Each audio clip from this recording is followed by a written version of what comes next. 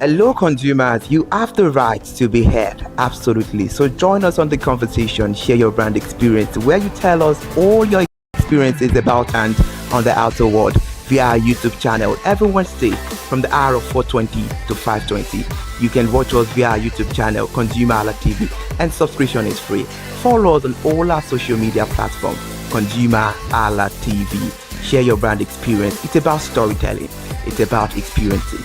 Hello, consumers. You're welcome to another exciting episode of Consumer Voice on ConsumerHallaTV. I am Matilda Omenai. As you already know, Consumer Voice is a show where we'll be visiting different places in Lagos to check out people's preferences, hear what the consumers have to say about different leading brands that they make use of. Hello, it's your boy here, Iremofeko Foworola, and you know what? They call me the AWUF General Overseer. Every day is a blessing and it is meant to be enjoyed maximally with AWUF packages that put a smile on our faces. And guess what? That is why this show AWUF is for you. You can get to know about trending market slashes, promos, offers and juicy deals that put a smile on your faces, and you can always enjoy them maximally. And you know one thing that's so interesting about this show? It is a blend of English and Pidgin. As I dey run you English, now I go dey marry am with Pidgin, make am spicy. So catch me every time on the show to enjoy more about trending AWUF packages. Peace. Public service announcement. Hello, consumers. I am Kikelomo Ajibola, and welcome to the Scam Alert segment on ConsumerHallaTV. Scam Alert educates viewers about various scams affecting consumers. We learn tips on how to identify fraudulent activities and provide advice on protecting our personal information. We aim to raise awareness and empower viewers to avoid falling victim to scams. We cover various topics such as phishing, identity theft, fraudulent investment schemes, and many more. You want to catch up on how these scammers invade our lives? Join us every Tuesday by 12:30 p.m. for Scam Alert on our YouTube channel at ConsumerHallaTV. Subscription is absolutely free. And in case you're not following us across all our social media platforms, follow us on Instagram, Facebook, X, TikTok at ConsumerHallaTV. Don't say I didn't do anything for you this 2025. Bye. Welcome to In the Marketplace. We are taking you on a journey behind the scene of Nigeria's most vibrant market. From the sight and sound of the market to the stories of the people who makes it thrive. We will be sharing the untold stories that brings this market to life. Join us as we explore the history, challenges, and triumphs of the market vendors. We will dive into the daily lives of the people who call markets home and uncover the secret that makes this market special. You will get to see the passion, energy, and dedication that goes into making this market success. Tune in to the In the Marketplace on ConsumerHallaTV on Thursday by 11 a.m. to experience the sight and sound. Don't forget to follow us on all our social media handle on ConsumerHallaTV. I am Elizabeth Abefe. Hello, fellow consumers. Are you looking for a program where we give analysis about brand and a program where we project the voice of the consumer? Join my team and I on Consumer Analytics and Resolution Box by calling on the program to get your issues resolved. And in case you are wondering where Consumer Analytics and Resolution Box will be showing, please join us on our YouTube channel at ConsumerHallaTV. Subscription is free. By 2 p.m. to 4 o'clock p.m. every Mondays and Wednesdays, Consumer Analytics and Resolution Box will be airing and will be here to provide you any information on brands and also issues that you have pending for us to resolve. Also follow us across all our other social media platforms, Instagram, Facebook, X, TikTok at ConsumerHallaTV. And that is why at ConsumerHallaTV, you deserve to be heard. Hi everyone, I am Iri Ayomikunle Eke. Join me live on Perspective every Mondays to Friday from the hour of 9 to 10, where we have meaningful and engaging conversations about all the burning and pressing issues making the round. Issues related to our economy and consumers. It's conversing, it's relatable, it's beyond interview. We have expert analysts who gives updated analysis about all aspects of a conversation. Join the moving train by subscribing to our YouTube channel, ConsumerHallaTV, and do well to follow us on all our social media platforms, ConsumerHallaTV. Stay informed. Thank you. I am Matilda Omenai. As you already know, Market Today is the show where we visit different markets across Nigeria, Lagos, to check out the prices of different things, ranging from household items to foodstuffs.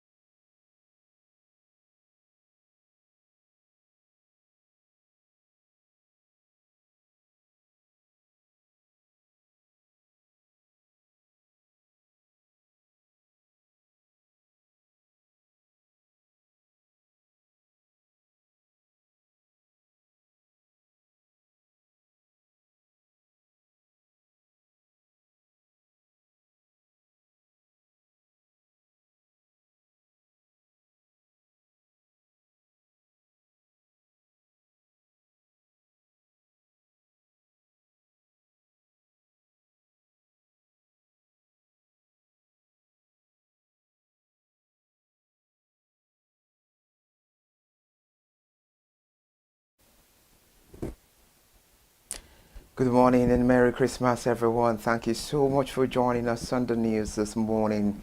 Compliment of the season. I am Iri Ayomikunle Eke. Before we start the headlines, we'll be right back.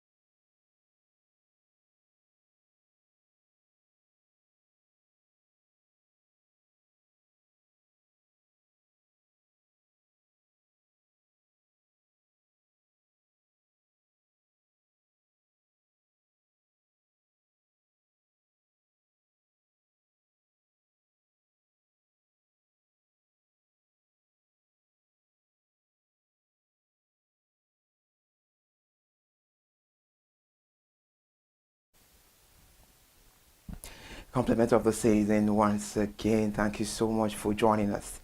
And I will begin the news with the headlines. President Bola Ahmed Tinubu greeted Nigerians and also reaffirms commitment to religious freedom.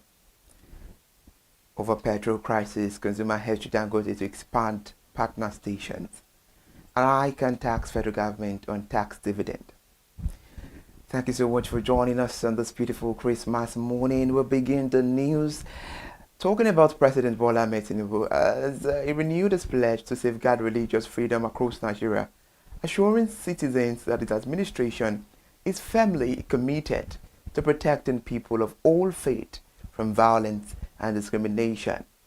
The president emphasized that maintaining national security, unity, and stability remains one of the government's foremost responsibilities. In his 2025 Christmas goodwill message delivered yesterday, the president stressed that his government will continue to uphold the constitutional right of Nigerians to live peacefully, practice their faith freely, and pursue their goals without fear. He noted that every citizen, irrespective of region or ethnic background, deserves safety, dignity, and equal protection under the law. The president said, and I quote his statement, "On this holy day, I wish all Christians and Nigerians around the world a Merry Christmas." The president also said he thanked God for the opportunity to serve as a leader of a great country, and he prayed for peace in the nation, especially among individuals of different religious belief. And in regards to this, Merry Christmas, everyone. Away from there, following the reduction in the pump price of petrol by the Dangote refinery, motorists in the Federal Capital Territory have urged the company to increase the number of its partner retail outlets to make the product more readily available in the nation's capital. Dangote refinery last week announced the MRS oil as its partner retail outlet mandated to dispense petrol at 739 naira per litre nationwide. The NNPC retail outlet selling petrol at 835 naira per litre. Total Energy sells theirs at 920 naira per litre, and corn oil sells theirs at 910 naira per litre. Eternal sells theirs at 889 naira per litre, and AYM Shafa at 840 naira per litre. However, MRS stations have become the major source of cheaper petrol for motorists and consumers. However, checks around Abuja city centre and surrounding areas revealed that there are very few MRS retail outlets in the FCT. At Katankbe along the Ayagadoma Asokoro Road, the MRS station in the area was observed not to display its pump price, while queues have persisted since Dangote announced the price reduction. It was also gathered that the station does not sell petrol beyond 7 p.m. daily. Meanwhile, along the Naya Kashi Road, there are 3 MRS outlets, with only one dispensing petrol at 739 naira per litre. The other 2 continued selling at 910 naira per litre as of Tuesday. Speaking to newsmen at the MRS station alongside Airport Road, where pumps have been adjusted to 739 naira per litre, a civil servant noted that MRS stations are too few in Abuja, the FCT. We move away from the Federal Capital Territory, and now the immediate past president of the Institute of Chartered Accountant of Nigeria and the grand patron of ICANN Mowe District, Davidson Alaribe, has urged the federal government to ensure that Nigerians enjoy the dividend of the taxes they pay as it's beginning the implementation of the new tax law. Mr. Alaribe made the call at the end of the year party of ICANN Mowe and District at its permanent site along the Lagos-Ibadan Expressway and Saturday over the weekend. He also noted that although the new law aims to bring all taxable Nigerians into fulfilling their civic responsibilities, such as patriotism, which must be matched by the government provision of essential services to all the citizens of the country.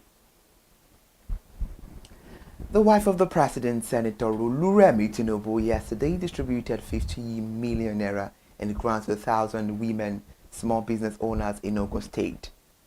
Each beneficiary received about 50,000 naira under the Women Economic Empowerment Program of the Renewed Hope Initiative, with support from the Tony Elumelu Foundation. The presentation took place at the June 12 Cultural Center, Kuto, in Abeokuta, the Ogun State capital. Speaking at the event, Mrs. Oluremi Tinubu said the program was designed to support the entrepreneurial drive of women traders and small-scale business owners striving daily to cater for their families and contribute to their communities. The First Lady was represented by the wife of Ogun State Governor, Mrs. Bamidele Abiodun, and the First Lady stressed that the financial support was not alone but a grant meant to strengthen the existing businesses. Away from Ogun State, the House of Representatives Committee investigating the alleged discrepancies in Nigeria's gazetted tax law has pledged to submit its report to the House as soon as its work is concluded. The chairman of the committee, Mukhtar Betara, gave the assurance yesterday following the inaugural meeting of the panel, which was held in Abuja on Tuesday. The Betara chairs the 7-member committee constituted by the House after the adoption of a matter of privilege raised 2 weeks ago by a lawmaker from Sokoto State, Abdulsamad Dasuki. Mr. Abdulsamad Dasuki had drawn attention of the Green Chamber to what he described as troubling inconsistencies between tax law passed by the National Assembly and versions subsequently gazetted and circulated, including copies within government offices. The newly appointed Commission Chief Executive of the Nigerian Upstream Petroleum Regulatory Commission, Osemayiwa Yeson, has assumed office with a pledge to reposition Nigeria's upstream oil and gas sector and also to boost investment and drive an higher oil and gas production along with the Petroleum Industry Act of 2021. She made this known during a forced town hall meeting with the management and staff of the Commission. According to a statement signed by the Head Media and Strategic Communications, Eniola Kikotu, yesterday, she formally assumed office on the 23rd of December 2025, following a handover ceremony from the immediate past Commission Chief Executive, Mr. Gbenga Komalafe. Recall that last week, President Bola Ahmed Tinubu sought and secured the approval of the National Assembly for the nomination of the former NNPCL staff as the new chief executives of the NUPRC after the sudden resignation of the former CCE at the meeting. The NUPRC boss outlined a vision to make the Commission a business enabler, stressing that effective regulation must support growth, investment, and value creation across the upstream industry. The Director General of the Delta State Bureau of Orientation and Communications, Dr. Latimo Gbenye-Sive, said that Governor Sheriff Oberewori has been complained with the Supreme Court judgment granting a financial autonomy to local government council in Nigeria. He made the session while speaking during the public affairs program, stressing that long before the Supreme Court delivered its historic verdict on the matter, Governor Oberewori had been a strong advocate of financial autonomy for local government. According to him, as soon as the newly elected local government council chairmen were inaugurated in 2024, the government released to the 25 local government council as all standing arrears kept in trust under the joint account system. And when we're talking in business news on the development, Meta has integrated Meta AI across the company's platform, which include Facebook, Instagram, and serve billions of users globally. Remember, in October, Meta introduced a new contraction conditions that will apply from the 15th of January, which Italy competition regulator said completely it must exclude the Meta AI competitor from the WhatsApp platform and the AI chatbot services market. And earlier this month, the European Commission opened an antitrust probe to determine if the way Meta is rolling out its AI features in WhatsApp breaches the bloc's competition rules. Meta AI is a generative AI chatbot that can interact with users, and such AI chatbot provide a new way for users to search for and obtain information and services, and thus can supplant the browsers. Meanwhile, locking WhatsApp more than 3 billion users into Meta AI could potentially give the company a commercial advantage over rival AI chatbot. And now we'll move to Lagos State, as police authorities in Lagos State have deployed about 5,000 officers as part of measures to tighten security during this holiday season. The spokesperson of the Lagos State Police Command, Abimbola Adebisi, made this known in a statement yesterday. A statement, she said, to address the traffic management and ensure the free flow of vehicular movement, especially during the festive rush. Over 5,000 police personnel have been deployed for traffic duties across major highways in the road and identify traffic-prone areas in the state. End of our quote. The police also said the deployment comprises conventional police officers, tactical unit, intelligence operatives to ensure a close monitoring of persons or groups or persons whose activities could threaten the public peace. Marine offers to intensify patrol and surveillance of all waterways to forestall the state from being infiltrated by criminals through the waterways.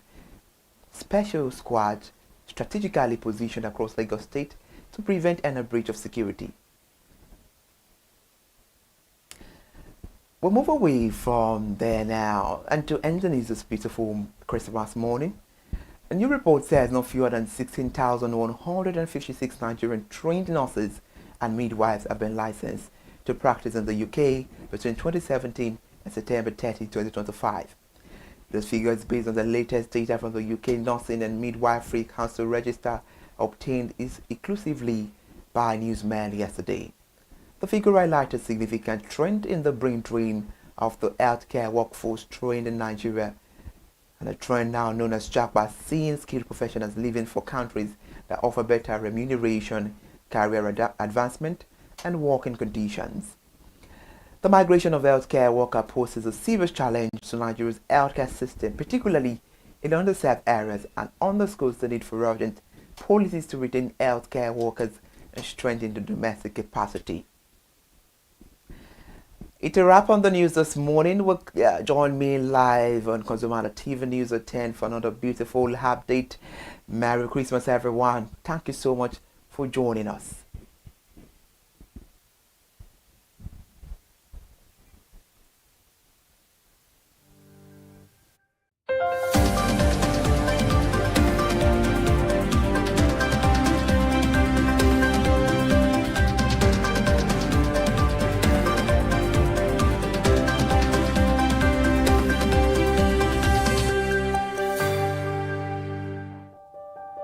Hey there, do you know in the world today, everyone is a consumer, and as consumers, we all have the right to be heard. In Nigeria today, as a consumer, you have all right to product information, right to fair pricing, right to return goods, right to product labeling, right to fair dealings, and a lot more. Well then, have you heard about the new media channel? ConsumerHallaTV. ConsumerHallaTV. ConsumerHallaTV. At ConsumerHallaTV, our goal is to inform and educate consumers in Nigeria with insightful news alongside development within the fast-paced world of consumers through well-researched, specialized, and analytical content.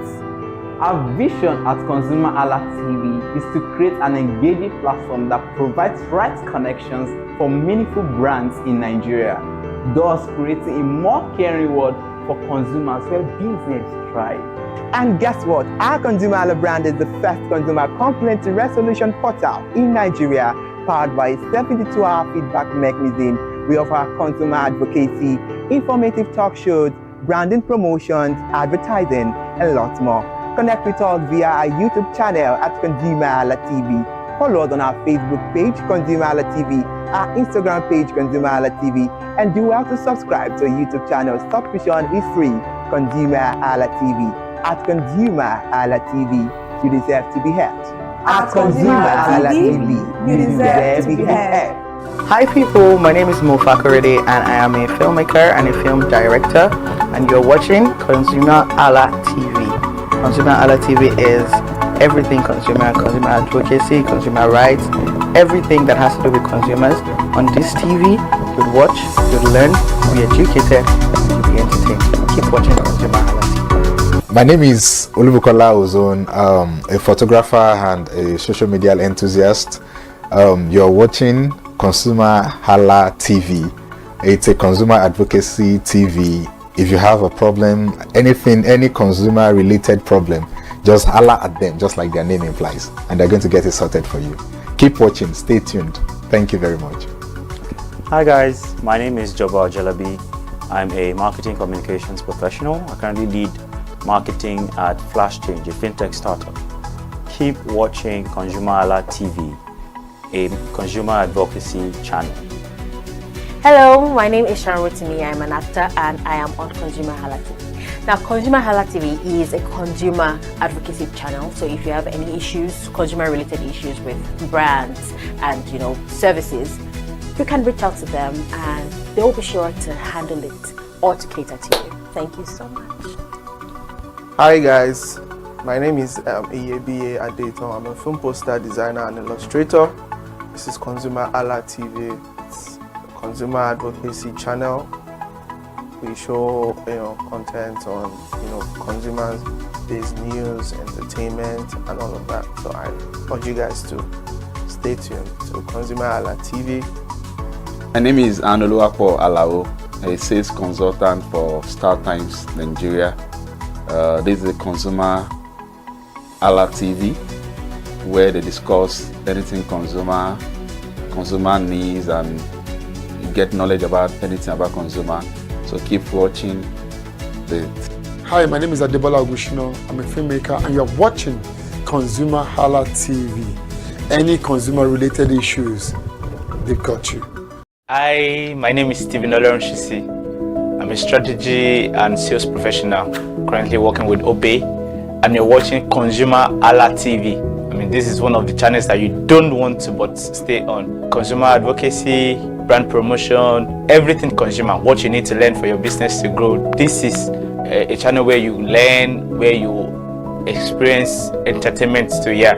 But it's good for businesses, for brands, and for an entrepreneur. If you want to know more about businesses, want to know more about brands, please stay watching. Alright, thank you so much, ConsumerHalla TV. Keep watching. Hello, good day. My name is Tunde Balogun. I'm the lead pastor at the Kingsborough Church in London. And you're watching ConsumerHalla TV, which is a new initiation into the TV industry in Nigeria, the first of its kind in Nigeria. And I know that it's going to bring value and quality into the service industry. ConsumerHalla TV is here to offer value to service industry and to give a voice to consumers, bring awareness to the brand industry, and also bring education to what it is to have quality for what you paid for. I know that through ConsumerHalla TV, you are going to be able to get what you have paid for quality-wise and also give a voice to you in wherever it is that you do. I am here to support and give a shout out to say that keep watching ConsumerHalla TV and we'll have a better quality for value in Nigeria and in the global space. Please continue to watch ConsumerHalla TV because it is here to make things work better for you. It is on this note that I would like to say a big congratulations to the chairman and CEO of ConsumerHalla TV, Pastor Tunde Olufowora, and all the staffs of this great organization. Thank you for what you do. You are making things happen for us, and I pray that God bless you. Thank you. Hello, my name is Toyin Balogun. I'm here to give a shout out to ConsumerHalla TV, #1 platform helping you to shop smart, spend wisely, and live better. Anytime you have any kind of issues with your shopping, or you want to know a very honest review, please contact ConsumerHalla TV, here to help you. And please join the community where we can all make life easy and better for all of us. Hey there, do you know in the world today, everyone is a consumer. And as consumers, we all have the right to be heard. In Nigeria today, as a consumer, you have all right to product information, right to fair pricing, right to return goods, right to product labeling, right to fair dealings, and a lot more. Well then, have you heard about the new media channel? ConsumerHalla TV. ConsumerHalla TV. ConsumerHalla TV. At ConsumerHalla TV, our goal is to inform and educate consumers in Nigeria with insightful news alongside development within the fast-paced world of consumers through well-researched, specialized, and analytical content. Our vision at ConsumerHalla TV is to create an engaging platform that provides right connections for meaningful brands in Nigeria, thus creating a more caring world for consumers where business thrive. And guess what? Our ConsumerHalla brand is the first consumer complaint resolution portal in Nigeria, powered by a 72-hour feedback mechanism. We offer consumer advocacy, informative talk shows, branding promotions, advertising, and lots more. Connect with us via our YouTube channel at ConsumerHalla TV. Follow us on our Facebook page, ConsumerHalla TV, our Instagram page, ConsumerHalla TV, and do well to subscribe to our YouTube channel. Subscription is free. ConsumerHalla TV. At ConsumerHalla TV, you deserve to be heard. At ConsumerHalla TV, you deserve to be heard.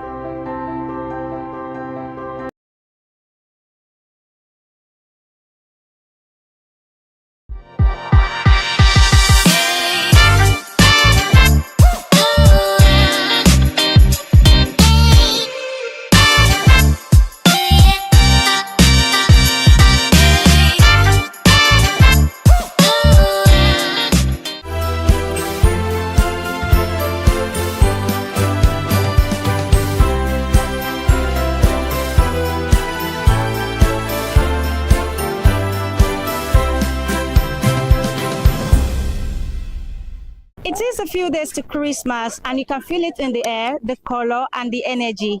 And suddenly everything feels better again. Welcome back, consumers. It's my favorite day of the week and you know what that means. It is Market Today on ConsumerHalla TV. Today we are at Dosumu Market in Idumota to ask about the prices of Christmas clothes, Christmas shoes, gift items, Christmas decorations, and every other accessory that you need for this Christmas to be better and more colorful. My name is Nwoke Peace. Come with me. Let's go shopping for Christmas in Dosumu Market.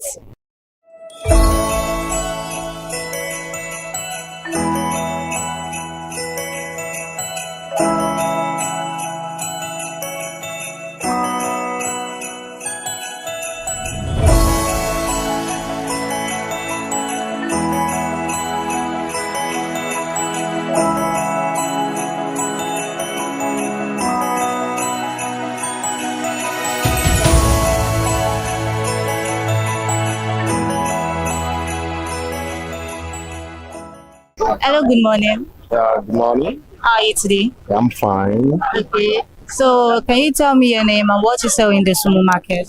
Okay, my name is Mr. Murtala to be precise. I sell the decorations and Christmas goods in the Sumo market here. So, what's other thing? Okay, so I see there's a Christmas tree behind me right now, and this one is definitely on sale, yeah? So how much does it go for? This one is for 45,000 naira, and we call this pine tree. Pine, we have a lot of trees. There's there's pine tree, there's what's it called, snow tree, there's pine snow, there's ordinary tree as well. So can you tell me the price of the pine tree, the pine snow tree, the snow tree, and the ordinary tree? Yeah, I can tell you, but it has to do with the sizes sometimes. And I don't know if I can be able to tell you everything right now because the price depend. The higher the what's it called, the length, as in the higher the price is as well. So this one is 6 feet, and this one is for 45,000. The one of snow, that one is a little bit higher than this. That one goes for 120k. Yeah, the one for ordinary, that one goes for 30k. The one for pine snow, this kind of this one that has snow in the body, that one goes for 60k. 60k. Yeah. So what other things do you sell here? Tell me some of the other things you sell here. We sell balloons, we sell lights, we sell cap, and a lot of things. We have so many items here. So someone that is dealing with this kind of thing, with what I'm mentioning, can grab and you will definitely know what we are dealing with here. So well, if I wanted to get lights right now, how much would you sell it for? As I was saying, the light has to do with different sizes as well. There's one of 100 lights, big light. There's one of 200. There's one of 500. There's an icicle light. There's waterfall light, the one you see on the building that used to fall. So we call that waterfall light. So there's a lot of things. We have a lot of light. So and so on and so forth. So, Mr. Murray, how long have you been in this business? How long have you been in Dosumu market? Been a while. We're talking about 20 years back, and most of the things we sell here we import it from China. So, as you can see them here, they are not locally made. Everything is from China. So that's what we do here. So, comparing this moment, this season, to when you started, do you think there is a wide gap in your profit margin? Are things higher now, or are they more stable? Actually, things are a little bit higher for now, and some of them are stable, simply because I've been long in the business, so I know how to deal with my customers. There are some things that is a little bit higher though, but I have to let it stable with them. So, and we're making a little bit profit more than previous month. You know, this is season market, and we have a lot of customers coming in right now, unlike 2 months ago. And the profit margin is a little bit higher than the other time. So when it's not Christmas time, when it's not festive season, do you still sell this market, or you sell other things? This is what we deal with. Is either there's Christmas, there's festive or no festive. This is the major thing we deal with here. And we have customers for it. So balloons, lights, that's what we do. Okay. So is there any challenge you face in this market that affects your profitability? Yeah, we have a lot of challenges. We're not the only one importing in this market. We have a lot of people importing as well. But the challenges we have sometimes, it might due to the price. You know, something you're importing from China. And when I exchange my home money to go to China, it might be lesser or higher than somebody else. So when we eventually get the goods, the price we tell, you get what I'm saying? So the difference will be there. Sorry. So what is the cheapest item I can get in your shop right now? Cheapest thing? Yes. You can get balloon. How much? We have the one of 3,500, the one of 1,500. Yeah. So you mentioned that you have customers all through the year, because this is basically what you do. Yes. But who are your customers? What make them come back to always buy from you? The decorators, the people that decorate, event decorators, they are our own major customers here. So they do come here because they get it in very cheap price. So that's why I told you we have a lot of customers dealing with us. Is either it is season or no season.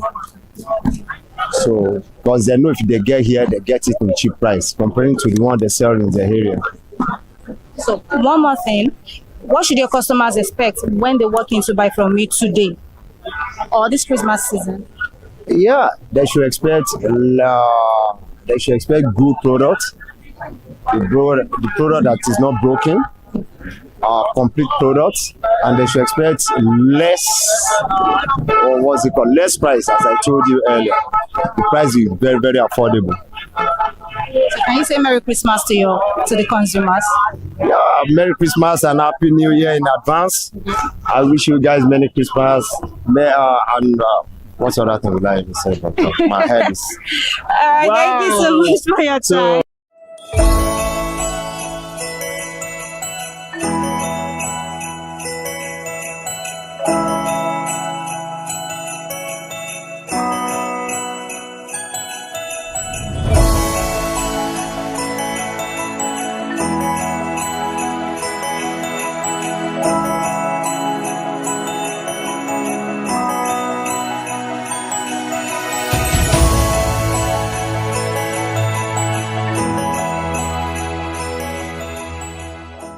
Hello, good morning. Good morning, ma'am.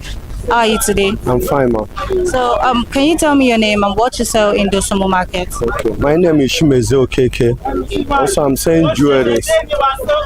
Okay. So, can you tell me the price list of the jewelries? Like all these ones, what I'm saying it here is 15,000 naira. Also, I'll now give you a guarantee, 20 years guarantee that will last very well. So is it 20,000 naira for the rest of them or? No, it's not all of them. So all of them have different prices. Okay. So I have one of 20,000, I have one of 10,000, 15,000. I see that you have wristwatches here. Yeah. How much do they go for? Also, this was the price that I have here is 10,000 naira. That will last very well. Also, it's 20 years guarantee. Okay. So how much do the earrings go for? This is nice, by the way. So this one's now pendants and earring. I'm going to give it for 5,000 naira. Some bed products that will last very well. So how long have you been in this business? This is my 15 years for this business. 15 years. And how has it been for you? Sometimes God is helping me. I'm trying my best. So are you the one selling this? No, I'm not the local? one that's selling. It's my brother that's selling. Your brother? Yes. Okay. So are your customers shopping for Christmas this period? Yes. And are you making sales? I'm making sales. So what are your customers buying from you this period? Like this period, customer used to call me for phone. Tell me they want this one, like 5 pieces. Also, they will buy watch and pendants and earring. Also, wedding ring. Also, I'm saying wedding ring that will last. That will last. Yes. So you sell to people that will later resell. Yes. But saying no sales price. You sell all sales price. Yes. So if I want to buy from you, let's just say I'm buying from you for myself, not to resell. Will you still sell for me at all sales price? Yes, I will sell sales price for you. So is there any challenge you face in this market that affects how you sell? Yes, I'm facing enough challenge because I don't have space that I'm saying. So this way is too small for me. Like this way now with my father here. So I need space. So I need money to have space. So it's what I need. Okay. So if you could tell the government one thing to make this market better for you, what would you tell the government? If the government can help me, I will be happy. If the government can help me, I will be happy. In the spirit of Christmas, what should your customers expect when they come to buy from you? They expect me to, or they will send me to give them jewelry, quality one that will last. That will last. Yes. Thank you so much for your time. Thank you very much.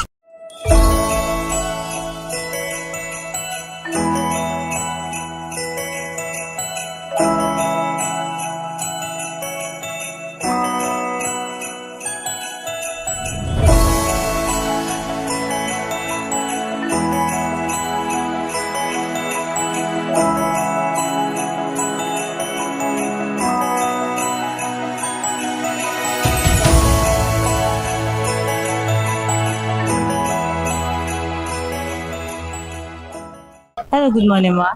Good morning. How are you? I'm fine, thank you. How are you today? I'm fine. Please, can you tell me your name and what you sell in the supermarket? My name is Deknes Bemi Fomalayomi, the CEO of El Shaddai Decoration Stores. I'm into decorations. In this season, I'm basically here on Christmas sales, but off season, I sell decoration items, party items. For example, I sell flowers, artificial plants, charger plate, chandelier, as many beautiful things that we need to fill your space and to give it a meaning, especially the party venues. That is what I basically deal on. So right now, I see that you have a Christmas tree. Yeah. So if I were to get a Christmas tree from you, what is the price range I can get? The Christmas tree in my shop this year, the smallest price is 12,000 naira. The smallest is 12,000. We are moving from 12,000 to as big as 1.52 million naira for each one, because they have different sizes, height, and quality. So I see that you also have balloons, you have different types of balls, you have lights. So what is the price range for this product? Yeah, we have a Christmas ball. You know, there is nothing, Christmas is not complete. Your Christmas tree is just a tree without decoration on it. And to give you that specific beauty that you need to add up, you need to twist it up with a Christmas ball. And the smallest Christmas ball in my shop is 1,000 naira. You can get from 1,000 naira to 50,000 naira a box. It depends on the size, the quality, and the content. And likewise, the tree, the Christmas light, I have different type of Christmas lights here. The cheapest one goes for 1,500, and we have as much as 100,000 naira for a particular light. It depends on what you need and what you are using it for. And I equally sell ceiling lights for all sort of decorations to fill your space. I have net light, fairy light, waterfall, icicle, pipe light, and so on and so forth. Okay, so this product, do you have a specific company or factory that you buy from? Where do you get them from? Yeah, I buy some. I shop all over the world.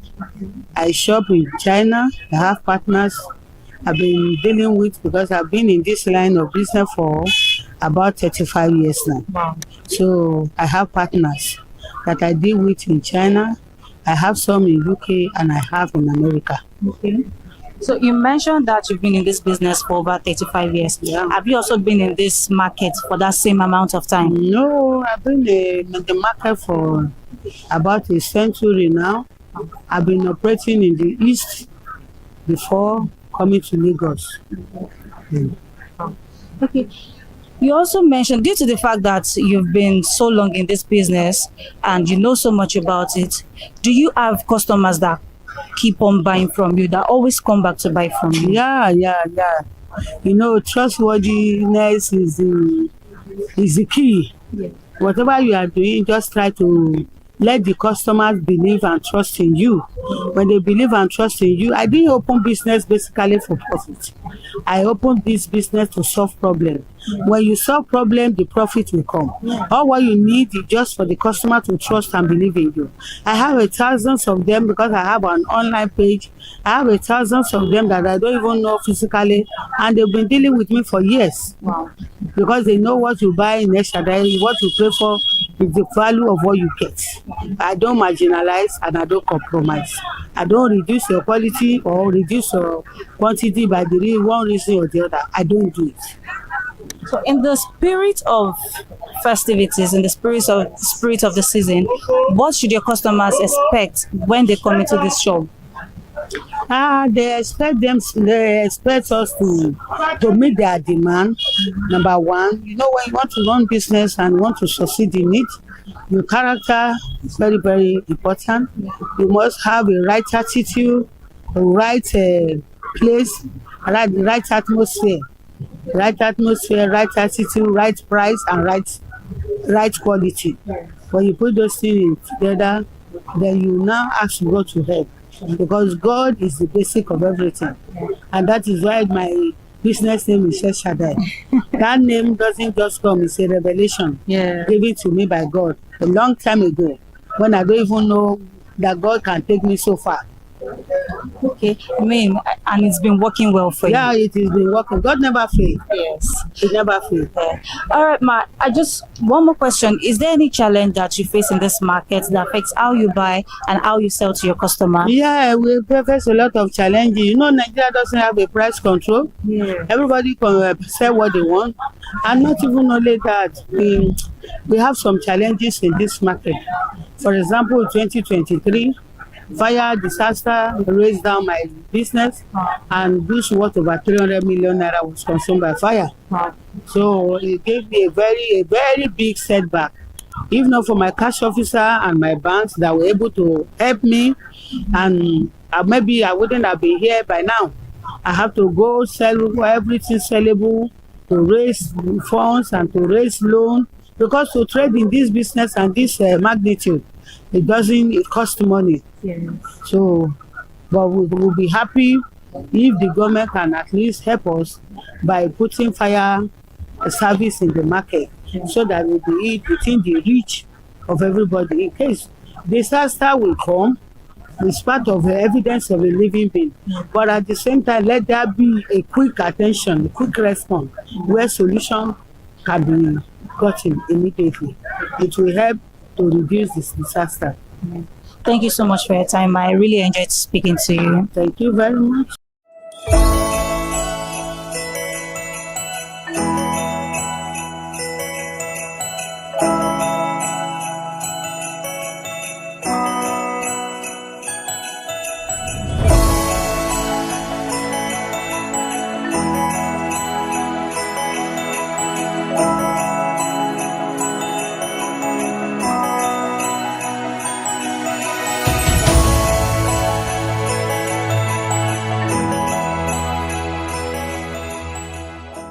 In the spirit of Christmas, what should your customers expect when they walk into the store? I think they should expect a lot of that. They should expect and feel very comfortable. That I know that when I get here, I'm supposed to get this in high quality. Because we know we serve customer high quality packets. Like the boxes, 10 in 1, we have the single ones too. So many. We have store upstairs too, but we are waiting for the Valentine. Oh, okay. So in the Valentine season. Yes. So the Valentine period will be more okay than this, because this place is now very small for us to display. So we have up now. So we are setting it up, so we can get that lit up. In this market, do you think that you face any challenge that hinders how you sell and how you buy to your customers? Sometimes you don't have to sell the price you sell.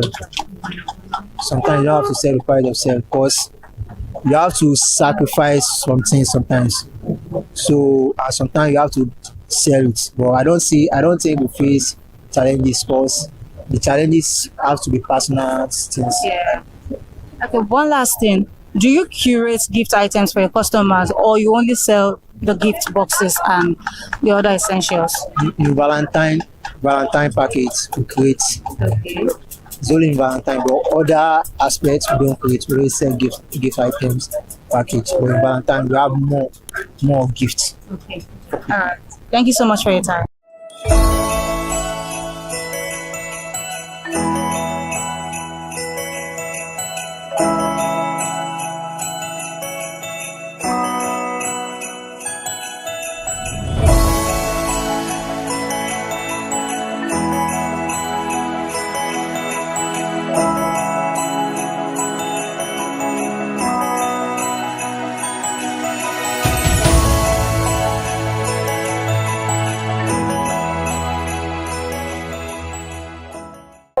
Hello, good morning. Hello, good morning. How are you today? I'm fine. So, what is your name, please, and what do you sell in this My moment? name is Ahmed and I sell children wears. We have different varieties of wear. We have gown, we have top and leggings, we have so many varieties. As you can see, we have polo, we have for kids and we have for adolescents also, and we have for young adults too. So, can you tell me the price range? We have prices depending on what you want. We have as low as 10,000 naira and we have as high as 60,000 naira too. Okay, so Ahmed, can you tell me what is the cheapest item I can get in this Cheapest in your item you store? can get in our store is going for as low as 10,000 naira. That's for boys wear, kids, ranging from like newborn to 2 years. 2 years. Yeah. Okay. So, how long have you been in this business? How long have you been selling in Dosumo market? Yeah, I've been in business for about 4 years now, since 2021 till I'm still active. So, how sustainable has it been for you? It's cool, sha, but you know, they are seasonal markets. Sometimes they come and sometimes they are not good. So, speaking of seasonal markets, how is the market this season? It's the festive period, and we know people are coming to shop. So, how has it been for you this Christmas season? Compared to previous years, this year is just too low. The turn up is not as it should be. On a normal day, this season is meant to be bubbling, but as you can see, everywhere is still dry. And okay, but I mean, it's still a few days to Christmas. Do you think your customers could turn up? Sure, now that's why I'm here every day. I'm always here. Anytime they are, I'll be here for them.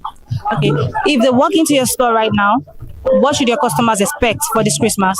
They will surely have discounts when they come at the right time.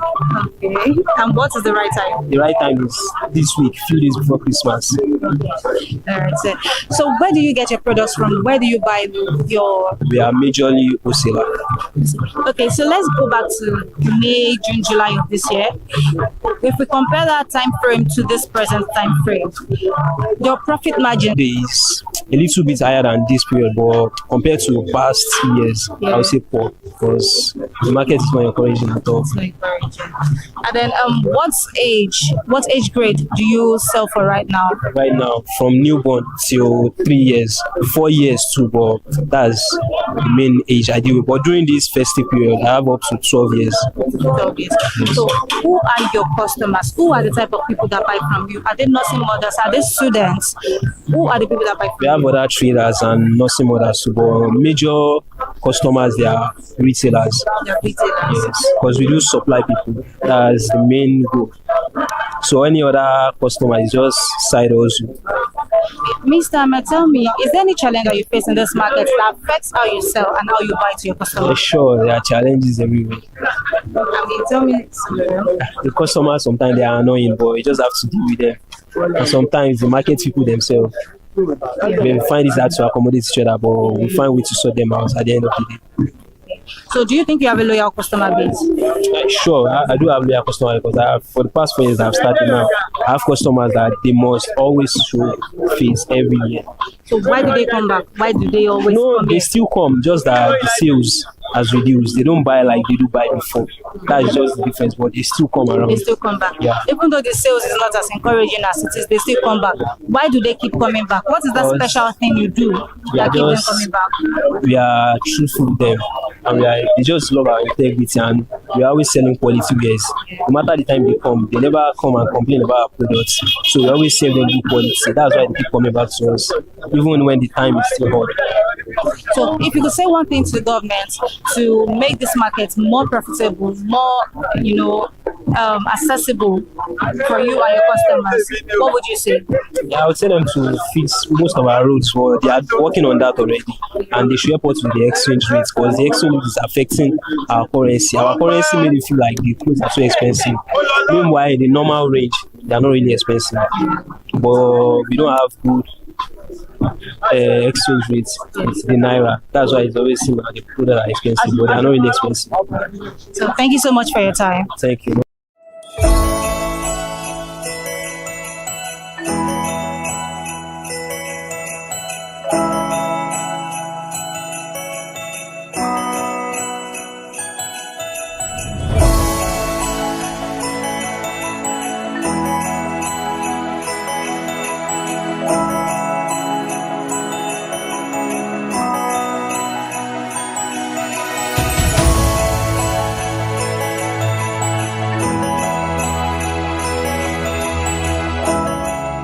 the consumer watching this, thank you for sticking with us on this episode of Christmas Shopping on Market Today. Today we have toured Dosumu Market at Idumota, and we have seen what you can get based on your budget, based on the brand, based on the quality. Anything you want to make your Christmas more brighter and colorful, ranging from Christmas decorations to gift items to clothing and accessories, whatever it is that you want to make your Christmas more brighter and colorful, you can find it here at Dosumu Market. It is not over, but until the next time, you can catch us on ConsumerHallaTV on Twitter, Facebook, Instagram, and TikTok, and YouTube. My name is Nwoke Peace, and this is Market Today on ConsumerHallaTV. Until the next time, see you on the next episode. Bye for now.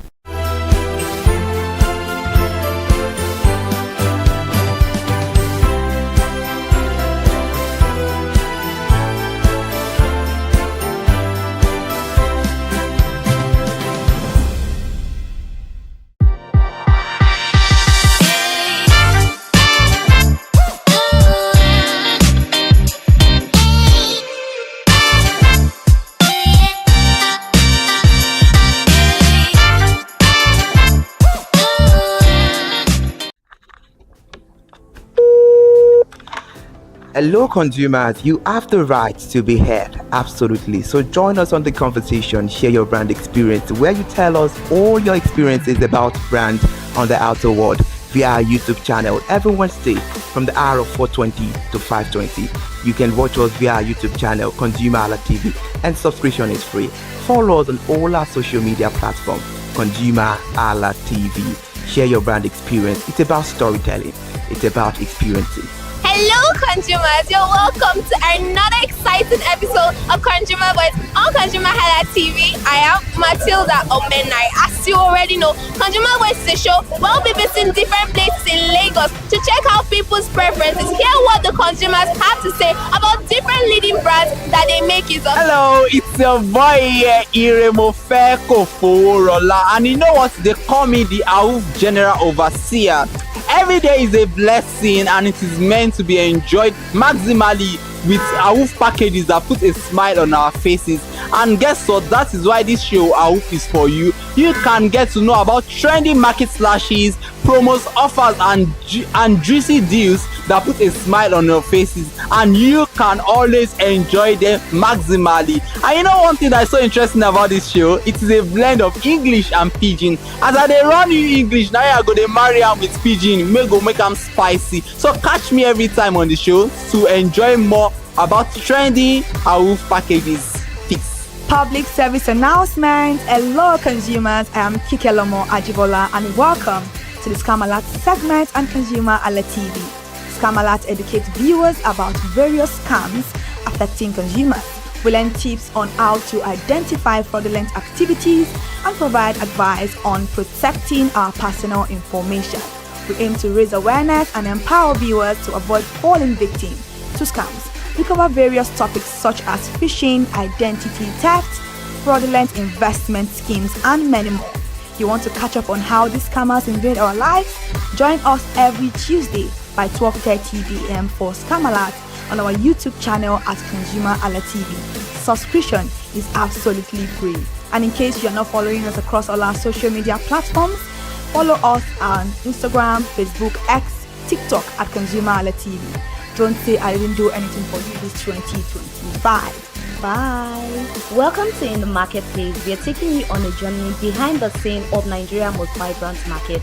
From the sight and sound of the market to the stories of the people who makes it thrive. We will be sharing the untold stories that brings this market to life. Join us as we explore the history, challenges, and triumphs of the market vendors. We will dive into the daily lives of the people who call markets home and uncover the secret that makes this market special. You will get to see the passion, energy, and dedication that goes into making this market success. Tune in to the In the Marketplace on ConsumerHallaTV on Thursday by 11 a.m. to experience the sight and sound. Don't forget to follow us on all our social media and on ConsumerHallaTV. I am Elizabeth Abefe. Hello fellow consumers, are you looking for a program where we give analysis about brand and a program where we project the voice of the consumer? Join my team and I on consumer analytics and resolution box by calling on the program to get your issues resolved. And in case you are wondering where Consumer Analytics and Resolution Box will be showing, please join us on our YouTube channel at ConsumerHallaTV. Subscription is free by 2 p.m. to 4 o'clock p.m. every Mondays and Wednesdays. Consumer Analytics and Resolution Box will be airing and will be here to provide you any information on brands and also issues that you have pending for us to resolve. Also follow us across all our other social media platforms: Instagram, Facebook, X, TikTok at ConsumerHallaTV. And that is why at ConsumerHallaTV, you deserve to be heard. Hi everyone, I am Iri Ayomikunle AK. Join me live on Perspective every Mondays to Friday from the hour of 9 to 10, where we have meaningful and engaging conversations about all the burning and pressing issues making the round. Issues related to our economy and consumers. It's conversing, it's relatable, it's beyond interview. We have expert analysts who gives updated analysis about all aspects of a conversation. Join the moving train by subscribing to our YouTube channel, ConsumerHallaTV, and do well to follow us on all our social media platforms, ConsumerHallaTV. Stay informed. Thank you. I am Matilda Omenai. As you already know, Market Today is the show where we visit different markets across Nigeria, Lagos, to check out the prices of different things, ranging from household items to foodstuffs to cosmetics, electronics, every other thing. In a world of hustle and bustle, entertainment keeps us alive, and that is why at ConsumerHallaTV, we ensure you enjoy all around 360-degree entertainment program. Screen Time is the show for you, where you enjoy top 5 countdown, celebrity of the week, exclusive interview, and other segments. Don't mind him, he's just a jealous person. Oh, His new movie release, update, and Screen Time.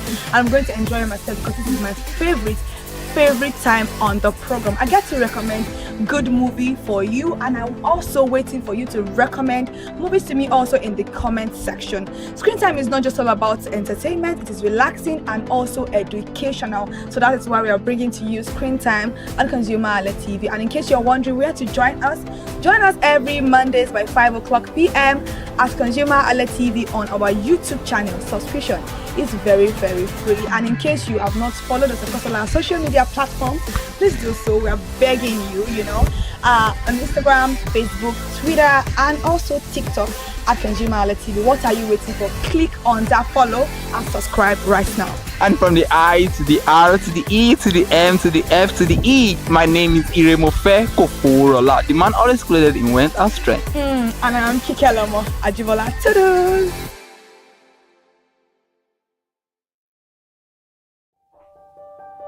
Hey there, do you know in the world today, everyone is a consumer, and as consumers, we all have the right to be heard. In Nigeria today, as a consumer, you have all right to product information, right to fair pricing, right to return goods, right to product labeling, right to fair dealings, and a lot more.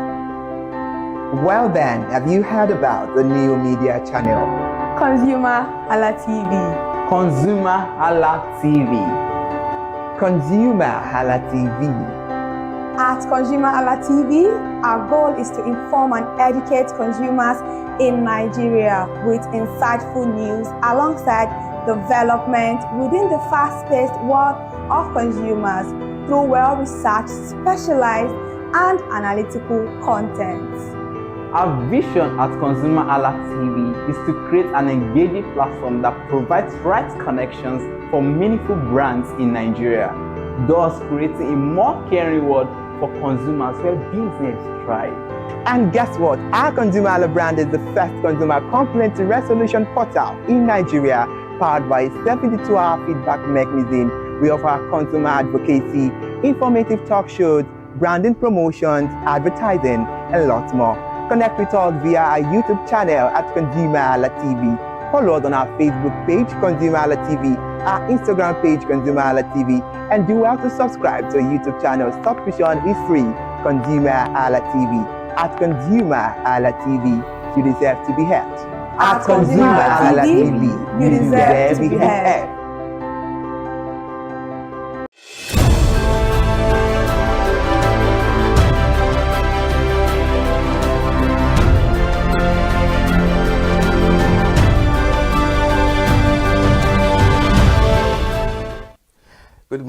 Nigeria, thank you so much for joining us on Perspective, the breakfast show on ConsumerHalla TV, where we talk about all pressing and burning issues making the rounds. I am Ire Ayo Mikule Eke, and today will be quite special because I'm not the only one on the conversation this morning. Kike, good morning. Good morning. All right. Now, thank you so much for joining us on the conversation. Happy New Month. Happy New Month. All right. Actually. Okay. I'm sure you're ready for the conversation. I am. This is my first time on Perspective. All right. So Good then. cool. Let's kickstart. On today's edition of Perspective, we'll be decal a bit because we'll be looking into the crucial role of a medical laboratory scientist in the fight against the antimicrobial resistance. And the medical laboratory scientists are key players in fighting antimicrobial resistance, AMR, I beg your pardon. They use tests like microscopy, culture, and the susceptibility to test the identify pathogens, which are the bacterium, virus, or other microorganisms that can cause disease, and also to guide treatment and track the resistance patterns. This helps preserve the antibiotic effectiveness and protect the public health. Simple actions like seeking proper diagnosis and avoiding self-medication, which can make a big difference. And for more insight on the conversation this beautiful morning, we have Mr. Oluwafemi Peters Oladele, who will help us understand the importance of this conversation relating to our economy. It's a pleasure to have you, Mr. Peters. Thank you so much for joining us on the conversation. Thank you so much for having me. All right, then you look dap. Thank you. All right, are you ready for the conversation? Definitely. All right, good. Now let's get into it. What are the most common misconceptions about AMR, and how can we address them in Nigeria? So the biggest one would be the common knowledge which we are driven by at the start of the word, which is that every ailment, every sickness is malaria or typhoid. Yeah. So this belief has driven us to everyone being physicians of their own. You'll see a mother who sees a child, I have a headache, I feel hot, and just runs to the chemist, yeah. to not even the pharmacy. The chemist, that we call in Nigeria. A chemist, just a roadside shop to get medication, anti-malaria, antibiotics, to just get them treated. And once they feel that, okay, this person, the fever has broken, no more headache, they stop the medication. And according to World Health Organization, it is funny to say that wellness is, or well-being is not just absence of disease. It's not just when you don't feel well. It's the complete and awesome physical, mental, and social well-being. There are some people, they don't feel hot, they don't have fever, but then they are sick. They are mentally sick. So if you not say that, okay, it's only when you have fever that you're sick, it's a fallacy. So the major misconception is the fact that we do not understand that well-being or wellness is far beyond just absence of these symptoms. Okay. There are many diseases that might have the same symptom. Take, for example, the common cold. Yeah. Influence caused by maybe influenza, and also look at compare that with pneumonia, bacterial pneumonia. Yes. Though they do have the same catarrh, cough, and all that, but then if you use antibiotics for what you can just treat with by just resting, because your body makeup has its own war machineries that fight these things, which are the white blood cells. So sometimes what we just need is rest, but then everything is malaria, typhoid. So I believe that with this understanding that not everything needs treatment first, and the right way, how do you know that your the cause of your car's fault if you don't take it to a mechanic to diagnose it? Exactly. So we just see ourselves just doing things just because we feel like it. I think we even take care of our cars more than we take care of ourselves, because we all know that you cannot just open your bonnet and start going through it. But when it comes to our body, ourselves, which is actually the engine of life, we don't get to take care of it as much as we do other things in life. But before we continue on the conversation this morning, I want to actually understand what AMR is. What is antimicrobial resistance? What causes them? And the fact that many Nigerians may be familiar of, there is something that causes this particular thing, but they don't know what it is and how they can avoid it. Okay. In simple terms, let's take, for example, someone comes to you and gives you a slap through this door. The next day, the person comes through this door and gives you the same slap. The third day, the person comes through this door and gives you the same slap. What would be your response? You might want to close the door to prevent that kind of assault. So antimicrobial resistance, in simple terms, is when the drug, which is the antibiotics, we use for bacteria, because antibiotics is for bacteria. Okay. So when you use antibiotics for a viral infection, it won't work. So antimicrobial resistance is this: the bacteria that does antibiotics are supposed to kill, they grow resistant. They create some kind of shell wall against the antibiotics that is being used. Okay. So that is the simple concept of what antimicrobial resistance is. So that is how this happens. So the general knowledge is this. We've seen that, you see people say that, okay, staph aureus, if you have this thing, staph aureus, you hear that this thing very commonly. And then when you see someone with maybe UTI, when you see someone with, maybe some people even STIs. I've seen a lady when I was doing my service. She just she told me that she was having some kind of feeling, and she brought out an antibiotics, just the one that she's been using before, and she just takes one or two, and she sees that she's feeling better. She leaves it. Yeah, they continue the medication. Yeah, they don't finish the medication. But then the thing is this: when you use antibiotics as prophylaxis, that is, you use it as a preventive measure.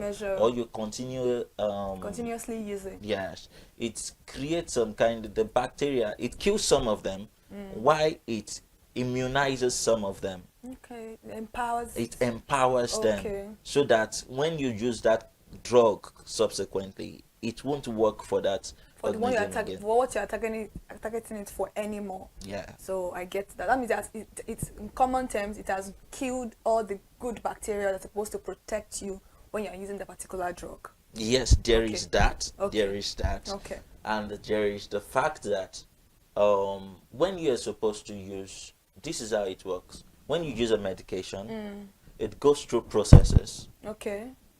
Your liver breaks it down, releases the active part of that drug into your system, and then it is transported to that target cell where you're going to, where it's needed. Okay. So what happens is that when you use that drug, and there's something we call bioavailability of the drug. So when you use that drug, it kills some of them, and that is why, and when it gets to a point, the availability of that drug in the system reduces. Okay. Which is why some people will tell you use this drug twice in a day. Oh, use once a day. Yes, yes. So because it is believed that after like 9 hours or 12 hours, the concentration of that drug has reduced. Okay. So you need to replenish it. Okay. So that the effect of the drug would continue. And that is why they tell you that, okay, use this for 5 days. Exactly, in limited time, not stay on it for the rest of your life. So use this for 5 days, but then you see people say after 2 days they feel well and they stop it. Yeah, especially with malaria drugs. Nigerians, we do that a lot. All right, interesting. Mr. Oluwafemi, I love those analyses. They are LD and they are sharp. Now, let's look into this. How can the medical laboratory scientists collaborate with healthcare professionals to optimize antibiotic use and reduce AMR? Well, that's a very lovely question. I think we are doing better now compared to some 10 years ago, because medical practice now is working towards even personalized medicine. And what do I mean by that? We've come to understand the importance of collaboration in the healthcare space, in the Okay. medical space, where we see the importance of the doctor, with the importance of the pharmacist, the importance of the nurse, the importance of the medical laboratory scientist. Okay. Some years ago, we do not have that.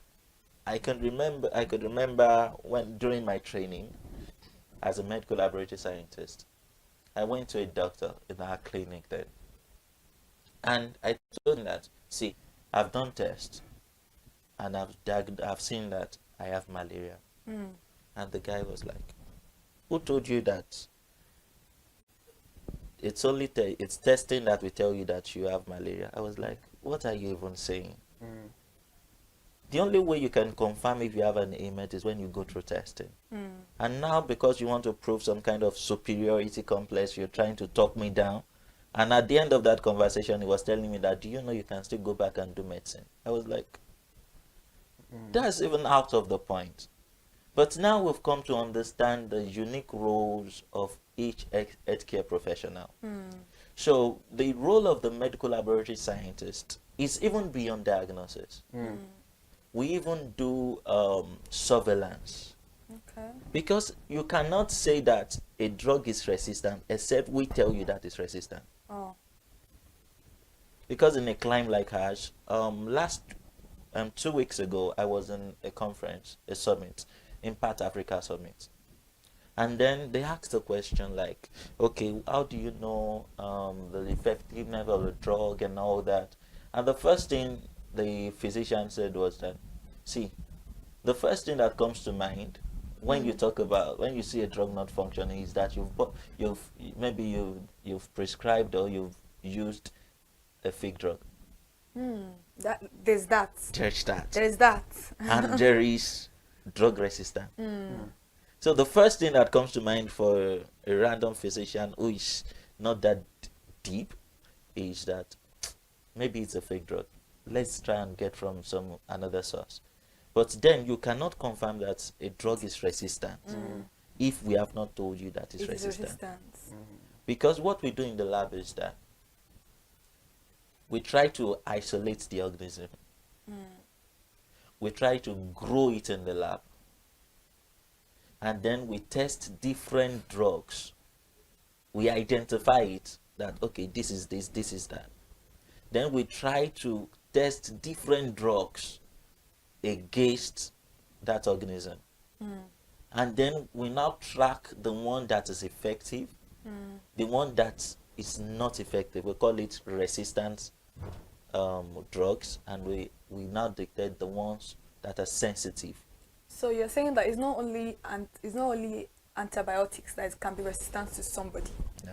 There can be other drugs also that can be resistant to somebody, because I think in the last 3 years, antibiotics has been the forefront of conversations for medical practitioners about resistance, about how they will do surgeries for people and then they will try to treat some infections with antibiotics, and it doesn't work anymore. All because of the fact that the people, Nigerians, we tend to use a lot of antibiotics. I don't know who is prescribing it for us, but any little thing we are going to, just like a UTI you mentioned, most ladies will tell you, I'll use Flagyl 400 and then I'm good to go. You didn't go to the hospital to know whether you can use it. You didn't even know whether you can take injection for it, because a lot of people think infection is stereotype alone to sexually transmitted disease, whereas you can get UTI as a lady in a different form, but they don't know. Maybe they are shy to talk about that with their doctors. Maybe they don't want to be judged, because most of them will be like, why would I go to the hospital to go and tell a male doctor or a female doctor that I have? They'll be like, oh, maybe I am loose. Those are conversations that medical practitioners need to actually have with different people. They need to bring out this awareness that there's some illness that is not even associated to STI, but many people don't know that. We are according to maybe research or statistics, is common for women to actually have infection. Maybe because of where you are using your toilet, maybe the water you are using. You know, the first time I got a UTI infection, it was the water in where I served in Ibadan. It was a well water that I used, and I noticed it. And I'm like, I've never, you know, something that I've never noticed that before. I've never had a change in my body like that. So I called my father. You know, I called my father like, Dad, this is like, okay, go to the hospital. Somebody told me, a friend of mine told me to use flagyl 400. I've never heard that flagyl has 400 milligrams. I only know that flagyl, and that flagyl that we even use for stopping poo, it's not even a right medication for stopping poo. So I don't use it anymore. But if I tell my mom now that you don't use flagyl, she'll be like, that's what they used to stop poo. I mean, there's a particular medication for poo, for you to stop your poo, for stooling. That's not it, but she doesn't listen. So I called my father. Was like, no, go to the hospital, go and check what's wrong. Because I just explained my symptoms to my friend, my female friend, and she was like, no, just use flagyl, that's it. So maybe she has gotten it a lot of time, because that was the first time I was getting it. So I had to go to the hospital, and when I got, they were like, oh, buy a grapefruit or a grape wine. Make sure you finish the whole bottle and just come for 2 days medication, 2 days injection. And I went, and in that 2 days that was, and when I told her, I was like, are you sure it's gone? Because I treat mine sometimes for like 2 weeks. And I'm like, you can see the difference of someone that went to the hospital. And the doctor even explained to me that sometimes if you take a lot of grape, or what they call it, this grape juice, it tends to help your bladder release more, because you are forcing your pee, it's not coming out. But then your bladder is full, but because of the fact that you have a little bit of obstruction, that is the reason why. So just make sure you always take grape fruit, or I can't remember the name of but it tastes like grape. But I remember I took that Eva wine or something, that red one. That's what he recommended for. And I don't think he even gave me any medication. It was just those 2 days injections, and that was it. But for my friend, it was a different experience entirely. So it could be that for her now, maybe she's already getting that resistance that you are talking about. But how can you be on that flagyl is very bitter. So I don't know how you're using it for a whole, and she's telling me 1 in the morning, 1 in the night. So you're telling me I'm going to use like 3 sachet for like, because I'm treating something. No, that's not going to work for it. So that's why I'm very particular. But it's not now just about antibiotics. There are also other medications that you can actually develop resistance for. Yes, there are actually other resistance is resistant. It can be to a viral drug, it can be to many kind of medications, any kind. But the most common one has been antibiotics. Biotics. Okay, because that's what is very common. That is the most common one. And people just believe that if it has worked the first time, it will work the second time, which is not entirely true. The body has, take for example the UTI, the body has good microorganisms that actually protect you. But then when you use antibiotics indiscriminately, you kill them. Those are the good bacteria I was talking about. Yeah. Okay. So you kill them, and then you allow for these bad microorganisms to be playing ball. All right, interesting. Mr. Olafemi, while making your analysis the other time, you made mention of the role of the laboratory, and you made mention of surveillance. Now, let me ask you, can you please elaborate on the role of surveillance in tracking resistant patterns and informing public health policies? So, like I said the other time, we've had a lot of policies around antimicrobial resistance, which has helped also in preserving and protecting higher burden on our healthcare system. Because currently, you will talk about brain drain. I saw a consultant, I think nephrologist, saying that in the current statistics for consultant nephrologists is 1 to 1, is it 1 million in Nigeria. Now imagine a situation whereby, and what happens when antimicrobial resistance occurs and we do not track it down now is that it increased hospitalization rate. People will keep on coming back and coming back and coming back to treat the same thing. And it increases the burden on our healthcare system. The same time a doctor would used to attend to like other people, they will keep on using it to attend to same persons. So we see that, and then we've had the role of the medical laboratory scientist to help the physician track down and know how to make their treatments more effective. So, like I said the other time, you cannot know if a drug is resistant if we do not tell you that it's resistant. We are the ones that know the pattern. We see it from the lab that, okay, after a while, and that is the reason for data. We have our data. So we see it from pattern that, okay, over a while, and for example, we have MRSA, which is the methicillin resistant Staphylococcus aureus, which is being tracked right now. That is the role of a medical laboratory scientist.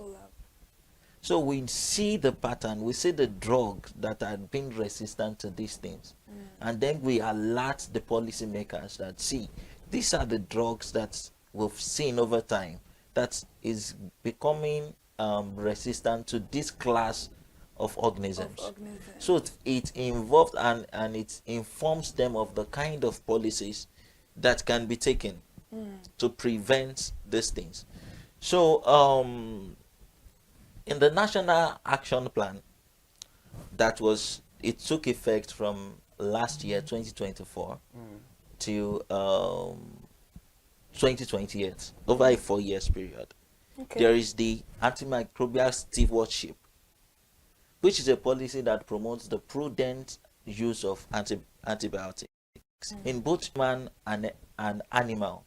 Do you know, shockingly, that one of the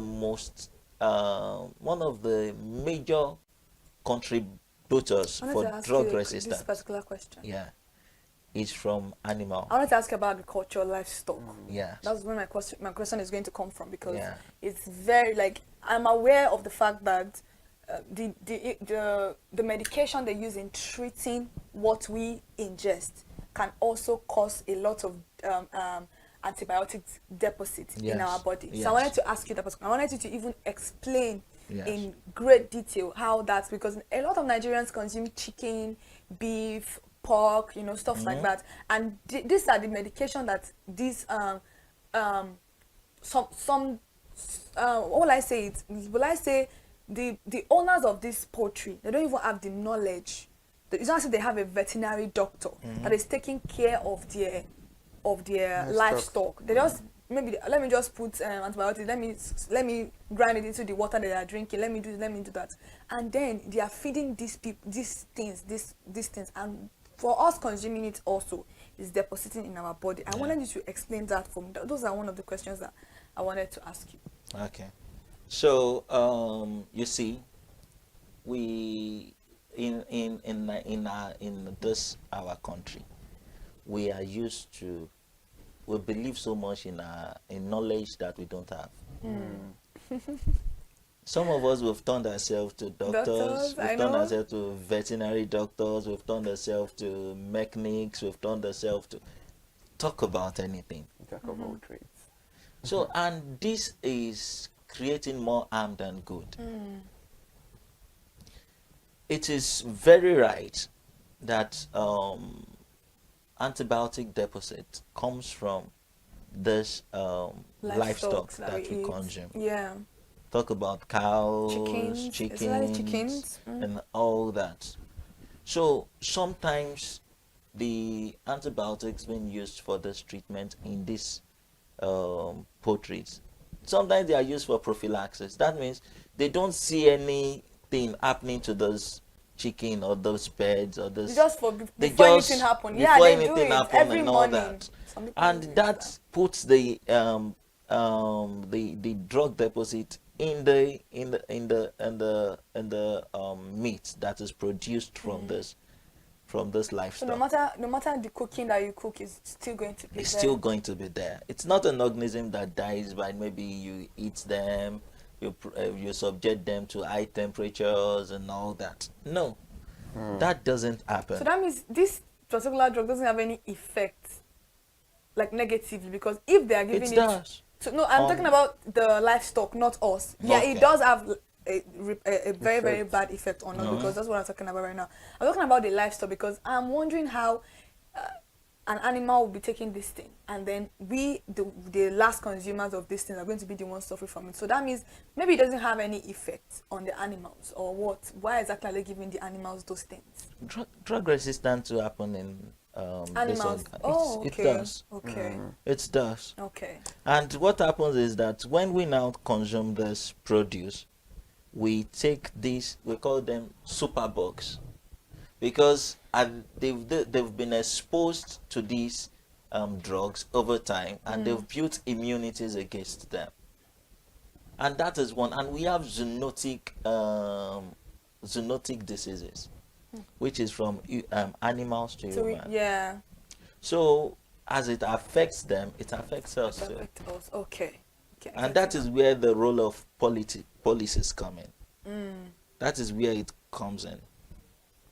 All right, interesting. I know you're enjoying yourself on the conversation this morning on Perspective. We're discussing the crucial role of medical laboratory scientists in the fight of antimicrobial resistance, and we have Mr. Oluwafemi Peters Oladele on the conversation. Let's go on a short break. When we come back, we dissect and ponder better on this issue. We'll be right back. Thank you so much for staying with us. Please sip your coffee. We'll be right back.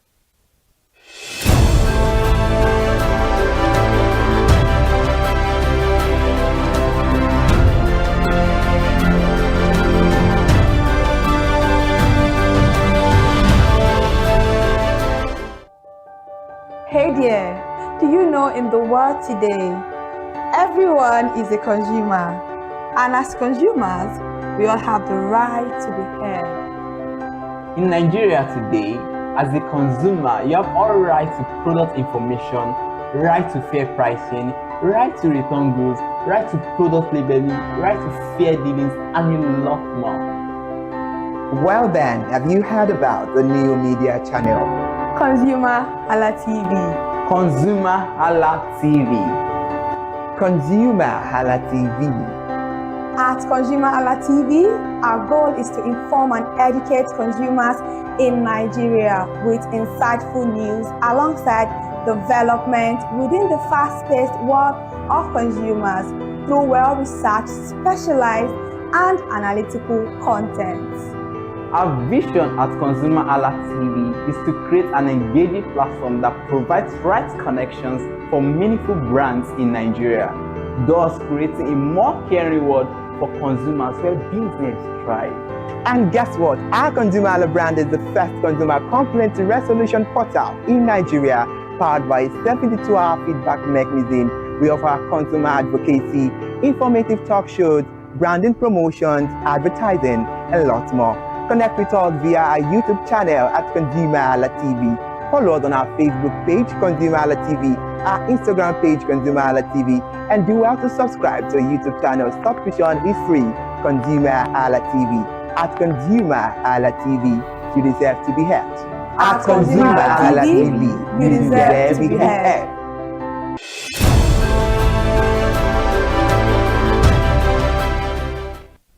Well, I appreciate you for still staying there and watching Perspective on ConsumerHalla TV. This is where we have discussions about pressing issues and burning issues making the round. And on the conversation, we are having something important that it's crucial to talk about. That is the crucial role of a medical laboratory scientist in the fight against antimicrobial resistance. And we have Mr. Oluwafemi Peters Oladele on the conversation. Now let's get to it. What are the implications of AMR on Nigeria's healthcare system? So when we talk about the how this directly affect our healthcare system. One of the things we'll talk about is the effect of AMR, which is treatment failure. You notice that you keep on treating the same thing over and over again, and then this is increasing the burden on our healthcare system. So take for example, another topic is this typhoid thing.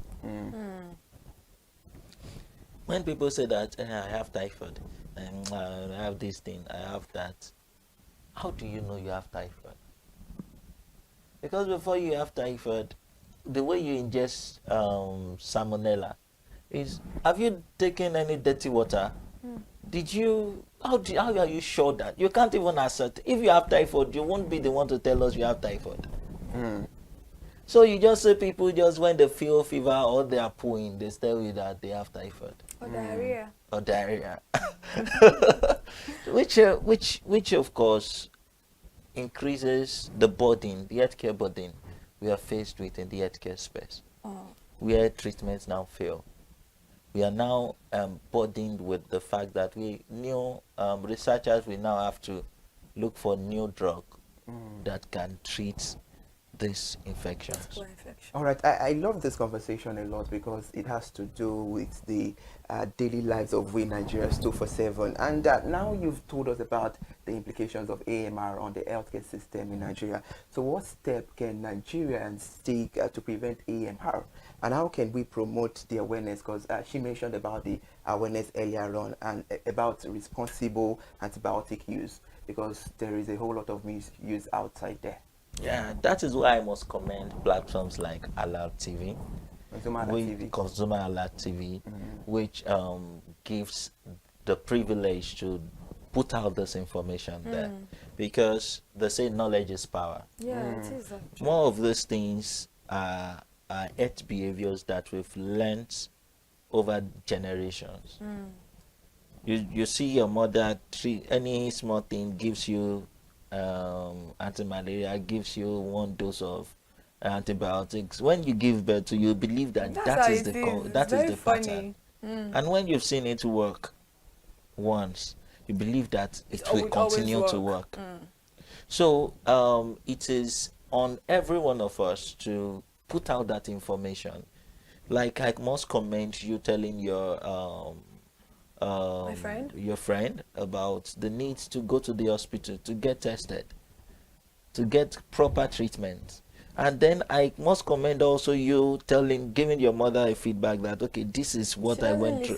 Till now. But believe me, you've passed the message. They don't listen. These are our mothers. They don't listen. You tell them a lot of things, they'll be like, and your mom saying, you these children of nowadays. Do you know what's funny is that I feel like what you're saying is very true. It's like a generational thing.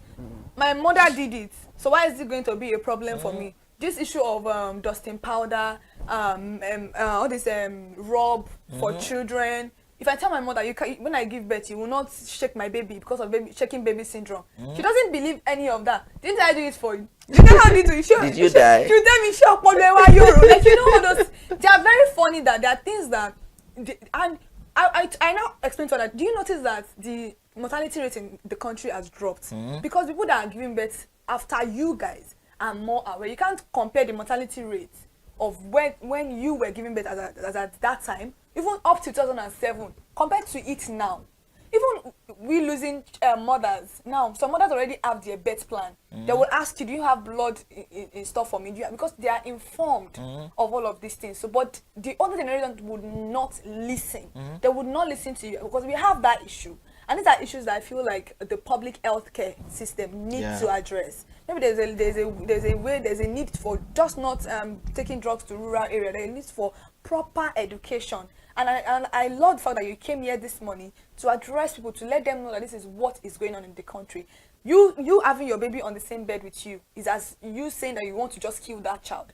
God forbid, a lot of people's children die. You just see them, we slept together yesterday, now what happened? You might have rolled, or the people might have rolled and suffocated, but they don't understand any of this because they've been doing it, and so it is very, very safe and practical, which is not always like that. Very true. All right, now what do you think is the fears of Nigerians that make them neglect hospitals and laboratory when they are feeling ill and prefer to do self-medication, because this is becoming alarming, and right now we need to create that awareness that what you're doing is bad, and it's high time people stop it and do the right thing at the right time.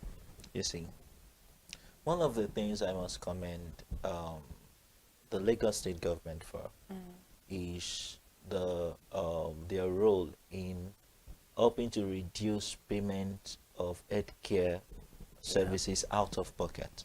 Okay. So you see the Lagos State, what do they call them now? I think, is it Lamasa or something, that are in charge of HMOs, Lagos State HMOs, Health Management organizations. Yes. So you see them going to rural communities to tell them that, okay, you can be on this platform and then you don't need to pay for healthcare services. A lot of them actually.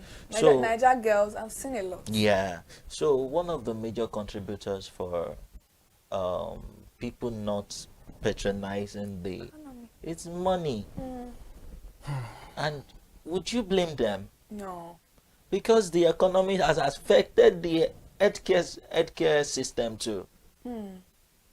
Take for example, some years ago, I'm a medical laboratory scientist. One of our reagents used in testing HIV used to sell for 18,000 naira. Guess how much it is now? Just to test for HIV. As in the kit used for testing. Guess how much it is now? How much? 120,000. I was thinking about that. 18,000. From 18,000. That was when? That was about a year ago or a year and a half. That's 2023. Let's say 2023. Let's say 2023. Wow. Now it's 120,000. Where would the money come from? People will pay. So one of the major reasons why people don't use healthcare facilities is because of money. And then the solution to that is we should encourage our people to be on HMO platforms. So it's not only because many people think HMO is just for office people, 9 to 5. No. So it's not just for office people. No, it's not. It's not. It's Mm. not. With the policy in Lagos State that every worker must be on HMO. If you are employing more than 5 staff, you must place them on HMO.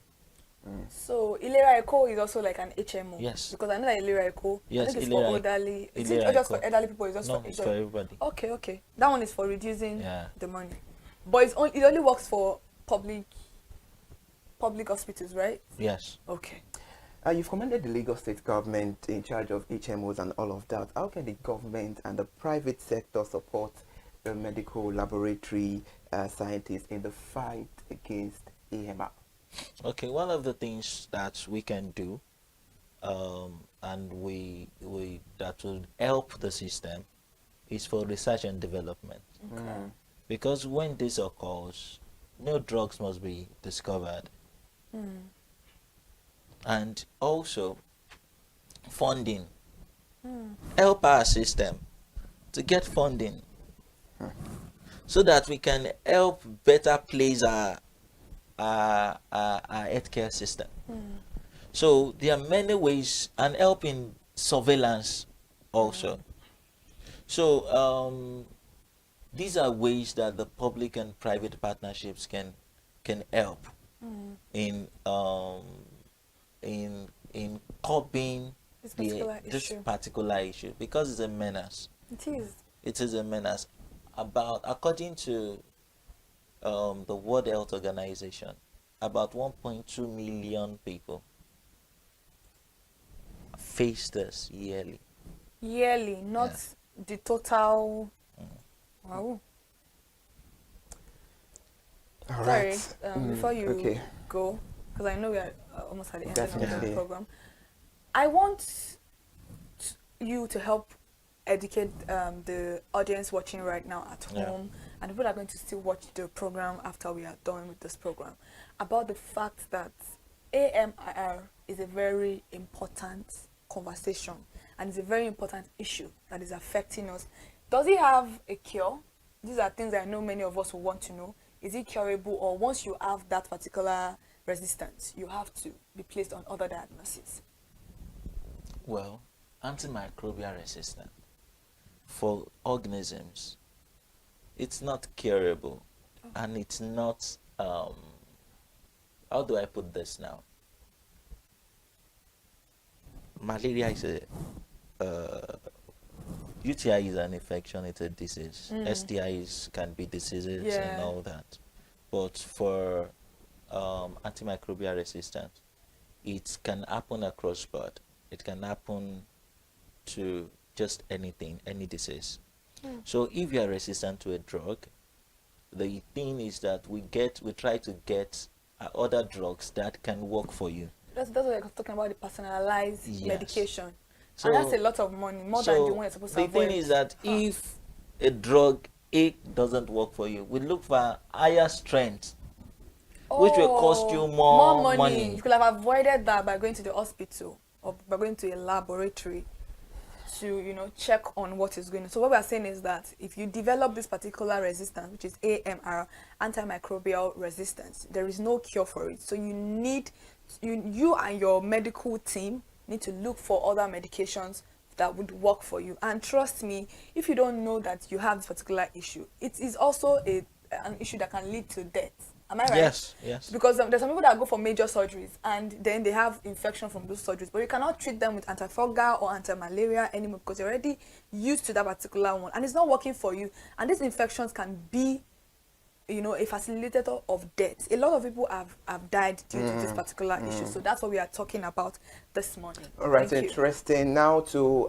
brush things up because we have to round the conversation up this morning. What message would you like to convey to Nigerians about the importance of the medical laboratory scientists in combating AMR?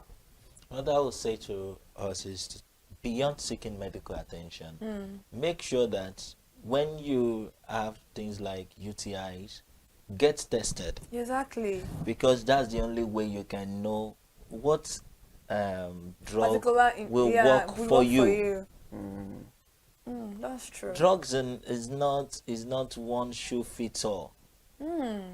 It's not one shoe fits all.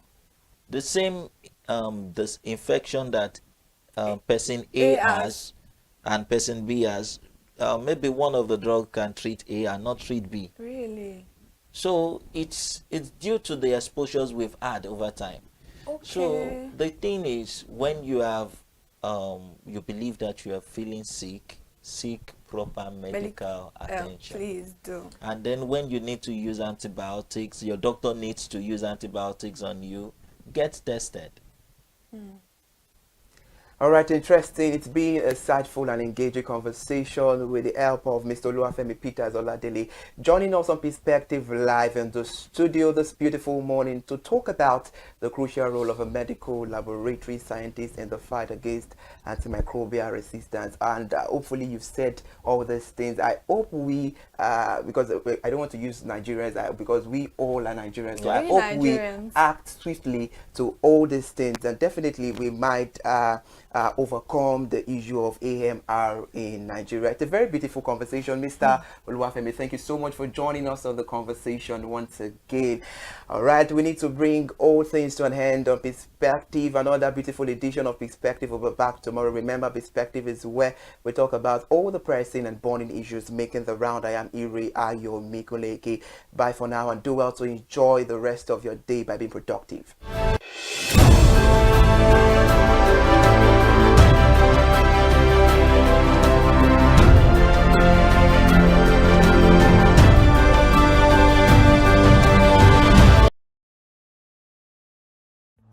My name is Tunde Olufowora.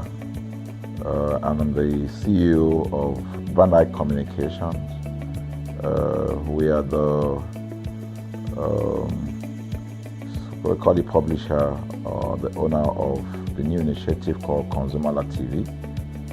ConsumerHallaTV is actually Nigeria's first consumer-centered, or call it consumer-centric television platform that aims to bring voice to the over 220 millions Nigerians. It was a vision that came to my heart about 10 years ago. I remember that I was traveling. I traveled out of the country, on airline, and I had this unpleasant experience. It was a trip to an African country from Nigeria, and I actually went with a local flight from Nigeria. I wouldn't want to mention the name of the airline, and then it was to South Africa, and we landed in South Africa, and let me just paraphrase it.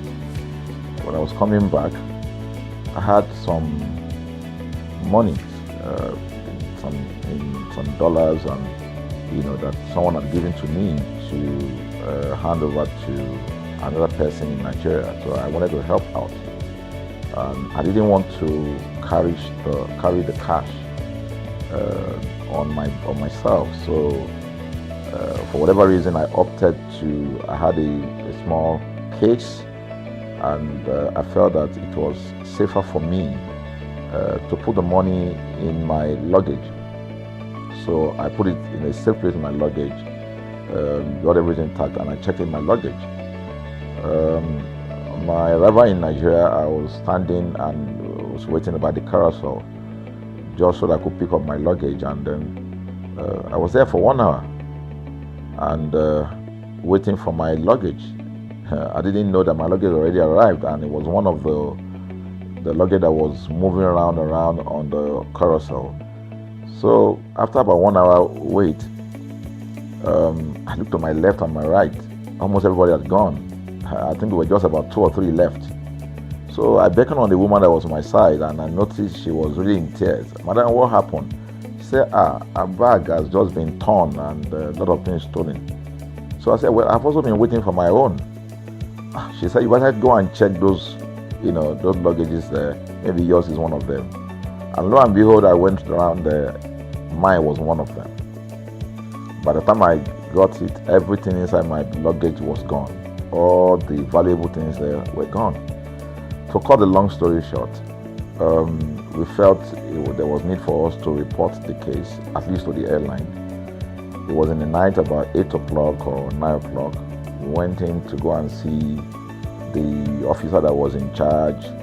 As soon as we got in there, the officer said, "Oh, so sorry, but you will have to go to our head office in somewhere in Victoria Island, to lodge a complaint." Okay. So the next day we went to the Victoria Island and we lodged a complaint, and that was it. And since that day, I'm talking a story of over 10 years ago, I didn't get a call, not even a call from that airline to talk to me about what happened to my luggage. Now, about a month after that trip, I had another opportunity to travel out of the country. This time around it was to US, and it was an official assignment. And I flew on, I will mention the airline this time around. I flew on a BA. I really didn't like BA. I usually go with Virgin Atlantic and things like that. But my protocol officer convinced me and said, "Okay, you will love BA. Why don't you go on BA?" Anyway, so I went on BA to US. And of course, when I returned from US to Nigeria, we had to do, of course, there'll be like a connecting flight, from Heathrow. So we got into London Heathrow, and then because it was through Heathrow that we went, and then so they changed since it was BA, they changed the aircraft this time around to a bigger one. Clearly because there were more Nigerians, or more people that were planning to come to Nigeria, and then we boarded. Not quite 10 minutes into the flight, in the air, the aircraft started malfunctioning. The air conditioning compartment were not functioning very well. I was on what you call business economy. You know, the whole of that business economy, all the way to economy side, the ACs were not working well. It was hot, and then I was watching, and then from that moment till we got to Nigeria. From that moment till we got to, I'm just trying to paraphrase. From that moment till we got to Nigeria, I could remember very well how many times the pilot, broke into conversation and had to apologize and say, "We're really very sorry about this." He was giving us almost every 30 minutes. There's always a kind of update. "So sorry, this is what we're doing now, this is what we're doing." While we were on that journey, I also remember an incident. So they came, the crew apparently couldn't resolve it. They couldn't manage the crisis or what was going on about it. They couldn't fix it. So they come up and said, "We're so sorry, but for all the inconvenience, we're declaring, free lunch, free whatever it is you want, you can get." So trust Nigerians, you need to hear how everybody were jubilating, But something struck me. The experience I had just about a month before, and this experience, somehow I started comparing them. I was trying to see how this matter will be managed. Again, to cut the story short, we landed in Nigeria on a BA. Before we landed, the pilot announced and said that for the inconvenient, they will be giving a voucher of £50 to everyone that flew on that aircraft. I thought it was a joke. I mean, it was my first time with BA, but for what I knew or know of the British man would never even play with his 1 penny, talking of £1. So I felt that must be a joke of the year. So we left. I got back to my office. I think it was just about a week after. My officer, our guys in our mail room came up and said, "Oh, you have a parcel." So I said, "Parcel? Yeah." So they bought this parcel wrapped. I opened it and boom, I bought the document out. It was the £50 voucher from BA. So what's the tenor of this story? An experience with one airline was terrible. No apology. An experience with another one, even though it was a bad experience, but it was very well managed. So managed that even if we have suffered anything in that aircraft, you probably, for the sake of how they manage it, will have forgiven them. So that was how this journey started. So I started thinking, my mind, this is what we go through in this country. But are we different from other nations? So God put in my heart the idea of ConsumerHalla. That's why the Halla came with consumer. And we started that journey about 10 years ago. We started by creating a platform called ConsumerHalla, where consumers, so I discovered that Nigerian consumers don't have a voice. So things happen, and that's it. We live with everything. So we've started the journey from creating the platform. We have an app, we even have a magazine, and we thought we could move it from that to the next stage, which is the television. So the TV today, has come. So I would say precept by precept, line upon line, we have been able to build on our aspiration, to finally bring to birth this unique and exciting platform, So it's a digital telecast, and our goal is to further connect consumers in Nigeria to brands with insightful news, development within the fast-paced world of consumers. The world of consumers is growing at a very fast pace, So we want to inform Nigerians. We want to get them educated about their rights, So our role is that we're going to educate consumers in Nigeria, all right?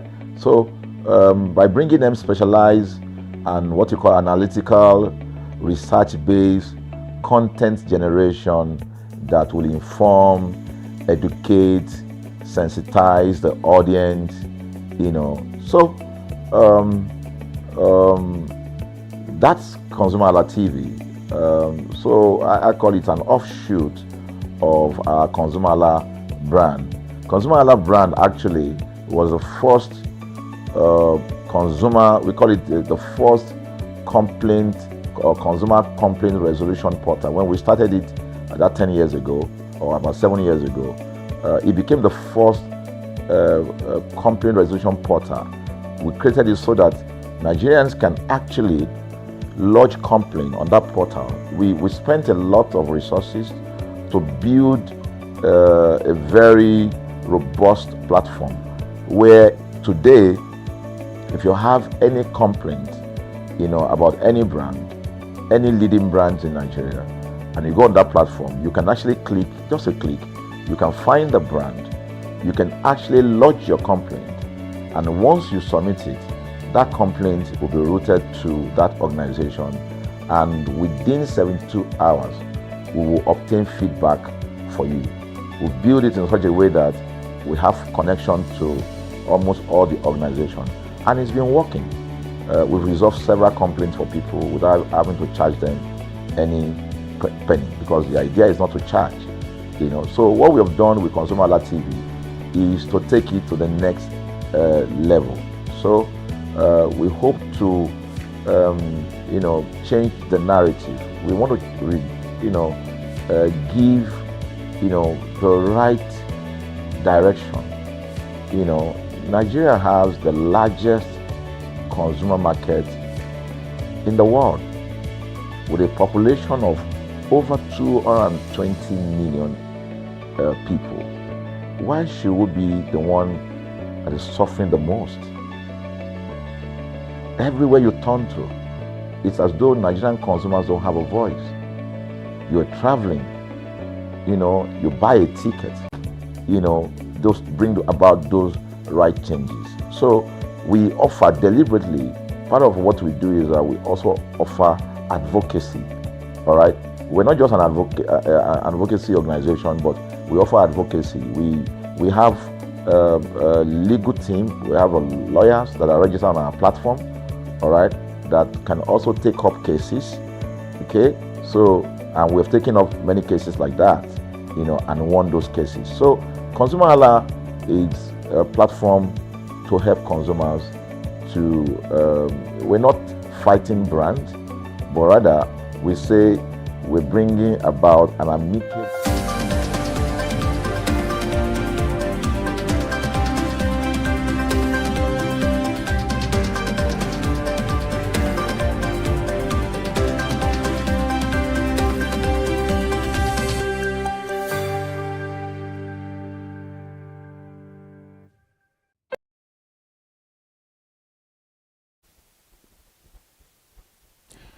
Good morning, good people of ConsumerHalla TV. Thank you so much for joining us. Merry Christmas, compliment of the season to you all.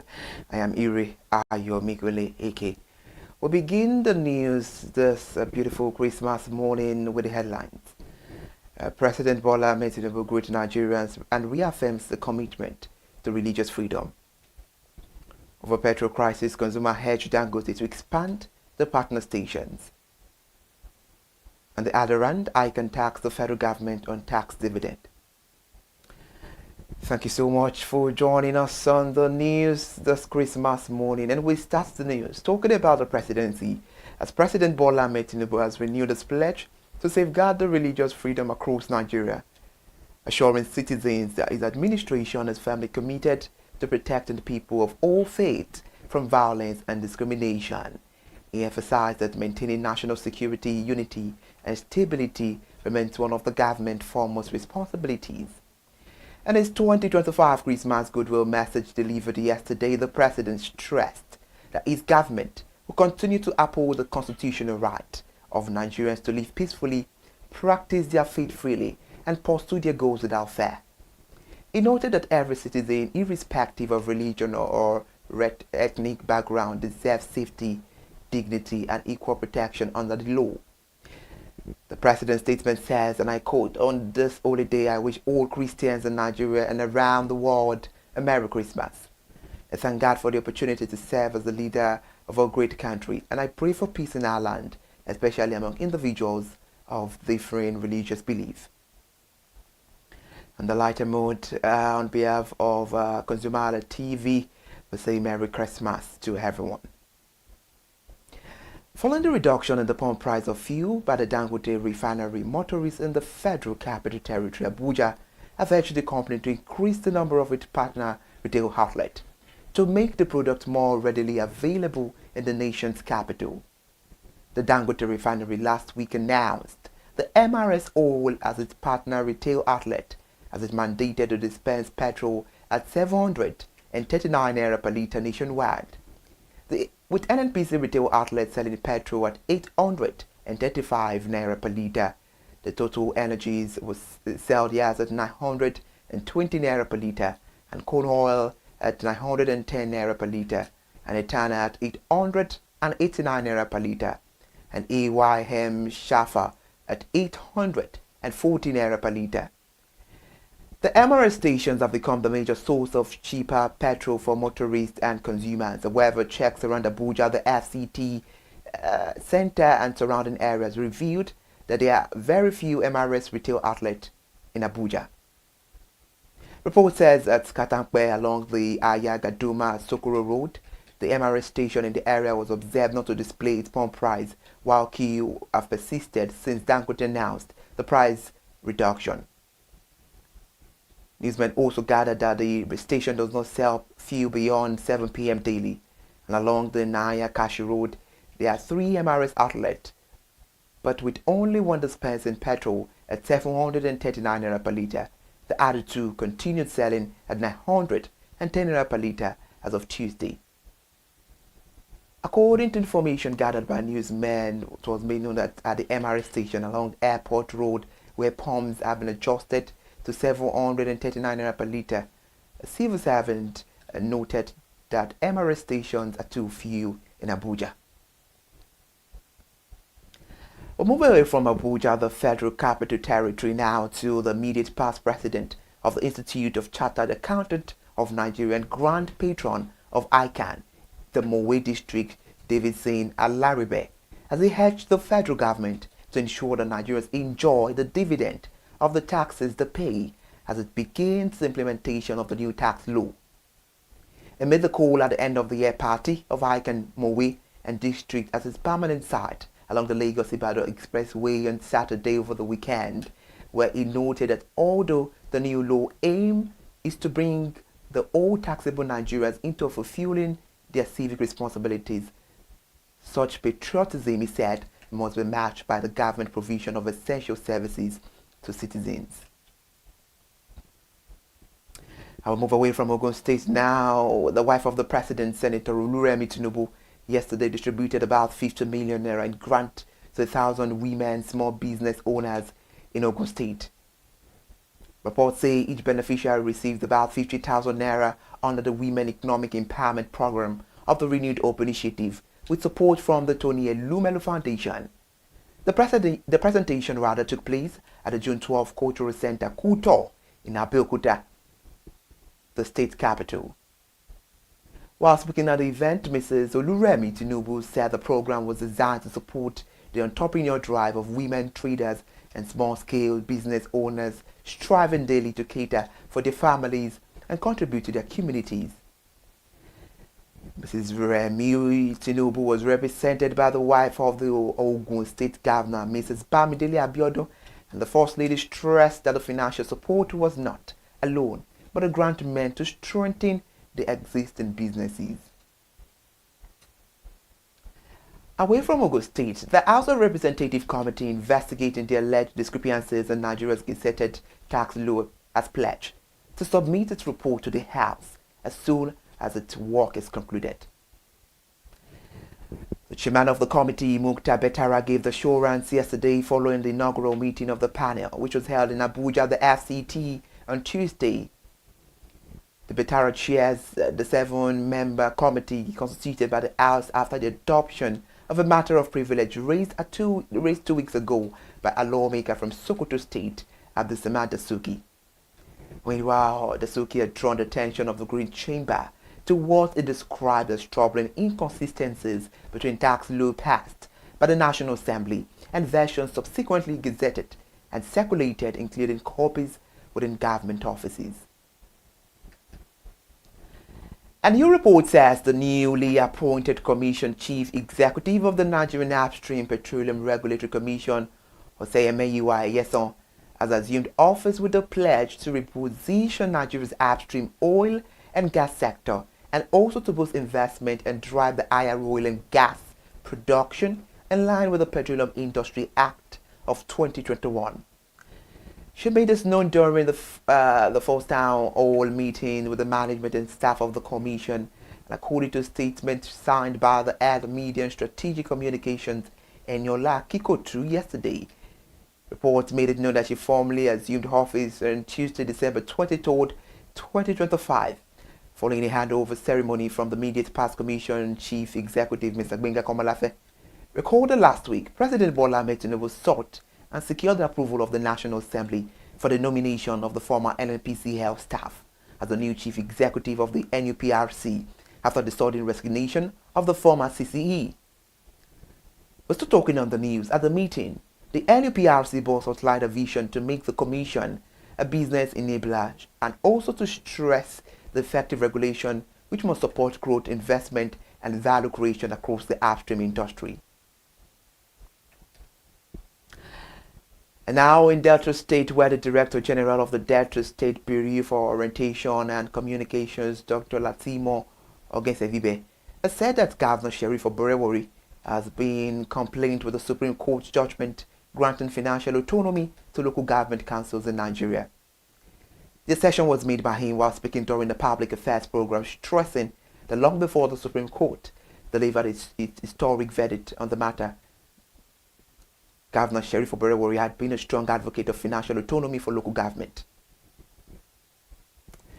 According to him, he said as soon as the newly elected local government council chairmen were inaugurated in 2024, the governor released to the 25 local government council all outstanding arrears kept in trust under the joint account system. We'll move away from Delta State, talking business now, as Meta has integrated the Meta AI across the company's platforms, which include Facebook and Instagram, that will serve billions of users globally. In October, Meta introduced the new contractual conditions that were applied from January 15, which Italy competition regulators said, and I quote, completely exclude Meta AI competitors from the WhatsApp platform and the AI chatbot services market, end of quote. Earlier this month, the European Commission opened an antitrust probe to determine if the way Meta is rolling out AI features in WhatsApp breaches the bloc's competition rules. Meanwhile, Meta AI is a generative AI chatbot that can interact with users. As such, AI chatbot provides a new way for users to search for and also obtain information and services, and thus can supplant the browsers. Locking WhatsApp more than 3 billion users into Meta AI could potentially give the company a commercial advantage over rival AI chatbot.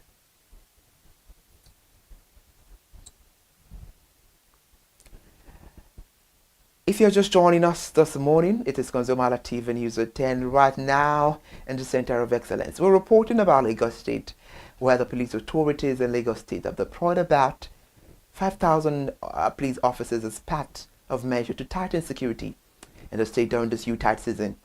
The spokesperson of the Lagos State Police Command, Abimbola Adebisi, made this known in a statement on Tuesday.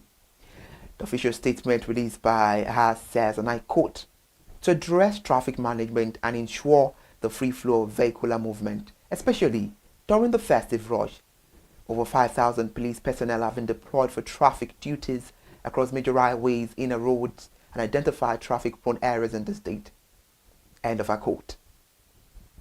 We move the news on. The police also said the deployment comprises conventional police officers, tactical unit, intelligent operatives to ensure a close monitoring of persons or group of persons whose activities who threaten the public peace, and also their marine officers to intensify patrol and surveillance of all waterways to forestall the state from being infiltrated by criminals through the waterways. She made it known that special squads strategically are positioned across Lagos State to prevent any breach of security. Reports made it known that area commanders, DPOs, and heads of tactical units have been directed to intensify patrols, ensure visibility policing, and maintain round-the-clock surveillance across the nooks and crannies of the state before, during, and after the Yuletide season. As we move away from that development in Lagos State now, not fewer than 16,156 Nigerian trained nurses and midwives have been licensed to practice in the UK between 2017 and September 30, 2025. This figure is based on the latest data from the UK Nursing and Midwifery Council register obtained exclusively by Newsman yesterday. The figure highlights a significant trend in the brain drain of the healthcare workforce trained in Nigeria, as a trend now known as JAPA, seeing the skilled professionals leaving for countries that offer better remuneration, career advancement, and working conditions. The migration of healthcare workers poses a serious challenge to Nigeria's healthcare system, particularly in underserved areas, and underscores the need for urgent policies to retain healthcare workers and strengthen the domestic capacity. To wrap on the news this Christmas morning, before we end the news, a recap of the major headlines again. And we told you first on the headline that President Bola Ahmed Tinubu greets Nigerians and reaffirms commitment to religious freedom. And over petrol crisis, consumer hedge Dangote to expand partner stations. And then they had a rand icon tax the federal government on tax dividend. Compliment of the season, everyone. Merry Christmas, everyone, and Happy New Year in advance. Thank you so much for joining us. Let's meet on the midday news by 12. I am Ire Ayomikunle Eke. Enjoy.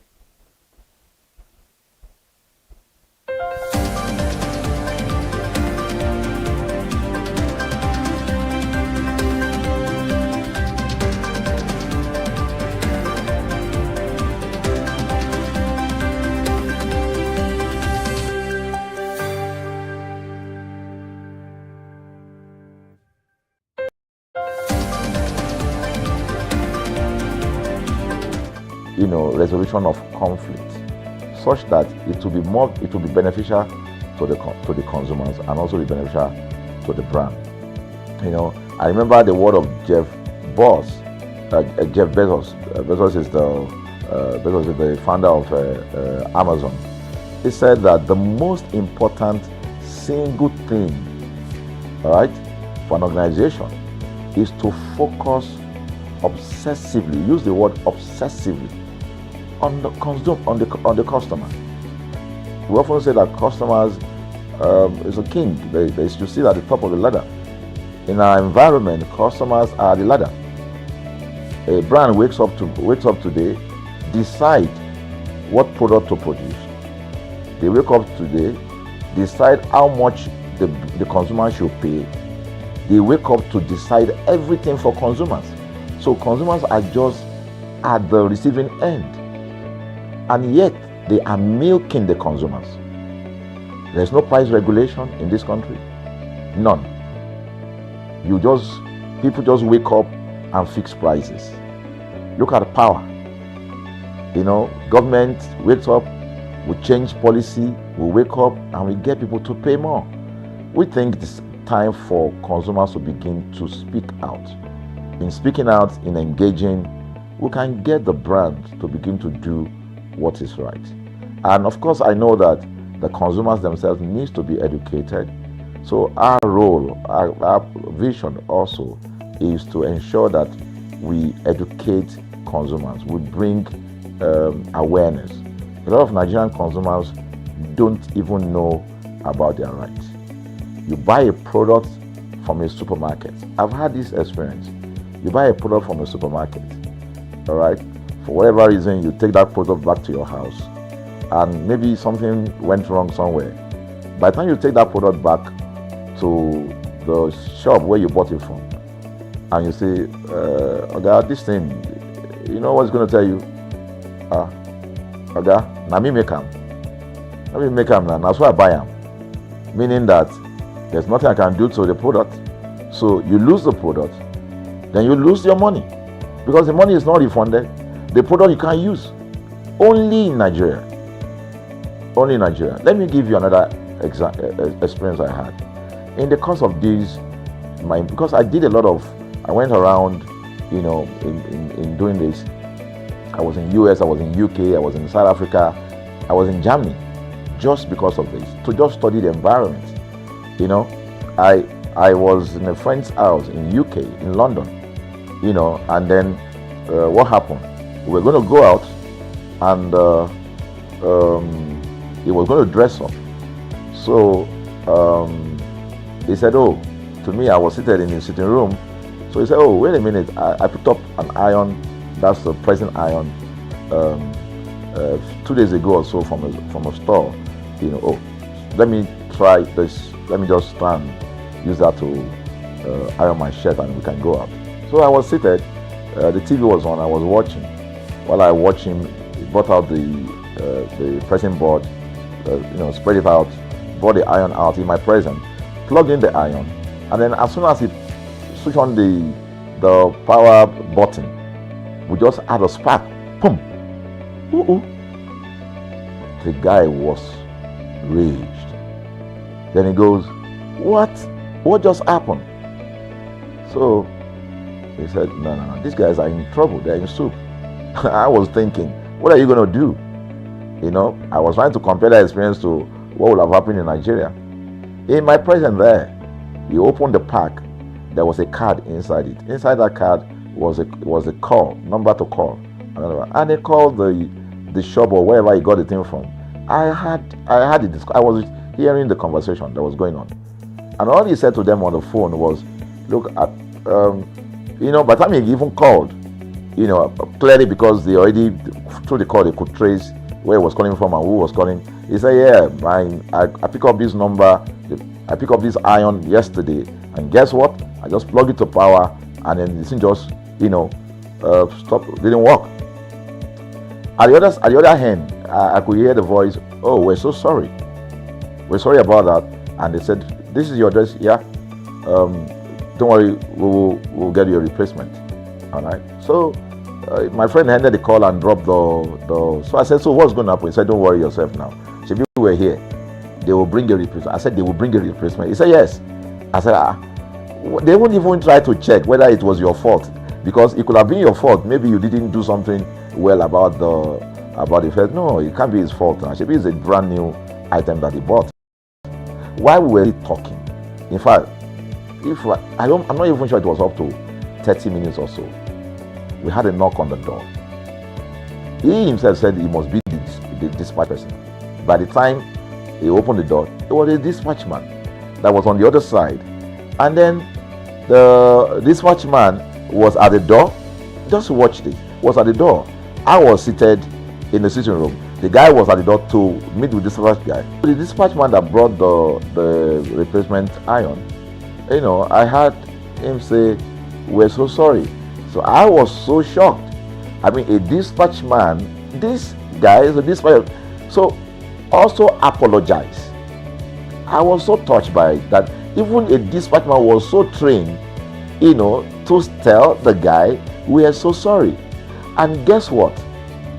He brought the replacement iron. By the time my guy opened the iron, it was a bigger size iron. So they replaced with a bigger size iron. The guy never asked for the one that went bad. He didn't say, okay, where is the other one that we gave to you, so that he could take it back? No, he just bought a new one and gave it back. So I asked my friend, I said, can you interpret this to me?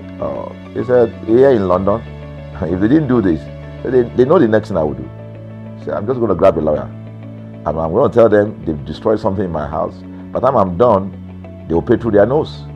Because the consumers are conscious of their rights. In Nigerian consumers, even those who are aware, won't even take the battle up. Everybody just go, what can we do now?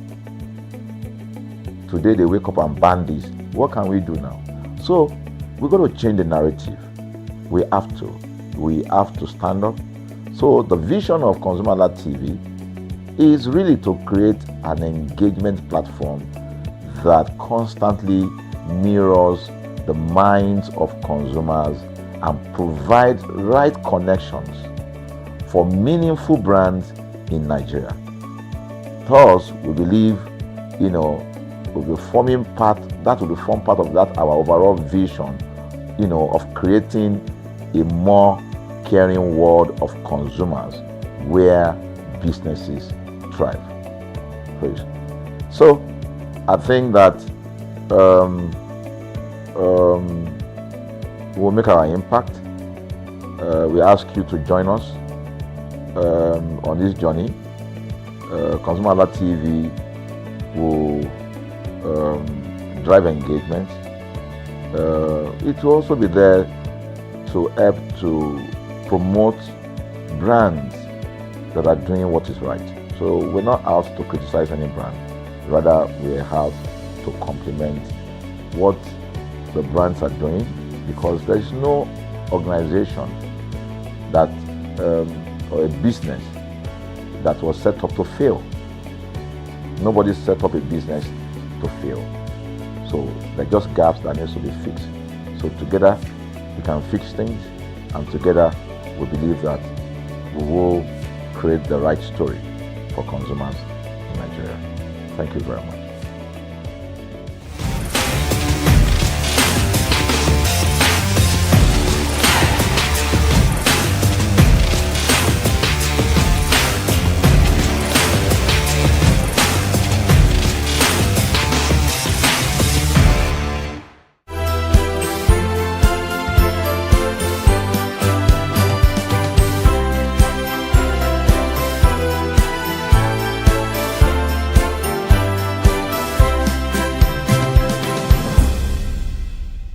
Hello, consumers. You're welcome to Consumer Voice on ConsumerHalla TV, and I'm live here in Lagos, Nigeria. Yes, today will be different because the festive period is upon us. Why should we wait? It's time to celebrate. Let's to say, a king was born. Yes, the festive period is upon us, and we will be asking you, consumers, what does this special day mean to you? From 30th December to festive celebration, this moment means something special to you. How do you celebrate Christmas? Come with me, let's go straight into the video.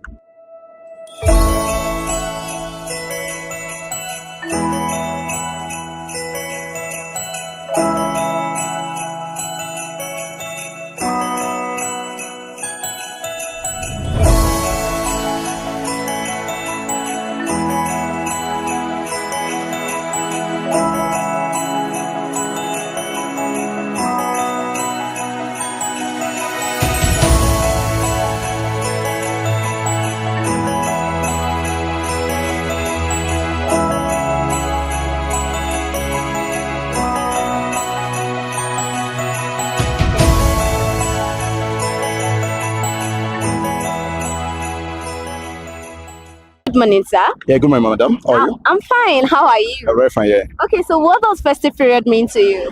Well, festive, eh? Okay, let me use it this way. I remember a few years ago, because some of us as workers now, as big boys, you're working on your own now. You left your mom and dad years back.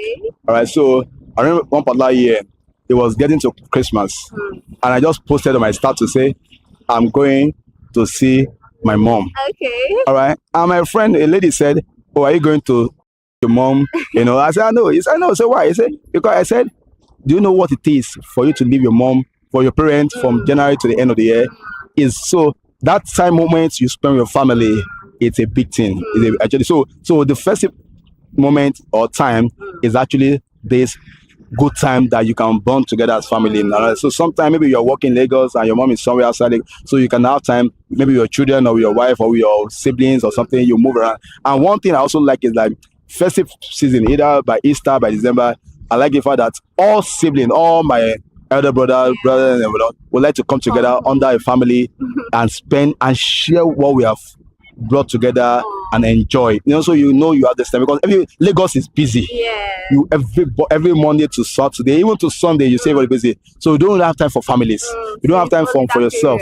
So Lagos people are not too accepting. So it's always a very good time. So people, and that's why you see that people don't always look forward to that festival. So festival is the time to bond and to share with your family, time, memories, and all that. Okay. So it's always a good time to look at. Okay, so how colorful would this year be? This festive period season, how colorful will it be? Yeah, well, the only thing I know, so no matter what, let me just say, 3 years ago, somebody said that, Presido, they call me Presido by way of what I do.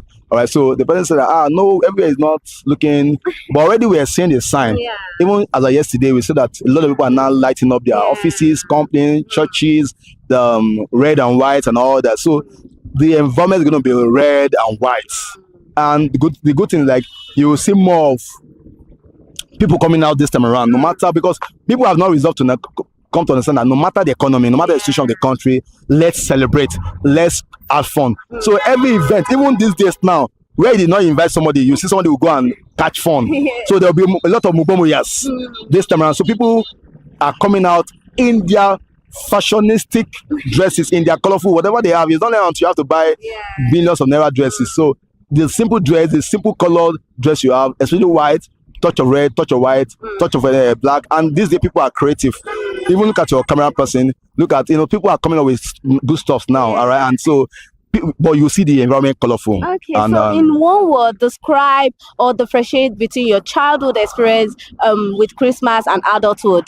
Differentiate it. So the difference is like you are responding for yourself now, all right? But in those days, we'll go to, I think it used to be a papa, maybe many years back, you go to this amusement park, there's one in my papa then years back. So we'll go to that place, you will see that your parent will carry you, we'll go to another house, and the childhood experience, in fact, that time is more fun than now. Because I remember those days, almost everybody in that your streets, almost everybody will bring you a pot of a plate. Yes. This plate will cover of rice and chicken.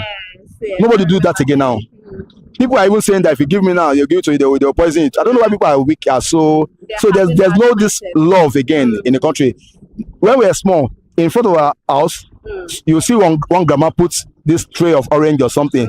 You are passing, you take what you are buying and drop your money and go. That money is safe. Try it outside today now. So childhood experience, fun, those times are more, it's memorable, it's sweeter than now. Now there's no, it's you and your family, no neighbor, no, everybody just doing to themselves and all that. You don't know who is, in fact, some people don't even know their neighbor and all that. So we enjoy more than now. Okay. In fact, now we're just managing the. Okay, so in one word, what word do you have to say to your loved ones during the festive period? Okay, so I want to reach out to everybody I know. Maybe by video online, you probably watch, oh, this is okay, something and all that. So, but really, I want to say everybody, even those some we have not spoken to in the last maybe months, year or something, that maybe by extended family or so now. All right, so I just say happy Merry Christmas and Happy New Year to everybody and to my friends, my family, my loved ones, and to ConsumerHalla TV. All right, happy Merry Christmas and Happy New Year in advance. Okay. All right, thank you so much. Thank you very much, sir.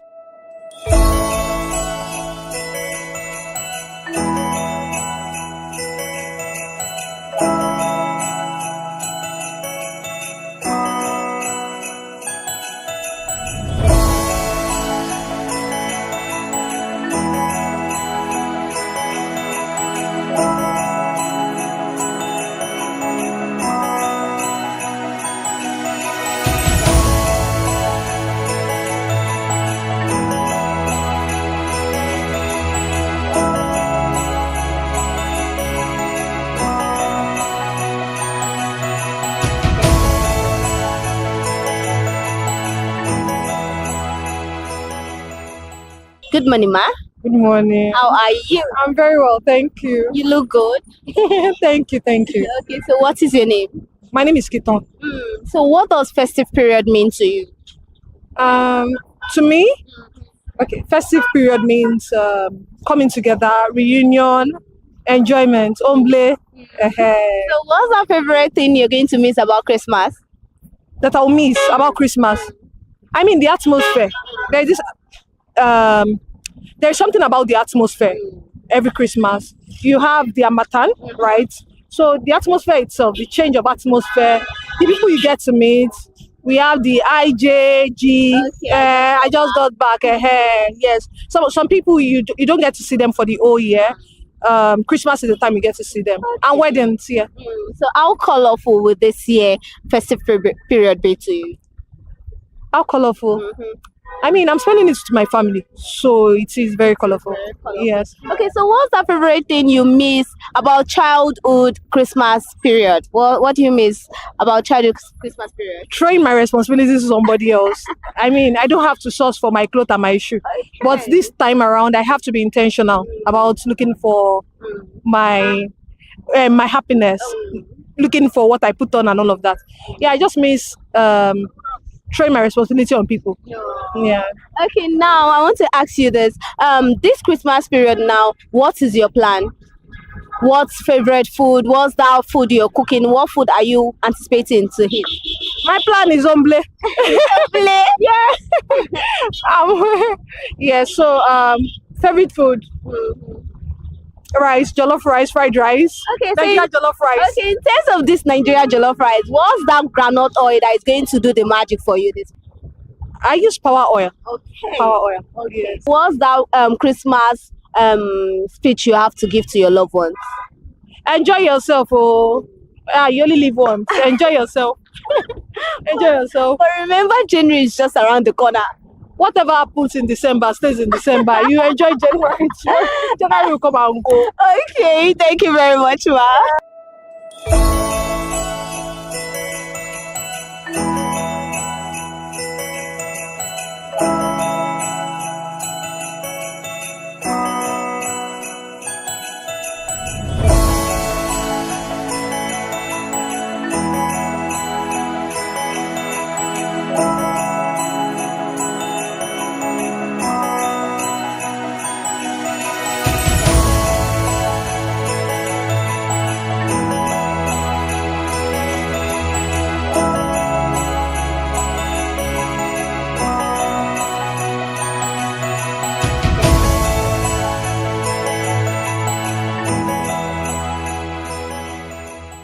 Good morning, sir. Good morning, ma'am. How are you? I'm fine. Okay, so what is your name? Daniel. So what does festive period mean to you? Like a period for you to spend with your family members and loved ones. Okay, what does 30 December also mean to you? Like partying, just partying, clubbing, enjoying yourself in general. So do you do 30 December? Not yet. Why? No phones. Okay, so how do you celebrate your Christmas? I hang around my family and my loved ones, like I said earlier.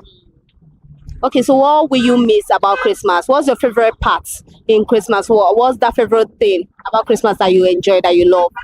Probably the food and the parties. Okay. Talking about childhood experience when we're growing up compared to now, how will you differentiate them? I think now, because I'm older, they send you less. When you're younger, they get you more gifts. They take you out more. It was more enjoyable. You feel the festive period more. So what do you miss about growing up then? The gifts, going to Mr. Biggs, all those things. Okay, so now no more taking you to Mr. Biggs. Yeah. Okay, so on a scale of 1 to 10, how colorful would this year Christmas be? Like an 8 or a 7. I was expecting 10. Why an 8? Because you're older now you have to work. You have to work, so no partying, just being at home. Not as much as when you were younger. Okay. Thank you very much, sir.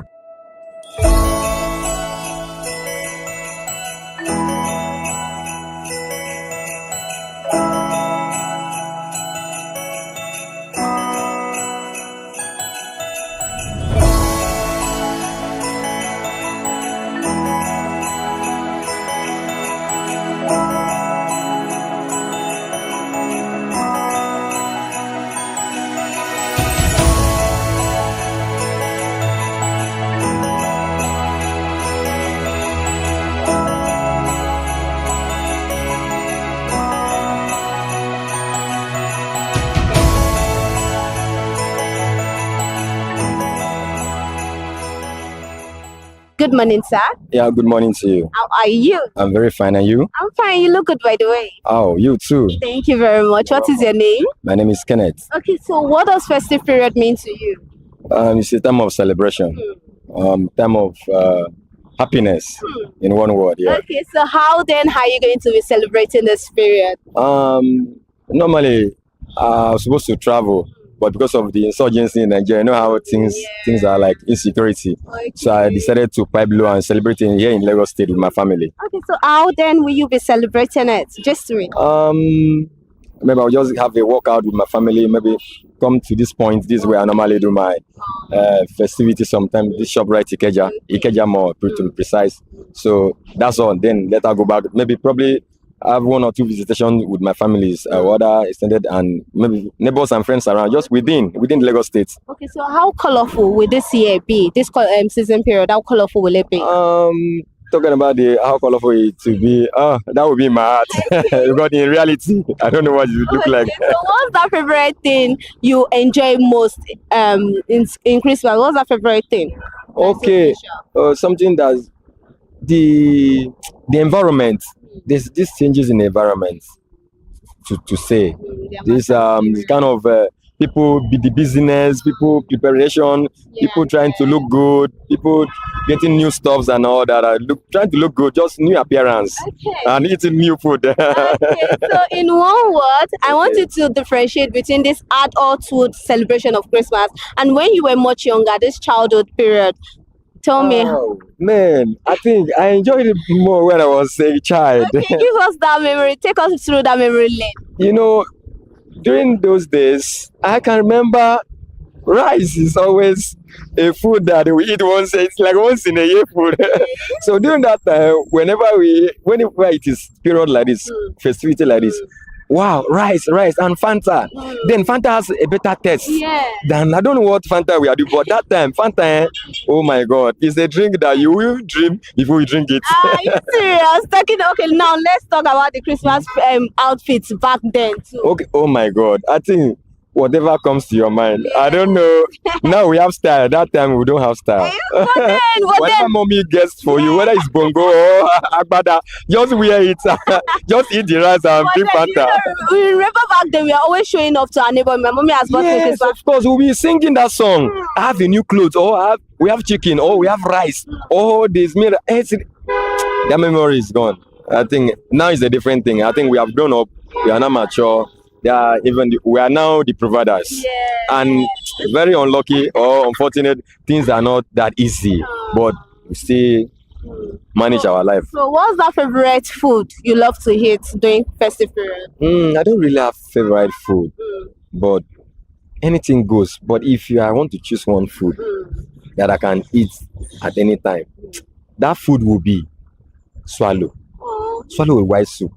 Igbo people call it Ofensala. Calabar people call it afiafere. You know, that soup, white soup and pounded yam is fine for me. Okay, any word of advice to your loved ones this festive period? Yeah, they should stay safe. They should, I wouldn't say they should not travel, but they should consider traveling before embarking because of the insecurity, and they should stay happy. They should also share what you have, show love. This is a period of love, season of love. Whatever you have is not too small. Just carry someone along, someone you know that you are better off, or it's lacking. Show them love. I think a family or one is okay. Any Christmas song that comes to your mind right now? Oh, Joel, this Noel, the first Noel, yeah. Noel, that's the song. I love it. One is the King of Kings. That's it. Thank you very much.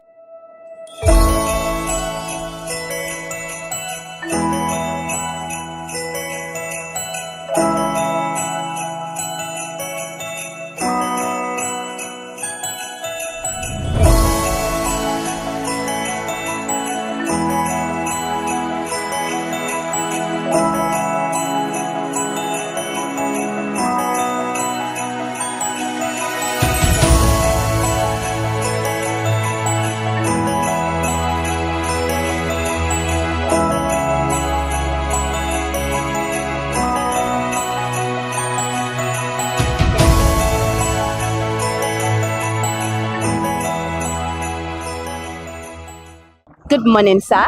Good morning. How are you? I'm doing very, very well. What about you as well? I'm fine. I can see that. What is your name? My name is Solomon, but I'm known as Solo1 or the dog blogger from GH Dog TV. Are you serious? CH the dance from Ghana. Yeah, exactly.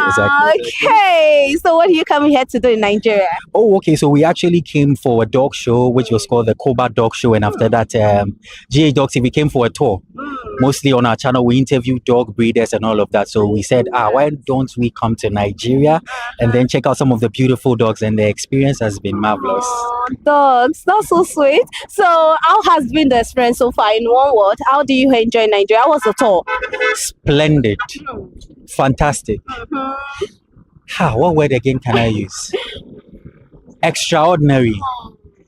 I think I can use all the adjectives in my vocab. The experience has been awesome. I love it. I love it. So where are the places you visited when you came around? So far I've been to Igondo.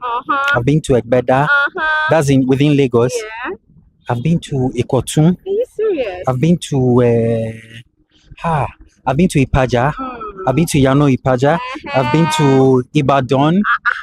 You have not everywhere. I've even been to Abeokuta. Are you serious? So did you enjoy? What are the meals you've eaten so far? So far, there's been this topic about Ghanaian jollof, Nigerian jollof. So right from the day that we came, before coming, I actually ate Ghanaian jollof just to start. When I got here, I ate Nigerian jollof. The next day, I ate Nigerian jollof. The next day, I ate Nigerian jollof. The next day, I ate Nigerian jollof. Until I paused and then I ate amala once. But aside the amala, I've ate Nigerian jollof. So now, judge for yourself. What's the difference between Ghana and Nigerian jollof? Which one will you rate now? I think Ghana and Nigeria, we're more like we're a family. I think one Ikechukwu is a brother to one Mr. Kofi. Because honestly speaking, when I'm coming with a biased mindset, I'm going to say that, but Nigeria jollof also tastes good. I can't really tell the difference. I think jollof is jollof, but we just love banter. That's why. Yes, we love banter. Okay, what does the festive period mean to you? What does festive period mean to you?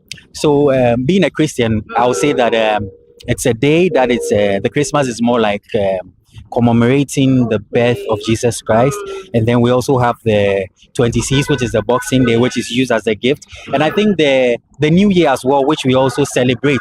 If you go into it, people say that it's actually used to commemorate the naming of Jesus. That's what I've also heard. So that's from the religious point of view. But then from the personal point of view as well, I would say it's a time where families come together, because I don't know about Nigeria, but in Ghana it's a time where people actually go back to their homes. People in the city go back to their villages. So on the 24th, you see that people will have their bags, So there's even a song in Ghana, shout outs to Kechi Kwame Appiah. It says Obin Kase 24th Ko Chrome, which means that nobody is going to tell you that go to your hometown on the 24th. So on 24th, you know that it's time to go home. The time has come, so you go home. So it's a festive season where people come together to join family, enjoy. So it's more like celebrate together. Exactly. Okay, how colorful will this year Christmas be? Looking at it, I think it's going to be nice. I think it's going to be splendid. Looking at the things, because even this is my first time being in Nigeria, and looking at so far the enthusiasm and how even at the mall here, how people are really geared up for it. I think it's going to be a wonderful experience. Unfortunately, very soon I'll be in Ghana. I'll be spending most of it in Ghana. But I'm hoping that it's going to be very, very colorful. Okay, so in one word, differentiate your childhood experience to adulthood experience in terms of Christmas. How has it been? How do you celebrate Christmas when you were young and now that is adulthood, that you have to fend for yourself? Did you miss those days when parents do buy us stuff? I will definitely miss those days, because those times, no responsibilities. The money is not coming from your pocket. So when it's Christmas time, you get the rice, you get the chicken. And those times too, you are young, you don't have the money to buy those things. So it's more like you enjoy, even before the Christmas comes, you want it to come. Even before you vacate on school. I don't know how Nigerians call it. In Ghana, we call it our day, the final day that we vacate. Everybody will bring their food from their homes. the teachers will bring a tape where they play music for you to dance. So they play that. When you hear, one thing I loved about Christmas is when it's approaching, you switch on the TV station and you hear the song Jingle Bell, Jingle Bell, Jingle all the way. You're making me miss my childhood. Those Those days are memorable, right? But right now, if I hear Merry Christmas, it will just come back. Even right now, this Christmas, there's a lot of work. There's a lot of work for us to do. So comparing the two, hi. Okay, so what delicacy do you enjoy the most during festive period? Let me go for a local food. Since I'm in Nigeria, let me represent. You know, there's a food we call in Ghana called fufu. I know Nigerians also have their fufu, but Ghana's own is more like pounded plantain with cassava. You can also add yam as well with soup. So fufu with goat soup or chicken soup or turkey. Okay, so in Ghana, how do you celebrate Christmas? Okay, I think it's more of, just like I mentioned earlier, it's more of the families gathering together. Family, some will take their kids out, their family outside, the extended family will come over. It's also oh, you should see it. It's very, very, even times when they say that the system is hard, you can see that people are still chilling. You see people in the streets gathered. So Sing us Christmas song in Ghana. Okay, in Ghana. Magnificent. Which song should I sing? Christmas song in Chi. Okay, let me sing this one. I don't know the lyrics of that song much, but let me sing this one. Ya mama fish ya po, afia to ya ye dine pe. Afia to ya ye dine fe. Ya mama fish ya po, afia to ya ye dine pe. What does it mean? It means that Afishapa is more like how do I even put it?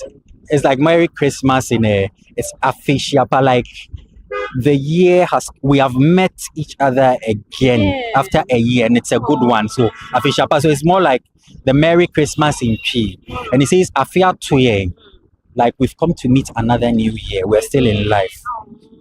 So we're going to celebrate it. That's the meaning. Thank you so much. That's beautiful. Thank you very much.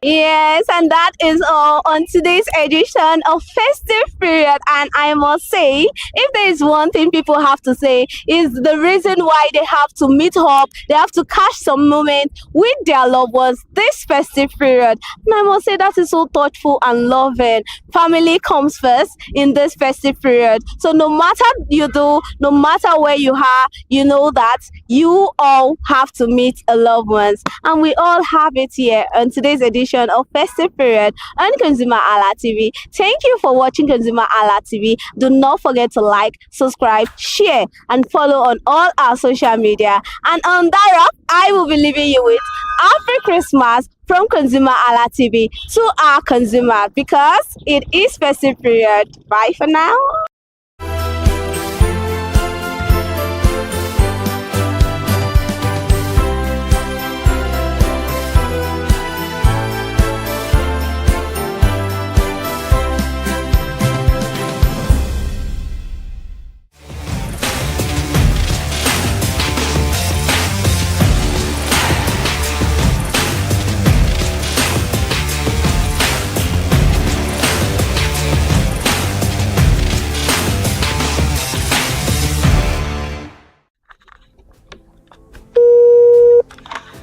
Hello, consumers. You have the right to be heard. Absolutely. So join us on the conversation, share your brand experience, where you tell us all your experiences about brand on the outer world via our YouTube channel every Wednesday from the hour of 4:20 to 5:20. You can watch us via our YouTube channel, ConsumerHallaTV, and subscription is free. Follow us on all our social media platforms, ConsumerHallaTV. Share your brand experience. It's about storytelling. It's about experiences. Hello, consumers. You're welcome to another exciting episode of Consumer Voice on ConsumerHallaTV. I am Matilda Omenai. As you already know, Consumer Voice is a show where we'll be visiting different places in Lagos to check out people's preferences, hear what the consumers have to say about different leading brands that they make use of. Hello, it's your boy here, Iremofeko Forola, and you know what? They call me the AWUF General Overseer. Every day is a blessing and it is meant to be enjoyed maximally with AWUF packages that put a smile on our faces.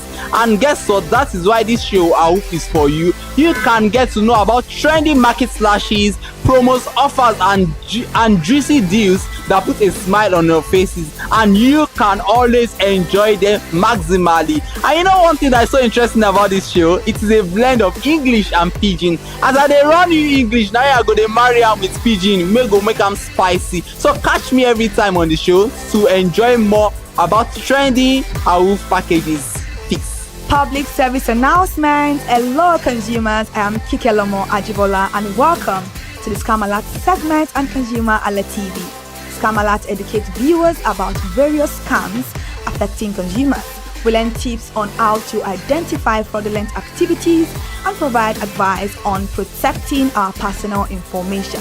We aim to raise awareness and empower viewers to avoid falling victim to scams. We cover various topics such as phishing, identity theft, fraudulent investment schemes, and many more. You want to catch up on how these scammers invade our lives? Join us every Tuesday by 12:30 p.m. for Scam Alert on our YouTube channel at ConsumerHalla TV. Subscription is absolutely free. And in case you are not following us across all our social media platforms, follow us on Instagram, Facebook, X, TikTok at ConsumerHalla TV. Don't say I didn't do anything for you this 2025. Bye. Welcome to In the Marketplace. We are taking you on a journey behind the scene of Nigeria's most vibrant market, from the sight and sound of the market to the stories of the people who makes it thrive. We will be sharing the untold stories that brings this market to life. Join us as we explore the history, challenges, and triumphs of the market vendors. We will dive into the daily lives of the people who call markets home and uncover the secret that makes this market special. You will get to see the passion, energy, and dedication that goes into making this market success. Tune in to the In the Marketplace on ConsumerHalla TV on Thursday by 11 a.m. to experience the sight and sound. Don't forget to follow us on all our social media and on ConsumerHalla TV. I am Elizabeth Abefe. Hello, fellow consumers. Are you looking for a program where we give analysis about brand and a program where we project the voice of the consumer? Join my team and I on Consumer Analytics and Resolution Box by calling on the program to get your issues resolved. And in case you are wondering where Consumer Analytics and Resolution Box will be showing, please join us on our YouTube channel at ConsumerHalla TV. Subscription is free by 2 p.m. to 4 o'clock p.m. every Mondays and Wednesdays. Consumer Analytics and Resolution Box will be airing and will be here to provide you any information on brands and also issues that you have pending for us to resolve. Also follow us across all our other social media platforms, Instagram, Facebook, X, TikTok at ConsumerHalla TV. And that is why at ConsumerHalla TV, you deserve to be heard. Hi everyone, I am Iri Ayomikunle Eke. Join me live on Perspective every Mondays to Friday from the hour of 9 to 10, where we have meaningful and engaging conversations about all the burning and pressing issues making the round. Issues related to our economy and consumers. It's conversing, it's relatable, it's beyond interview. We have expert analysts who gives updated analysis about all aspects of a conversation. Join the moving train by subscribing to our YouTube channel, ConsumerHalla TV, and do well to follow us on all our social media platforms, ConsumerHalla TV. Stay informed. Thank you. I am Matilda Omenai. As you already know, Market Today is the show where we visit different markets across Nigeria, Lagos, to check out the prices of different things, ranging from household items to foodstuffs to cosmetics, electronics, every other thing. In a world of hustle and bustle, entertainment keeps us alive, and that is why at ConsumerHallaTV we ensure you enjoy all around 360-degree entertainment program. Screen Time is the show for you, where you enjoy top 5 countdown, celebrity of the week, exclusive interview, and other segments. Don't mind him, he's just a jealous person. Oh, His new movie release, update, and screen time. I'm going to enjoy myself because this is my favorite time on the program. I get to recommend good movie for you, and I'm also waiting for you to recommend movies to me also in the comment section. Screen time is not just all about entertainment, it is relaxing and also educational. So that is why we are bringing to you Screen Time on ConsumerHallaTV. And in case you're wondering where to join us every Mondays by 5:00 p.m. at ConsumerHallaTV on our YouTube channel. Subscription is very, very free. And in case you have not followed us across all our social media platforms, please do so. We are begging you, on Instagram, Facebook, Twitter, and also TikTok at ConsumerHallaTV. What are you waiting for? Click on that follow and subscribe right now. And from the I to the R to the E to the M to the F to the E, my name is Iremofe Koforola, the man always clothed in wealth and strength. And I am Kikelomo Ajibola. Ta-da!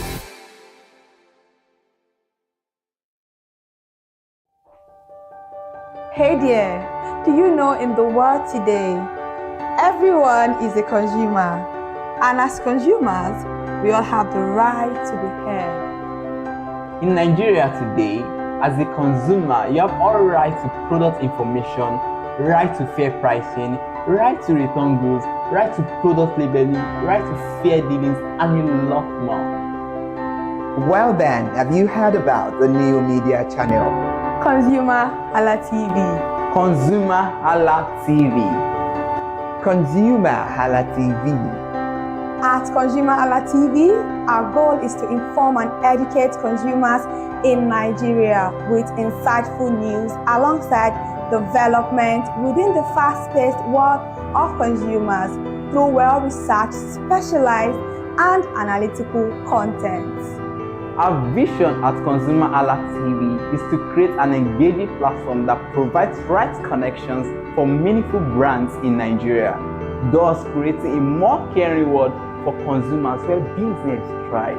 And guess what? Our ConsumerHalla brand is the first consumer complaint resolution portal in Nigeria, powered by a 72-hour feedback mechanism.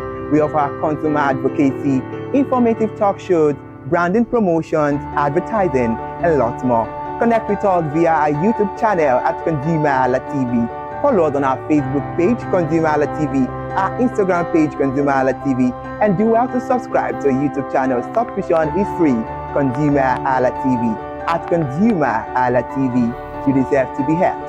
At ConsumerHallaTV, you deserve to be heard.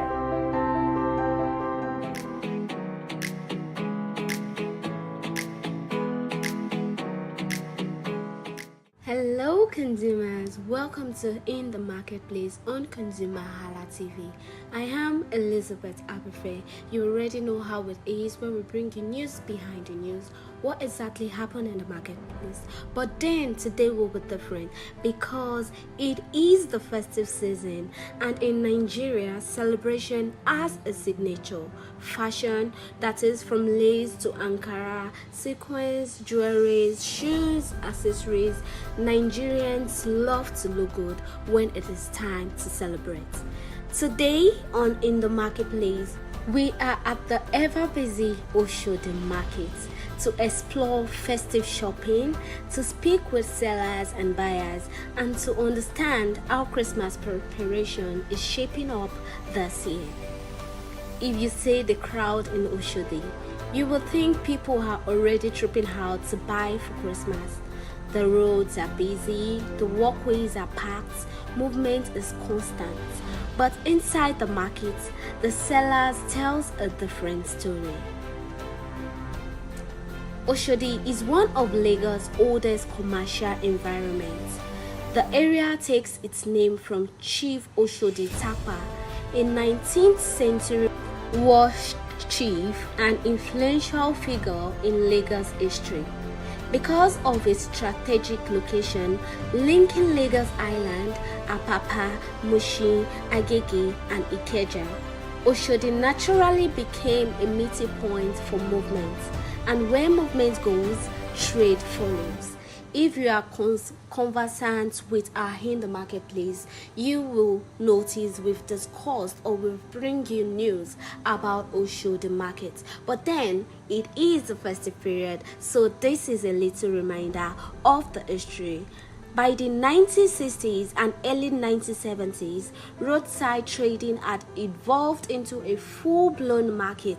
Textiles, second-hand clothes, shoes, food items, spare parts, all found a home here. Oshodi was never built on luxury. It was built on access, speed, and volume. As Oshodi grew, so did its struggles: overcrowding, traffic congestion, insecurity, poor infrastructure.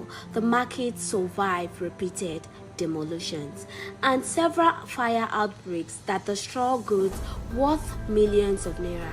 Clothes, lace, shoes, jewelries, livelihood went up in flames.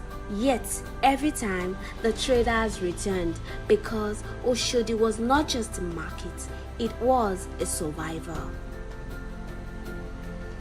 A major turning point came with the reorganization of Oshodi and the push to transform it into a more structured commercial center. At the heart of this transition was Alhaji Mogaji, the Baba Lodger of Oshodi Market. Under his leadership, the market began to change from disorder to structure, from makeshift stores to modern trading spaces. Today, Oshodi attracts buyers from across Nigeria and beyond its border. It is no longer just a local market, it is an international trading hub. Like I said, if you remember, and the marketplace has been here before, we explored Oshodi beyond the surface, the science behind how this market works, but this time, we are back because it is the festive season and we want to find out, is Oshodi already feeling Christmas? Fabrics, ready to wear, baby clothes, shoes, jewelries, decorations, everything that defines celebration is on display. But seller says the crowd can be misleading. Let's move on and hear from a market seller who sells jewelries and decoration, what she has to say concerning sales even when the Christmas is here. Ẹ káàárọ̀ ma. Ẹ káàárọ̀. Ṣé dáadáa la bá yín? A dúpẹ́ f'Ọlọ́run. Kí lorúkọ yín? Èmi ni mò ń jẹ́ Alájà ní Màmá Olúwafúnmikẹ́. Kí ni Alájà ní kẹ́ ń tà nínú ọjà Oṣòdì? Jewelries ni à ń ta gold, à ń ta earring, à ń ta bag, à ń ta chain. A ti tó ọdún mélòó tẹ́ ti wà nínú òwò yìí? Mo ti wà nínú òwò tí lé ní 30 years. 30 years? Bẹ́ẹ̀ni. Kí lẹ wá lè sọ nípa ọjà Oṣòdì? Oṣòdì jẹ́ ìlú tó dáa, ó jẹ́ ìlú tó tòrò, ó jẹ́ ìlú ìfọ̀kànbalẹ̀. Tẹ́lẹ̀tẹ́lẹ̀ náà máa ń fa wàhálà, ní ìsìn kò sí wàhálà kankan. Ọkàn wa balẹ̀, wọn ò jáwó mọ́, wọn ò ṣe nǹkan kan. Ọjà wa dùn rí, ó dùn wò, gbogbo everything ló wà ńbẹ̀. Gbogbo nǹkan tẹ́ bá fẹ́ lẹ máa rí. Owó kan sí níta kíjọba jọ kó bá wa fowó síta. Nítorí pé kò rí báyìí tẹ́lẹ̀, gbogbo inú ọdún àráyè ṣe gbogbo ilé. A máa lé yín dànù ní a máa bò wá ni. Wọ́n ṣe máa bò wá ní dìgá báàgì náà máa bò wá ní ìdíṣẹ́. Àmọ́ ní ìsìn adúpẹ́ f'Ọlọ́run. Kíjọba jọ, kán jẹ́ kí ìlú ìtòrò, kán jẹ́ kó dáa, kó ṣàánú àwa náà, kó ṣàánú àwọn ọmọ náà wà, àwọn ọmọ wa náà. Àwọn ọmọ wa tí wọ́n ríṣẹ́ wọ́n ń tajà, ọjà yẹn náà ò yá. Nígbà tí ò sówó níta, kán jọ kán ṣàánú wa. Kán bá wa dáwó síta, tẹ́lẹ̀ ààrẹ lè ṣe, a máa lé yín dá. Màá ti lé yín pé ó yá bọ́lẹ̀. Àmọ́ tó adúpẹ́ f'Ọlọ́run, kò sọ́jà o, kò sówó, àmọ́ lù Oṣòdì ìfọ̀kànbalẹ̀ wà ńbẹ̀. Kò sí wàhálà, kò sí jàgídíjàgan, kò sí pé wọ́n ń jáwó, kò sí pé wọ́n ń jalè.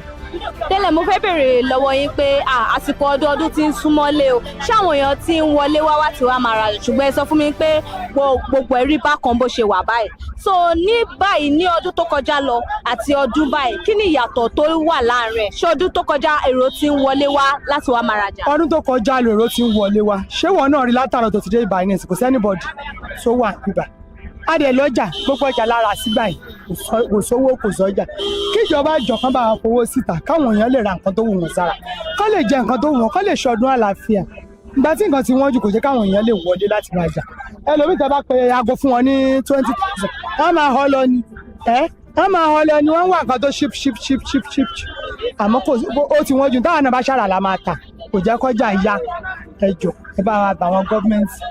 ṣé rò bóyá àwọn èèyàn ń dúró ń pé kí kó di ọdún kọ̀ọ̀la kó tó wọnú ọjà wàá rajà ni. àwọn èèyàn ń wọlé wọ́n wá nǹkan tó kéré ni kò sówó ń ta ni ok nǹkan mi tó yẹ ká tà ní 7,000 nígbà tá a bá pè fún wọn ní 15,000 ṣé mọ̀ pọ́n máa họ́ lọ táwa náà dẹ̀ rà bẹ́ẹ̀ tó yẹ pé nǹkan tá a bá rà ní 15,000 a fẹ́ tà ní 15,500 nígbà tá a rí rà bẹ́ẹ̀ àṣà àtà náà ni wọ́n máa lọ àwọn èèyàn ń wà nǹkan kéékèèké náà ń wá kò dẹ̀ sówó ń ta kán jọ kí gọ́ọ̀mẹ̀ntì ìjọba tún lù yìí ṣe dáadáa là ń gbàdúrà fún wọn kò sí wàhálà kankan náà kò sí pé wọ́n ń já mi lówó lélẹ́lẹ́ kò sí yẹn lóṣòdì ọkànbalẹ̀ wà fún wa inú ọjà wa yàrá Fatima Gaji ọjà adẹrun ní ọjà alálùbáríkà ní àwọn èèyàn ń wọlé wọ́n ń rajà tí ò sí ìyọnu àdẹ kí ń jà nínú ọjà wa àwa òkè gbogbo wa ládùn orí ládùn gbò gbogbo wa la fine. ok báwo ni ọjọ́ ọdún gangan ṣe máa ń rí lọ́jà Òṣòdì ṣó ní ayẹyẹ kan tẹ́ máa ń ṣe fún. a máa ń ṣe head of year party a dẹ̀ máa ń ṣe tó máa ń dùn gan a máa ń ra Ankara gbogbo a máa wọ a máa jó a máa jẹun a máa dáwọ́ inú a máa dùn pé ẹ̀mí wa tún rọdún tó ń bọ̀ kọ́ ẹ̀mí wa rọdún tó ń bọ̀ gbogbo nǹkan àti ṣe dáadáa láti January 1st tẹ́ẹ̀mí wa bá dẹ̀ ní parí ẹ̀ náà ṣe mọ̀ pé a máa jubilate máa rẹ̀ dúpẹ́ fọlọ́run pé Ọlọ́run ò ṣe o Ọlọ́run ò ṣe o tó ṣẹlẹ̀ nìyẹn. so báwo lẹ́yìn gangan ṣe ń pinnu láti ṣọdún báyìí. alihamdulilayi Ọlọ́run ló lọ́dún lọ́dọ̀ Ọlọ́run ló dẹ̀ lẹ̀mí wa lọ́dọ̀ Ọlọ́run ọba ló dẹ̀ lè ṣe ohun gbogbo àfi ká máa bẹ̀ ọbẹ̀ ẹ̀bẹ̀ lọ́lọ́ a lè sọ Ọlọ́run kò jí wa dáadáa ni ajítẹ̀ ni wa àwa lè sọ fún wa pé báyìí náà la ṣe máa rí Ọlọ́run la máa bẹ̀ kó jọ kó jẹ́ kí ẹ̀mí wa tó rí January 1st kó rí parí ẹ̀ àmì lè sọ Ọlọ́run ló nìyẹn lọ́dọ̀. ẹ ṣe máa. Olúwa ló ṣe ẹ ṣe kan adúpẹ́ fún mi. Sellers lamenting that by this time last year there was no confusion. By now they already knew Christmas was here. But this year people are watching, calculating and waiting. From another man who sells his clothes on a wheelbarrow has something unique to say about the inflation of prices, how price goes up there. Let's hear him out. kí ni nǹkan tẹ́lẹ̀ sọ fún wa nípa ọjà Òṣòdì. ẹ wo gbogbo wa la mọ̀ pé ní this time around by ká ṣáà máa dúpẹ́ ṣá téèyàn bá ọjà téèyàn bá ti ń tẹ̀ tó ti bá ti ń rọ́wọ́ mú lọ sẹ́nu tó ti ń jẹ tó dẹ̀ ń bọ́ family yòókù ọpẹ́ ló kù ó ti yẹ yín nǹkan tẹ́lẹ̀ ń rí sí i yẹn. ẹ mọ̀ pé festive period la wà yìí ṣáwọn èèyàn ti wọlé wá tí wàá máa ra ọjà ọdún. díẹ̀ àwọn èèyàn máa wọlé tára máa rí bí next week náà ó sì tún máa yàtọ̀ sí ti tọ̀sẹ̀ yìí náà. báwo ni ọjà last year ṣe rí compare báwo lẹ ṣe lè compare ọjà last year sí ọdún yìí. ṣé ẹ mọ̀ pé ọdún ò tí kò lẹ̀ kápọ́nù máa ti parí ìsìnlẹ̀ máa mọ different thing ọ̀bẹ sọ pé ti ọdún yìí ó yàtọ̀ sí ti season tó lọ ó ti yé yín. but season yìí bí àsìkò tá a wà yìí sí tí mo wà lọ́wọ́lọ́wọ́ yìí sí tẹ́ bá lè rántí ní ọdún tó kọjá lọ ṣé ẹ lè sọ ìyàtọ̀ méjèèjì ṣé ọdún tó kọjá làwọn èèyàn ti ń wọlé wá ọjà ti ń yá. last year by this time èrò ti ń wọjà dáadáa èrò ti ń wọlé dáadáa gidi gan ní last year by this time àwọn èrò ti ń wọlé dáadáa. mo ní ìsìn báyìí. a ṣáà ń dúpẹ́ náà báyìí náà a máa kó o dàbí ti last year yẹn. so kí ni nǹkan tẹ́ lè sọ fún wa nípa ìgbà tí èèyàn lè máa wọlé wá láti wá máa rajà. èmi wò ó tẹ́mi èmi ò mẹ́lò mi ò àmọ́ ní ọjà títí wa téèyàn máa ṣe tètè jí déta sí ó ti yẹ yìí bẹ́ẹ̀ ló ṣe máa tó láwọn kọ́sọ́mà kan jẹ́ pé ìdajì náà máa ń wọlé bí something like 6-7 ẹlòmídẹ̀ ti máa padà títí 8 padà ó ti yẹ yìí báyẹn mi ò sọ ọjà ìlú mi àwọn títí wa bẹ́ẹ̀ tó bá yẹ ṣe tètè gbé ní ìdajì. Okay, nísìnyí báwo ni ọjà Òṣòdì ṣe máa rí nígbà tí ọdún bá dé gangan? Èrò máa ń pọ̀ ṣé bẹ́ẹ̀ rí ayẹ̀ lẹ́rìn yẹn èrò máa ń pọ̀ ní ọjà tó bá ti tó December tànù báyìí èrò máa ń pọ̀ àwọn dẹ̀ máa ń jalè gan ẹni tó bá wá sóṣòdì nǹkan tó bá ní kó wá ṣe òní kó wá ṣe kó fèsì nǹkan tó bá wá bíbẹ̀ kọ́ wọ́n máa jalè wọ́n máa rẹ́ báàgì ẹ̀. Okay, so kí ni àsìkò tó yẹ tíyàn lè máa ra ọjà ọdún sílẹ̀? Kò sígbà téèyàn náà lè ra ọjọ́ ọdún ó ti yẹn kò sígbà téèyàn lè ra ọjọ́ ọdún àmọ́ tí a bá ti wá fẹ́ wá rajà ó gbọ́dọ̀ ṣe kíni ó gbọ́dọ̀ mójútó ara ẹ̀ torí pé kíni tó bá dé bí ibà ẹ̀ tó pé ọjà ló bá fẹ́ rà tó lọ́rùn nǹkan míì owó ẹ̀ wọ́n máa rẹ́ báàgì ẹ̀ ó ti yẹ yín ní tó pè é ní pé kó fèsì nǹkan tó bá wá ṣe lọ́jà. Ṣùgbọ́n wọ́n ní tíyàn bá fẹ́ wá ra ọjà ọdún ní ọdún gangan ọjà máa ń wọ́n sí ṣé bẹ́ẹ̀ ni àbí bẹ́ẹ̀? Ó máa ń wá bẹ́ẹ̀ ó ti yẹ yín ọ̀nà kálukú ló ń wọ́wọ́ ọdún ó ti yẹ yín èmi tí mò ń ta aṣọ kan tẹ́lẹ̀ kọ́dún tó dé tí mò ń ta 4,000 tí mo rí pé ó ti ń pọ̀ mo lè ta 10,000 ó lè ní 10,000 mo fẹ́ ta ó ti yé yín tọrọ láìpẹ́ ṣe rí mi tọ́wọ́ dẹ̀ tó bí January mo lè padà wá tà nígbà mo lè wá padà wá tà bí 3,000 ó ti yé yín báyẹn tọrọ market ṣe rí. Kí ni ìdí tó fi máa ń wá bẹ́ẹ̀ tó jẹ́ pé ọdún ó máa gara tó bá dìde ẹ̀yìn ọdún ó máa wálẹ̀ kí ni ìdí tó fi jẹ́ bẹ́ẹ̀? Ṣé ẹ rí gbogbo ọjà ní pátápátá àwọn ọjà táwọn náà ṣe rà ó lè jẹ́ pé bí 300 bí a máa rà nígbà táwọn tẹ́lẹ̀ o tó bá ti tásìkò ọdún wọ́n máa wá di owó sí wọ́n lè ní 1,000 ẹjọ́ ń tọrọ nígbà tẹ ẹ aṣọ ní 1,000 ṣé kẹ́yìn náà bá dé bí wà ṣé 1,000 lẹ́ máa ta tíyàwó wà lè tọmọ wà lè tẹ́rìtì wà lè tẹ́yàn ní máa business nǹkan tẹ́yàn fẹ́ ṣe ó ti eyín báyìí nǹkan tó máa ń fà ní. Báwo lẹ̀yin ṣe fẹ́ ṣe ayẹyẹ ọdún lọ́dọ̀? Ẹ wo gbà tí mo ti wà láìfù ọmọ òkú mọ́ mi lọ́wọ́ ìyàwó òkú mọ́ mi lọ́wọ́ wọ́n pè mí bíbà ìgbà gbogbo àwọn fámìlì tí mo ní wọ́n pè mí pé ẹni bíbà yìí ó ti kú yan kan báyìí tó bá yẹ pé ráìsì àti ẹ̀dìyẹ ni mo bá rí alhamdulillah ó gbà fọlọ́run ó ti yẹn kò ní bàjẹ́ pé ó bá tó ṣe mò ń lọ bíṣì mò ń lọ pé kí ni òkú ẹ̀ téèyàn náà bá ti wà nínú ilé yẹn náà tó ṣe à ń jẹ nǹkan díẹ̀ bóyá ó jẹ ráìsì tó fi 5 and life sí tó fi chicken díẹ̀ náà sí ni ọlọ́run àdúpẹ́ fọlọ́run ó ti yẹ yín. Ẹ ṣé gan. Kò sí wàhálà. Woman who sells ready-to-wear office wear clothes has something unique to say and also reminded us that this festive season she can't wait to travel back home to celebrate with our family. How are you? Over to her. I'm fine. Okay, so I'm fine too. What is your name? My name is Ifin Kechi, but in this market they know me as Choosing Woman. Choosing Woman. Yeah. Well, my shop. Okay, so I can see you are selling ready-made. Yeah. So, and I know it is the season, festive season already. Are people already trooping in to start shopping for their Christmas wear? Yes, now, yes, they're coming, they're buying. In fact, we are happy. So, what has been the experience? Tell me about the experience. Rushing during Christmas time, people are rushing. You know, they believe that festival time we must wear new girls, so they're coming. In fact, we are happy. So can you compare this year Christmas? I know it is not Christmas yet. Can you compare this year and last year? What different can you say?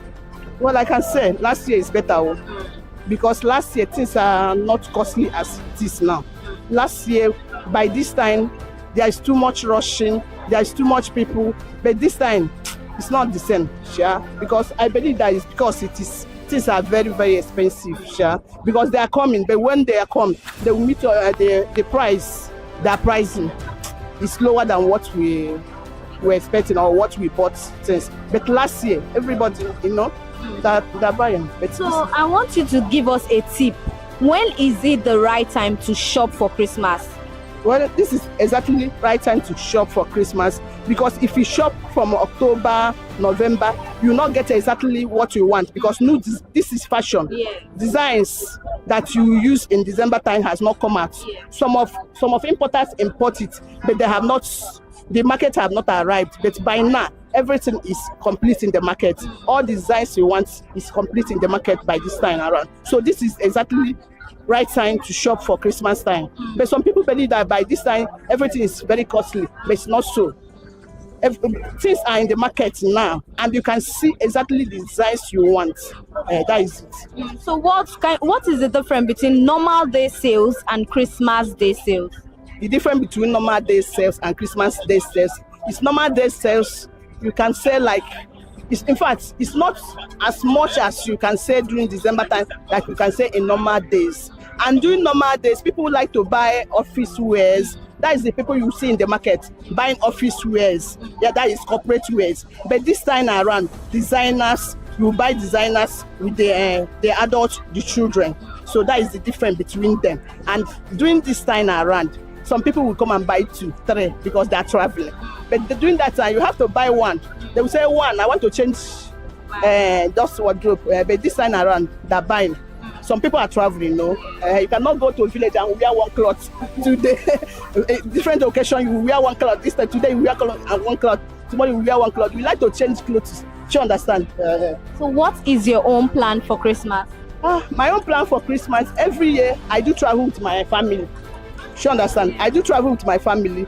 So I prepared, I bought rice, I bought things that I will share for the people in the village. Do you understand? Because I'm in Lagos, they're expecting things from me. So I have to, even as I'm selling clothes now, I have already packed some that I will give neighbors or something like that. That is my own contribution for my people in the village. So you're trying to tell me that on Christmas Day you're going to lock the shop and you're traveling to enjoy? Why not? From January to December, I will not travel. I'm not from Lagos now. I have to go and meet my people in the village. Where are you from? I'm from Anambra State. So and outside we are bubbling. So everywhere is bubbling. From 25 December, we are bubbling. So I won't miss it. And my children doesn't want to miss it. Everybody wants to be there.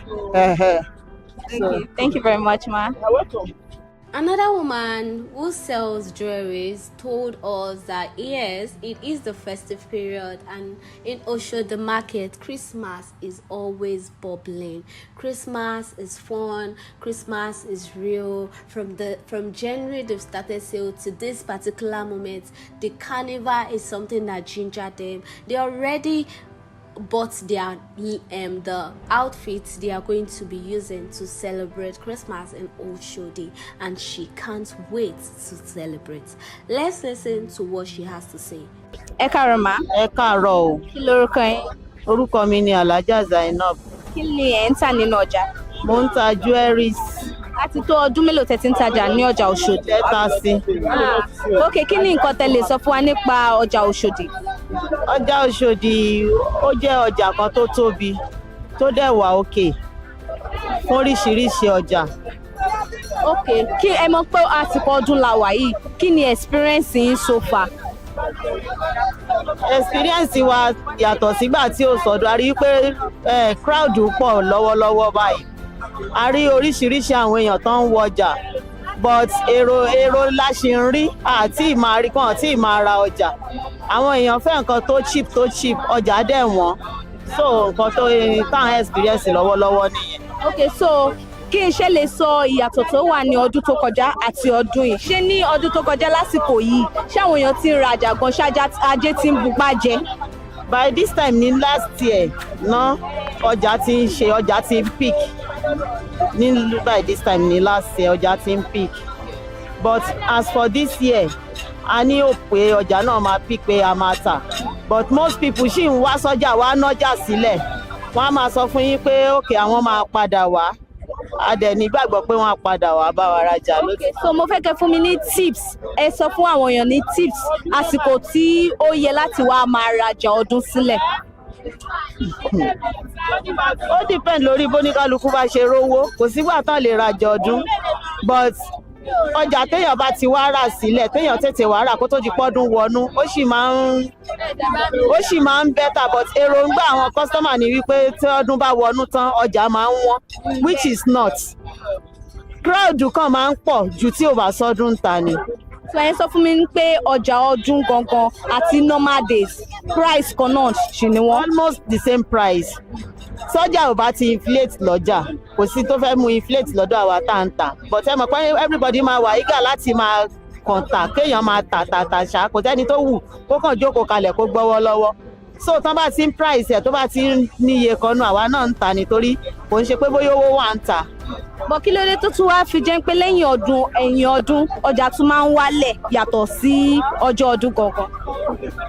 belief àwọn customer ni pé ọjà máa ń wálẹ̀ lẹ́yìn ọdún ọjà ò wálẹ̀ lẹ́yìn ọdún o because nǹkan téèyàn bá ti rà náà lèèyàn ló máa ṣì kú lórí orí igbá but àwọn sì máa belief wípé torí pọ́dún wà ń ta ọjà wọn kò rí bẹ́ẹ̀ o pé tọ́dún bá lọ tán àwọn máa wá ra cheap price kò rí bẹ́ẹ̀ mi ò lè sọjà mi ò but nínú ọjà títí wa yìí kò rí bẹ́ẹ̀ torí nǹkan tá a bá rà la máa tà àṣà lè rajà ní 12,000 sìn ká tà ní 13,000 fọdún kó wá di ìgbà tọ́dún bá lọ tán ká wá rí fàṣẹ sí 12,500 níbo làwa náà ti fẹ́ rí kọ́fà. ok báwo ni ẹ̀yin ṣe fẹ́ ṣe ọdún gangan ìgbésẹ̀ wo lẹ ti gbé láti enjoy festive period. ọlọ́run á ṣàánú wa kò sí ìgbésẹ̀ tó special àtàgbé náà ni pé oníkálukú ń wá owó kó fi lè ra ọjà tó pọ̀ sọ́wọ́ torí àwọn China máa ń close so that èèyàn máa lọ́jà lọ́wọ́ by the time táwọn náà bá close kò ní jẹ́ pé wọ́n ń béèrè ilé a máa ní kò sí wọ́n béèrè tán a máa ní kò sí preparation tiwa náà nìyẹn. so kò sí ń pẹ́ mímu ìgbádùn báwo lọ́jà Òṣòdì gangan ṣe máa ń rí lọ́jọ́ ọdún gangan. ó bọ́ọ̀bù gan ọjà Òṣòdì ó máa ń bọ́ọ̀bù gan oríṣiríṣi carnival tó bá ti dàn di 20 sìn oríṣiríṣi carnival ní junction by junction different places lè máa irú ọjà tiwa yìí náà a máa ṣe carnival ní December ní tó bá ti di after Christmas àwa náà máa ṣe carnival lọ́jà wa ń bí wọ́n máa ṣe káàkiri bẹ́ẹ̀. so ọjà tí náà ń ṣe ọ máa máa ṣọ fún carnival. a ti máa ṣọ rẹ̀ jì a máa jó lọ́ndì 31st. ẹsẹ̀ ti gbé style báyìí. ó ti wà ńlẹ̀ lóríṣiríṣi. ẹ ṣe máa. Every festive season comes with price pressure, import costs, transportation, market demand, and yet after Christmas, prices often fall again. Still, sellers remain hopeful. They believe salaries, bonuses, and last-minute rush could change everything. A buyer who came ahead to prepare for Christmas, she came around to buy clothes for her children. Also explained why she has been coming to Oshodi market to buy because Oshodi is closer to her and then she grew up around in Oshodi. So Oshodi is a go-to choice. Ẹ káàárọ̀ ma.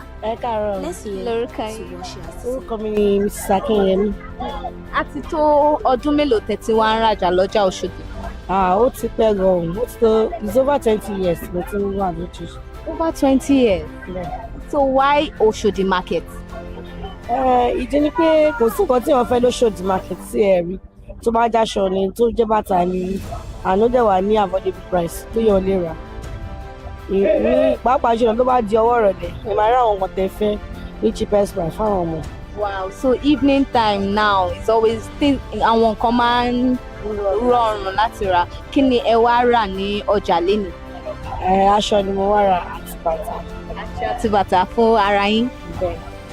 Okay, so ẹ sọ nǹkan pàtó tẹ́ fi fẹ́ràn ọjà Òṣòdì.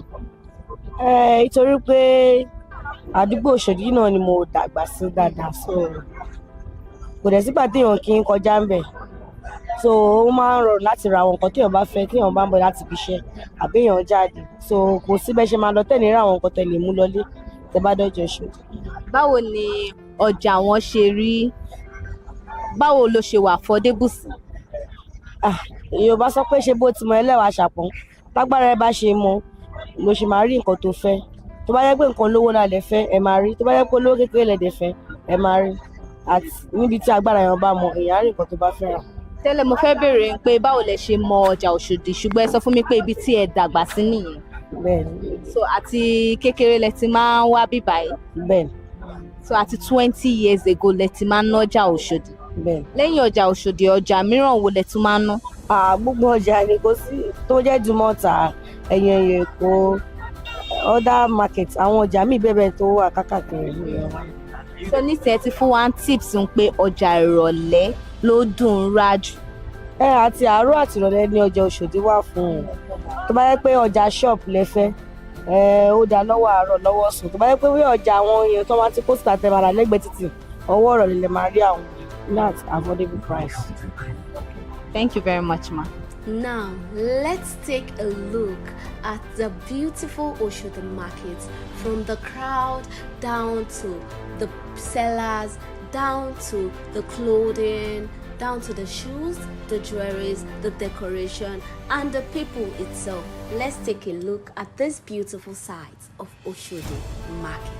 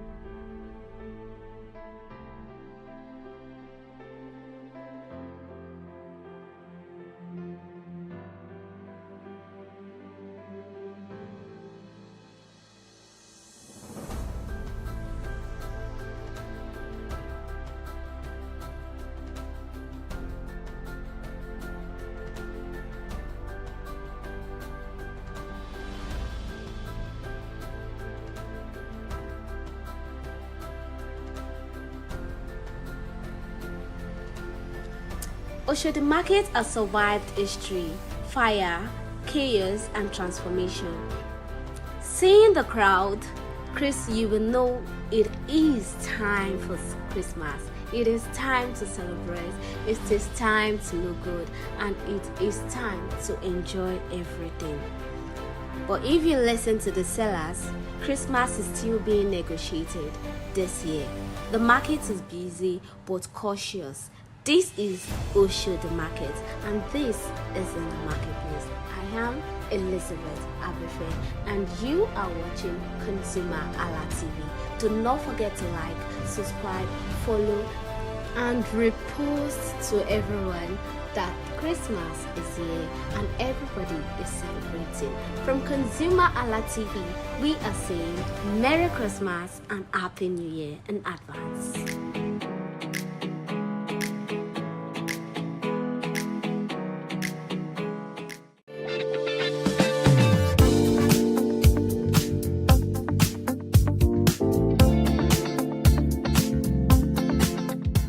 Hello and welcome to a special program, My School and Tech, where we juxtapose both happenings in academic institution called school against the skill set environment, where we'll be focusing on tech skills to be specific.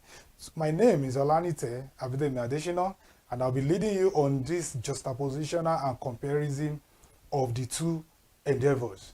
So today, I'm not the only one that will be discussing this buzzword, a Nigerian graduate employable or not.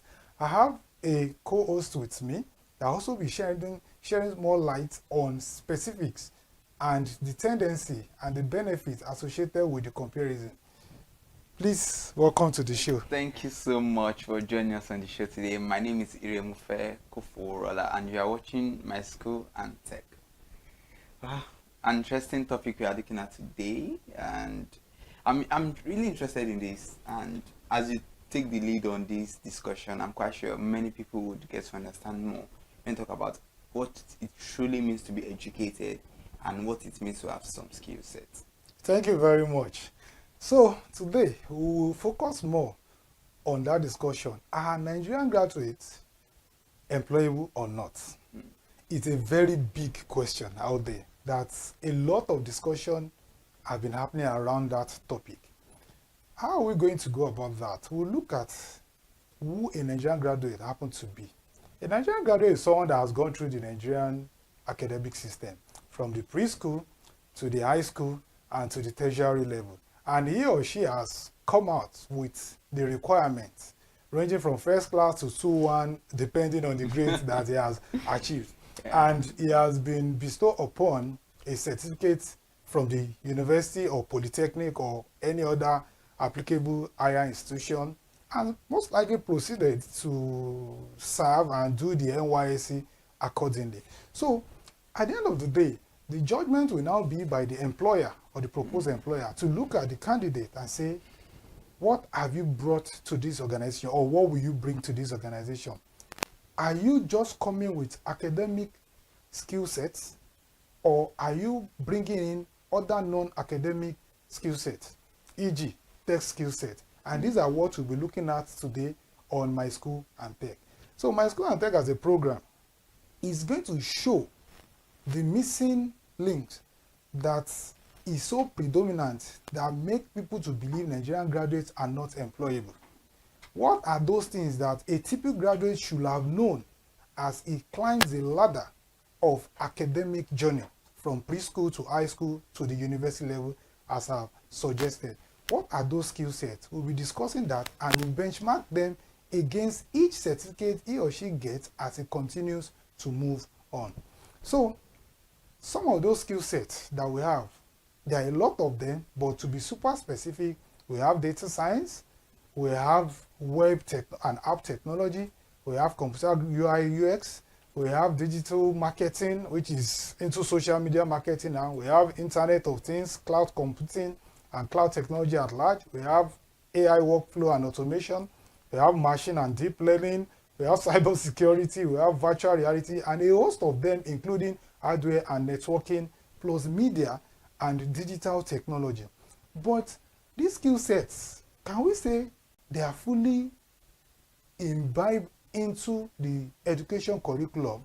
The answer will be no. Yes. Even though they are imbibed in the education curriculum in Nigeria, to what depth do students get to be taught some of these skill sets in school? The answer still remains, it is very shallow. Because from statistics, an average Nigerian graduate may get to the point of writing projects before he realizes he needs to know how to use some software to do some simulation. Absolutely true. I'm talking from experience. Yeah. When I was in a university, I never knew some of the software application until I had to start running around when I was close to my dissertation or to my thesis and to my project and all of that. And these are things that if you compare with other clients like US, UK, and some other developed countries, someone in the elementary school, which is equivalent to our own primary school here, they can do some of those things I'm running around to learn, to do, as at the university level. So what are the things that consumers that happen to be the students? Because if you look at it from a holistic perspective, the schools themselves, they are rendering services. So there stand to be brands here because there's a competition out there. A school that can render the best service will have the highest number of students. While the students, alongside with the sponsor and the parents, are the ones bringing in the money, paying the tuition, and they are entitled to get the best of service from this brand.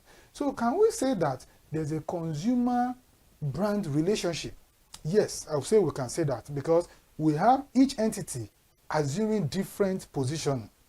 Parent on one side with the student that they are expectant of to go to school and come out with both academic skill and tech skill or any other skill so that they can be marketable to employers.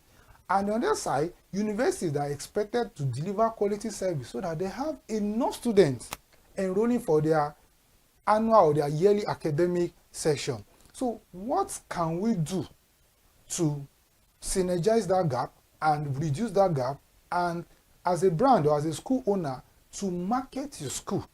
These are the things we'll be discussing on this show, My School and Tech. The first thing is, as you move from class to class, the way you have curricula from primary to secondary to university, can we have a structured curricula whereby all these tech skills and career path I've mentioned earlier can be strategically imputed or added to the academic education and will be regularly updated based on the industrial requirement, so that if you move from primary school, by the time you are done with your primary school and you are giving your primary living certificate, there should be a list of tech skills that you have acquired, consequence of spending 5 or 6 years in primary school. That's so true. That is one of those things that we'll be advising brand as school owners to look into, and we'll be guiding them accordingly on My School and Tech. Or what are the specific skill sets that can be bucketed for a primary school goer as a student to juxtapose alongside with the primary 1 to primary 5 or basic 1 to basic 5 course curriculum. And there will be a balance of academic and tech skill requirements so that such child comes out with double-edged influence and deliver on value adding and go into the high school or the equivalent of secondary school we have here with a readiness, not just academic readiness, both academic and tech skill readiness for another ladder that is also going to be dual in such a way that as he's moving and is preparing for both junior WAEC, the senior WAEC, NECO, and all of you, he or she also has the ability to write professional exams. So that as he's writing the WAEC and getting certificate from WAEC, he's also getting different certificates for multinationals, from multinationals like Google, Microsoft, Amazon, and all of that, that he can use to equip himself or herself for the future before even going to the university. These are the things we'll be sharing on My School and Tech as a program, so that brands such as school owners can reach out and follow those guidelines and make their service better and give better utility to their consumers out there, hence have more students enrolling and stand out from their competitors. Then finally, the university system is very massive, but tech is applicable across board. If you look at all the career paths we mentioned, you will agree with me that AI, web technology are already on our hand device. Our handhelds on a daily, we interact with some of these tools. And the way we interact, that's also how employer of labor look out for people that have those skill sets, because their business also interacts with it. So how can the university system have an immersive outline that also align very well with academic curriculum from year 1 to year 4 for a 4-year course, or from year 1 to year 5 for a 5-year course, in such a way that there will be a balance. So anybody graduating from the university will have those skill sets in their toolbox or in their skill box and be ready for the future and become very attractive to any employer. So we'll be looking at all of that, and we'll continue to communicate the procedure on My School and Tech as a program. Then the next thing I also want to discuss, as sweet as this thing sounds and as prospective and as promising as it may be, it comes with its challenges, and we'll discuss the way around those challenges on My School and Tech. What are the challenges? We all know that for you to acquire digital skill, you need the hardwares. Yes, definitely. The hardwares by default range from mobile phone to laptops to even internet, not an hardware though, but a supportive way for hardware, because you can have the hardware and you don't have access to the internet. And the internet itself comes from hardware, e.g. your modem, your phone, which you can share the hotspot and all of that. So how do we manage these challenges? First of all, can government come into that space so that they can subsidize the costs, consequence of the high exchange rate, for everybody to have access to these hardware? If you look at the global developed countries and all of that, in other climes, things are readily available. And you don't even need to cash out on huge thousands of dollars or naira to buy this hardware. You can just buy them and you pay in installments. And this payment will be spread over a number of years, or some of them, they give the tools to you at the point you are enrolling into a school, and over time, the parent or the sponsor just gradually pay. Some are even so flexible that it is when you graduate and you start working that you start paying. I know there's a scheme like a student loan that is ongoing.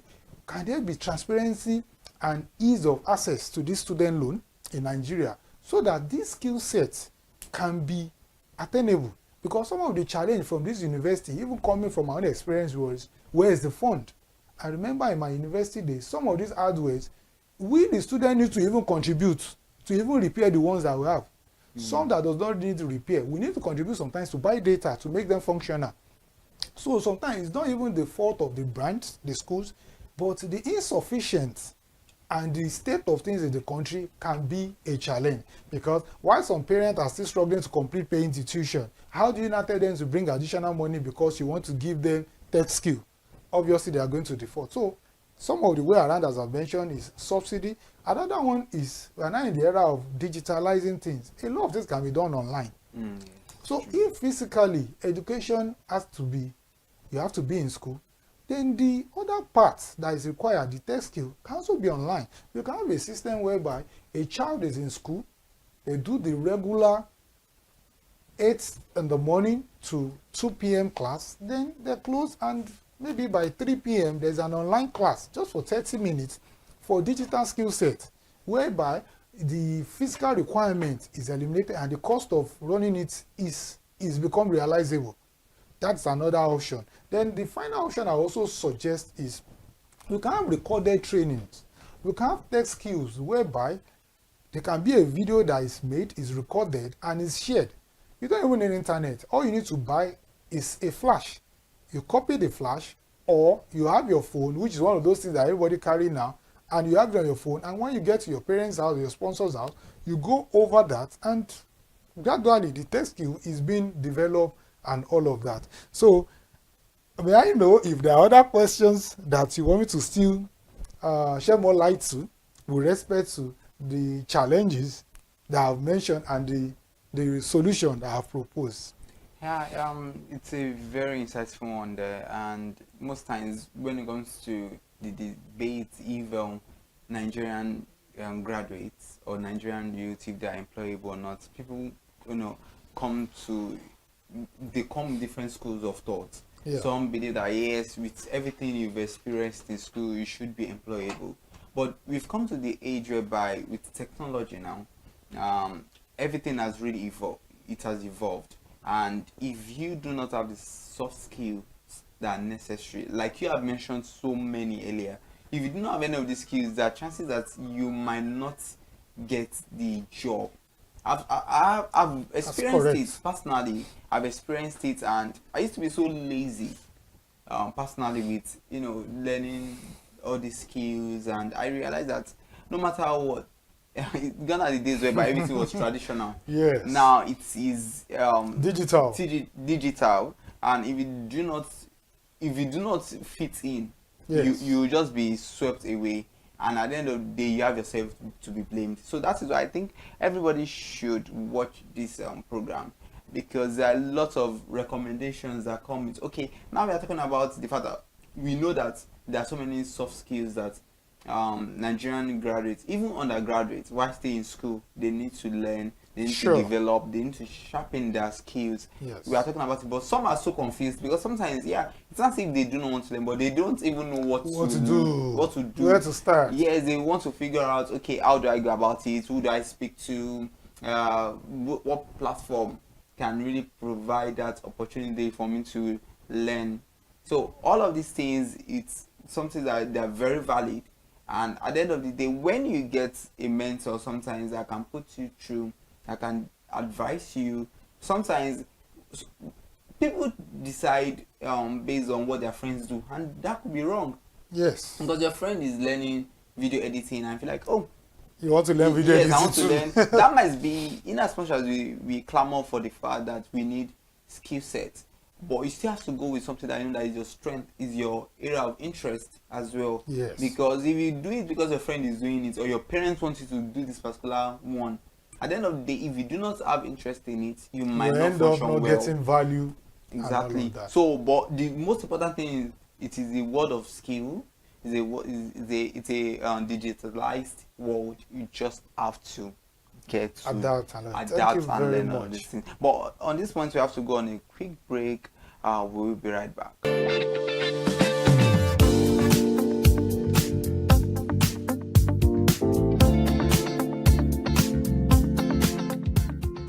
Welcome back. In case you are just joining us, you are watching My School and Tech, and this is a show you shouldn't miss.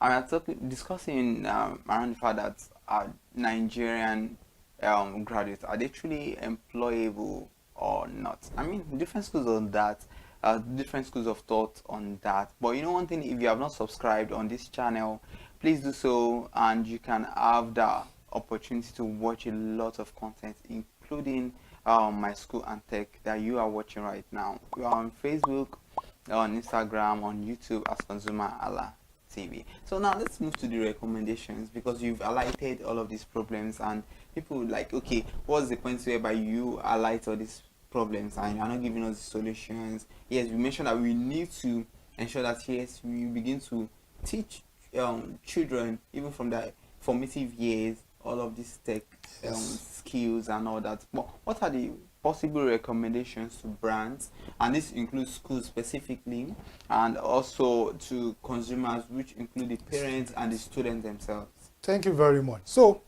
I'll go about that, talking on how schools that happen to be the brand can render their service and balancing between academic service they are rendering, which they signed a contract with the parents, and enhancing with the digital skills such as the tech skills we're talking about. First of all, we should know that these tech skills generally are broadly classified into scripting skills. These are the ones that involve coding, and not scripting skills that involve non-coding.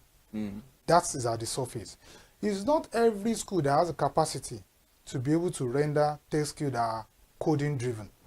Because it's expensive, requiring employing teachers that know how to write codes and all of that. So as a brand owner, if you know you don't have capacity to employ a developer to come and be teaching, you can explore other options of non-developers, which there's a very big market for people that have such ability.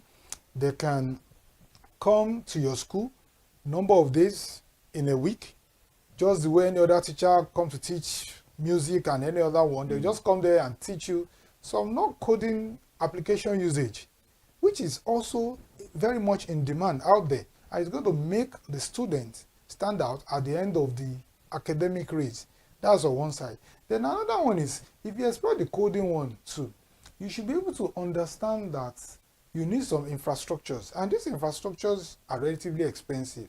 So instead of you waiting to have money to buy these hardwares, there are some ways you can use some cloud-based services, whereby you have one computer and you can subscribe to have access to more powerful computer on the internet. Let me give an example. I have some lightweight computer that cannot do some stuff, but anytime I want to do those things, all I do is I subscribe to some cloud-based infrastructure. So that all I just need to do is sign in and pay some token, and I will have access to some remote powerful computers, and things are done for me. That one being said. The another one, which is the most important one, is in as much as you have so many tech skills, as a brand or as a school owner, you should understand that you cannot form a skill curriculum with the entire tech skill set.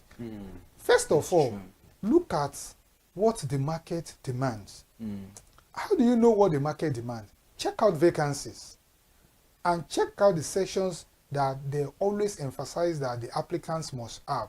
A good example, a typical application requirement looks like this.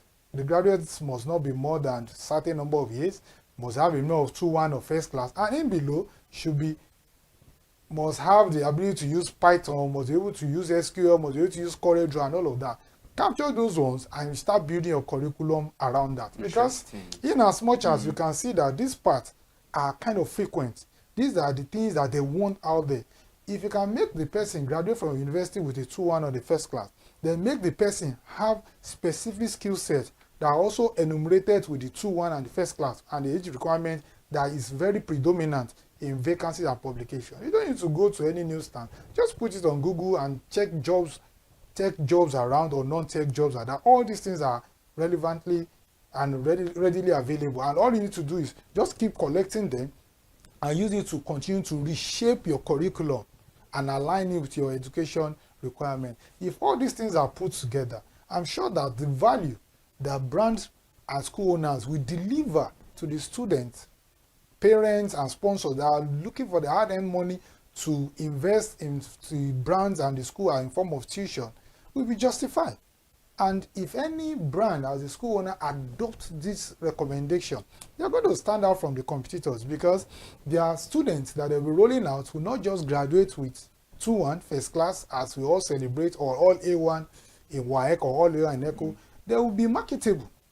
So when there's a publication that say the minimum requirement is 2-1 and 2,000 people show up, you are showing up with your 2-1, and also showing up with something that will stand you out, because you are coming with 2-1 or a first class or 2-2 or whatever the grade may be that is required, and every other thing that other people are not bringing to the table. So at this point, I would say it's very easy, but once the will is there, all you need to do is follow this guideline and stay tuned to My School and Tech. We'll continue to share more details on how the synergy between brand and consumer that happen to be the school owner and the student will continue to foster very well, so that we can get that relationship.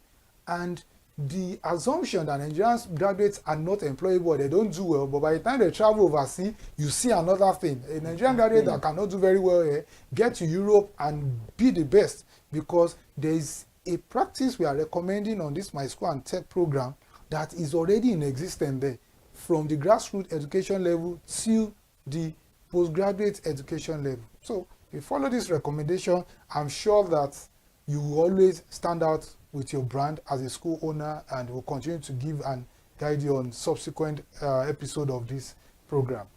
Interesting one. I mean, you've given so many schools or brands that arc they need to ensure that yes, their students do not just come out as high-flying students, but they have the soft skill that can make them become marketable. Because in the final scheme of things, there is nobody that doesn't want to get the job, because it is when you get the job that you have the bag, you have the money.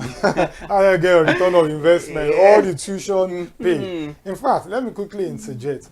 If you look at it, this is a question we should ask ourselves. As I've said earlier, 4 or 2 years in preschool plus 5 years in elementary school, which is primary school, that's like 7 years altogether minimum, plus 6 years in the 3 secondary school education student, that is the junior school and the senior school. If you add that 7 plus 6, that's 13. Then 13 plus 4 years in the university for a 4-year course, or 5 years. Including ASU strike. Including ASU strike. And other strike that are not even ASU. So internal strike, just wake up today, everybody go home, you get back to you and all of academic that. Stuff All sorts of ASU, ISU, all of that. So if you add all of that, minimum 20 years and beyond has been invested. Can we say that it is justified to say, how many certificates are we getting? You get one for primary living, you get for secondary, that is in form of, let's say, junior WAEC. They even give you any statement of result and all of that from the junior WAEC written. Then we get one again as the school certification WAEC and itself. And you get one as, okay, I'm done, I'm not a graduate and all of that. Can we say investing those years, that's all you can get? Can we not zero it down that, is that the point that they refer to Nigerian graduates as not employable? Because as an employer, when I say Nigerian graduates come to my office, come and work, and I say, what do you have? All you just bring is 4 pieces of paper, primary school living certificate, secondary school living certificate, junior and senior, and BSc first class. Then and I look at you that, and I look at you that, oh, am I meant to collect the certificate, frame it, and hang it on the wall, and that's what I'm going to pay you for? I will ask you the question that, okay, what should I pay you 500,000 naira for?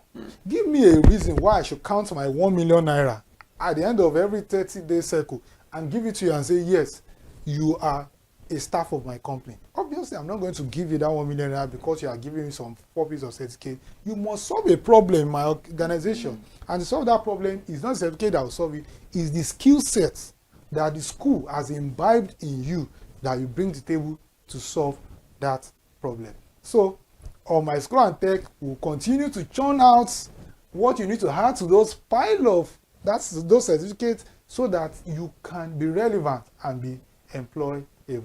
Thank you very much. Interesting one. I just want to say this quickly. That does not mean the fact that education is a scam, because some people misinterpret. It's a requirement. It's a minimum requirement. Yes, they will then say, it's just to have the skill. No, you need to go through the 4 walls of the Both education. of them work hand in hand. Yes. So that is just it. So the question, are Nigerian youths employable? The question is not just all about you going to school, you going through the 4 walls of the school. At the end of the day, you just have to have the skill set, because normal education is meant to transform you. Education Definitely. is you having the soft skills, is you having emotional intelligence. That is also part of a skill you can have, the ability to relate with other people as well. So your closing remark before we end the show today. Yes, I will leverage on what you said earlier. Education is not a scam. Yes. Okay. What is a scam is incomplete education. When the education is one-sided, it becomes a scam. Because a lot has changed. We have moved from the industrial age to the information age. Exactly. And in the information age, what they pay you for is the information that is associated with the skill set you can demonstrate, not the paper that you are bringing as an evidence that you are educated. In fact, the time being educated now means you can do beyond what the certificate says you can do. So on that note, follow us on all our social handles, listen to My School and Tech, join us on another episode, and we'll continue to work step by step, baby steps, on what are those things that will make you to clear the assumption that Nigerian graduates are not employable. Thank you very much. Interesting one out there. And please do not forget to subscribe and get notified anytime we have any content for you. And you can follow us across all social media platforms at ConsumerHallaTV. I am Iremofe Kufuro, and thank you for watching today. Thank you very much.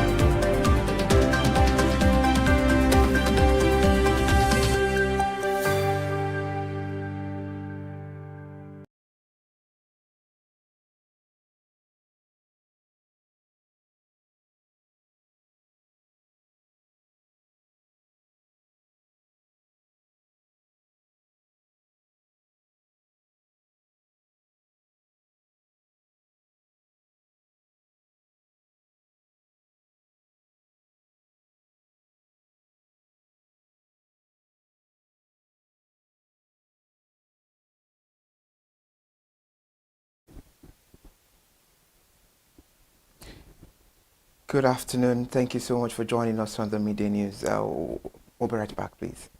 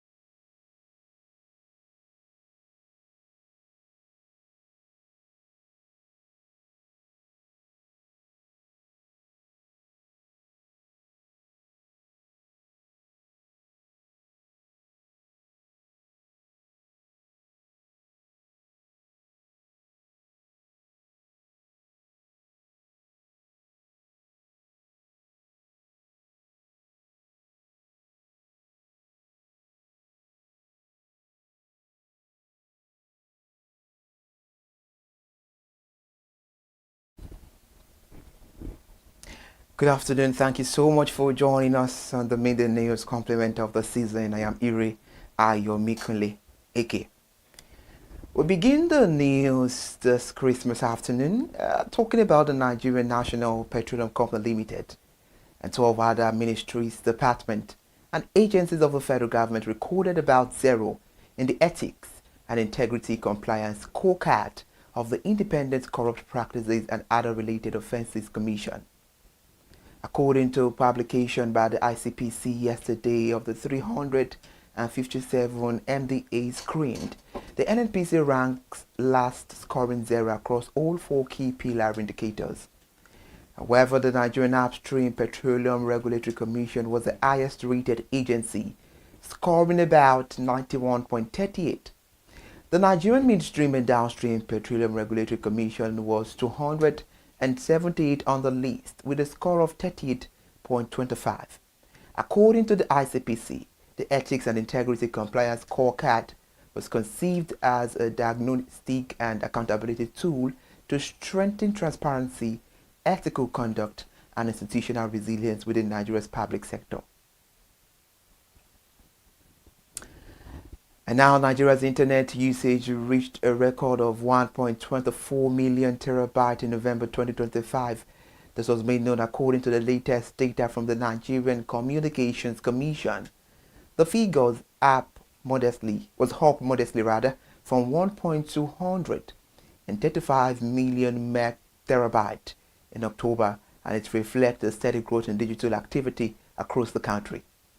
Analysts say the surge is due to broader mobile and broadband adoption and the growing appetite for streaming, online learning, and other digital services.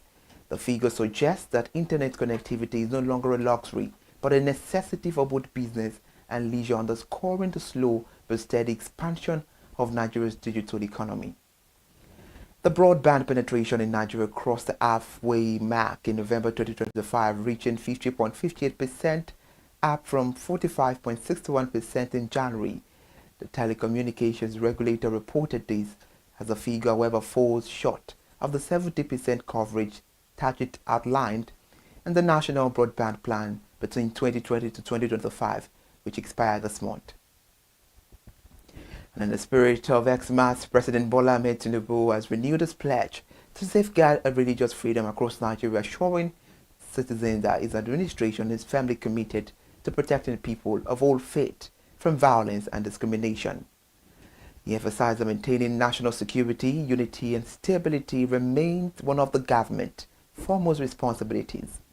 In his 2025 Christmas goodwill message delivered yesterday, the president stressed that his government will continue to uphold the constitutional right of Nigerians to live peacefully, practice their faith freely, and pursue their goals without fear. He noted that every citizen, irrespective of region or ethnic background, deserves safety, dignity, and equal protection under the law. And now to Abuja. Following the reduction in the pump price of petrol by the Dangote refinery, motorists in the Federal Capital Territory have now urged the company to increase the number of its partner retail outlets to make the product more readily available in the nation's capital. Taking its back, Dangote refinery last week announced MRS Oil as its partner retail outlet, mandated to dispense petrol at 739 naira per litre nationwide, with NNPC retail outlets selling petrol at 835 naira per litre, Total Energies at about 920 naira per litre, Con Oil at 910 naira per litre, Etana at 889 naira per litre, and AYM Shafa at 840 naira per litre. MRS stations have become the major source of cheaper petrol for motorists and consumers. However, checks around Abuja city centre and surrounding areas revealed that there are very few MRS retail outlets in the FCT. The immediate past president of the Institute of Chartered Accountant of Nigeria and Grand Patron of Ikan Mowe District, Davison Alaribe, has urged the federal government to ensure that Nigerians enjoy the dividend of the tax they pay as it begins the implementation of the new tax law. He made the call at the end of the year party of Ikan Mowe District at its permanent site along the Lagos-Ibadan Expressway on Saturday. He also noted that although the new law aims to bring all taxable Nigerians into fulfilling their civic responsibility, but he also said such patriotism must be matched by the government provision of essential services to citizens. We are still in Ogun State, where the wife of the president, Senator Oluremi Tinubu, yesterday distributed 50 million naira in grant to 1,000 women small business owners in Ogun State. Reports was made known that each beneficiary received about 50,000 naira each under the Women Economic Empowerment Program of the Renewed Hope Initiative, with support from the Tony Elumelu Foundation.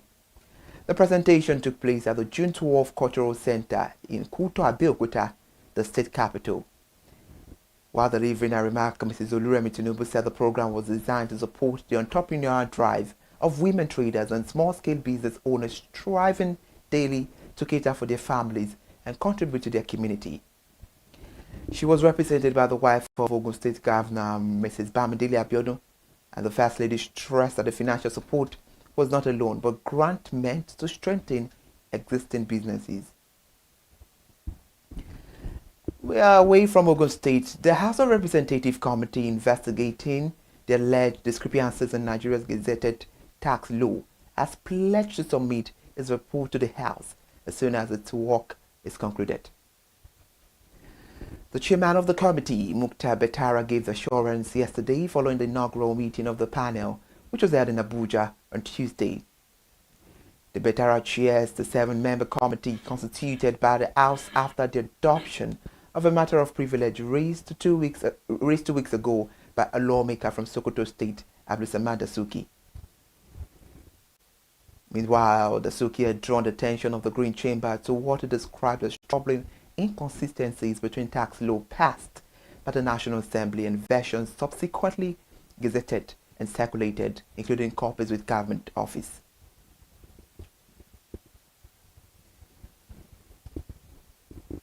And right now, the newly appointed Commission Chief Executive of the Nigerian Upstream Petroleum Regulatory Commission, or SMAUIASON, has assumed office with a pledge to reposition Nigeria's upstream oil and gas sector and as well to boost investment alongside driving a higher oil and gas production in line with the Petroleum Industry Act of 2021.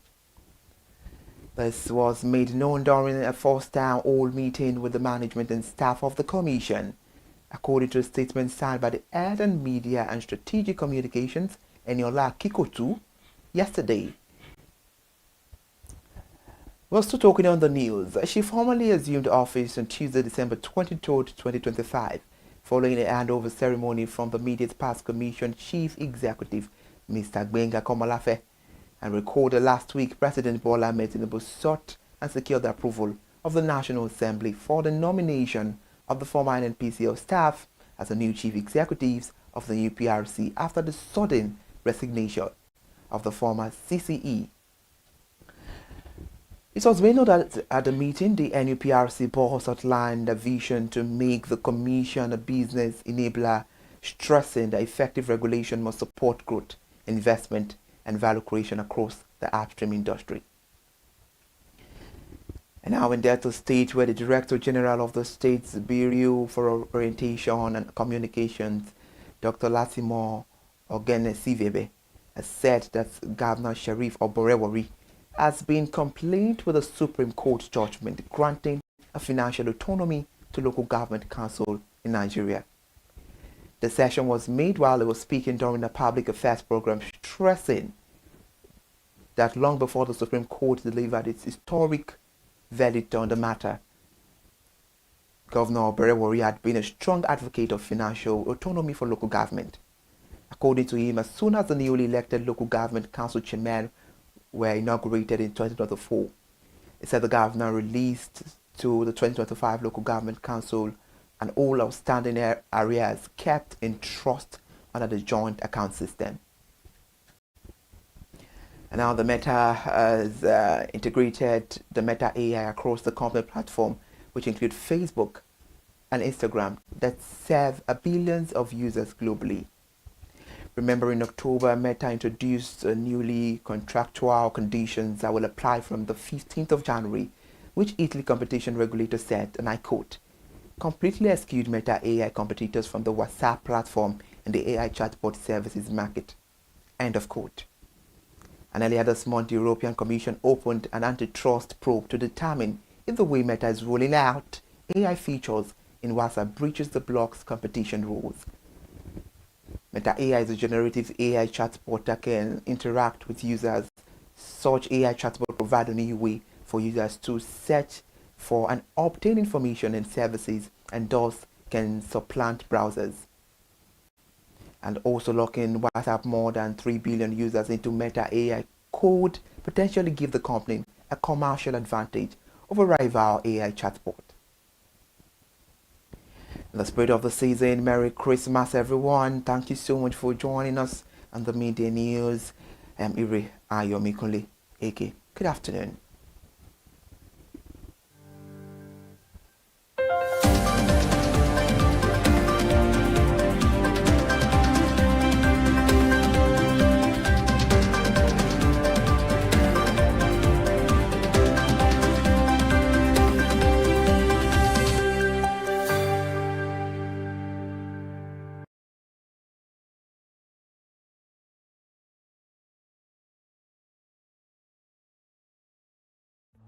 My name is Tunde Olufowora, and I'm the CEO of Bandai Communications.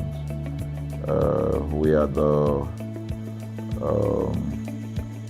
we call the publisher or the owner of the new initiative called ConsumerHallaTV.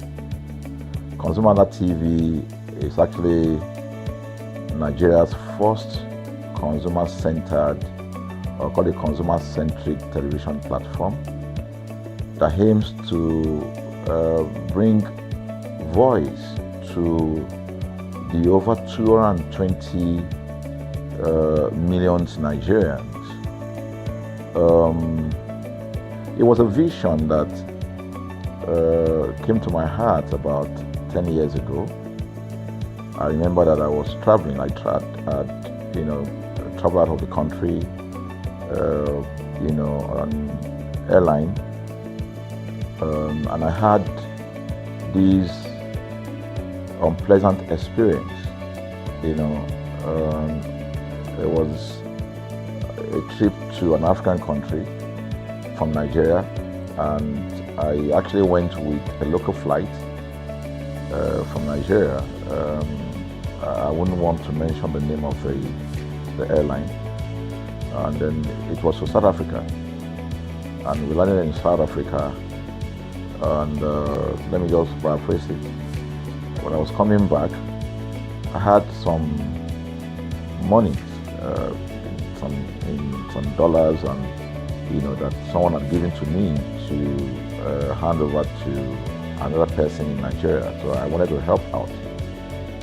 I didn't want to carry the cash on myself. So for whatever reason, I opted to. I had a small case, and I felt that it was safer for me to put the money in my luggage.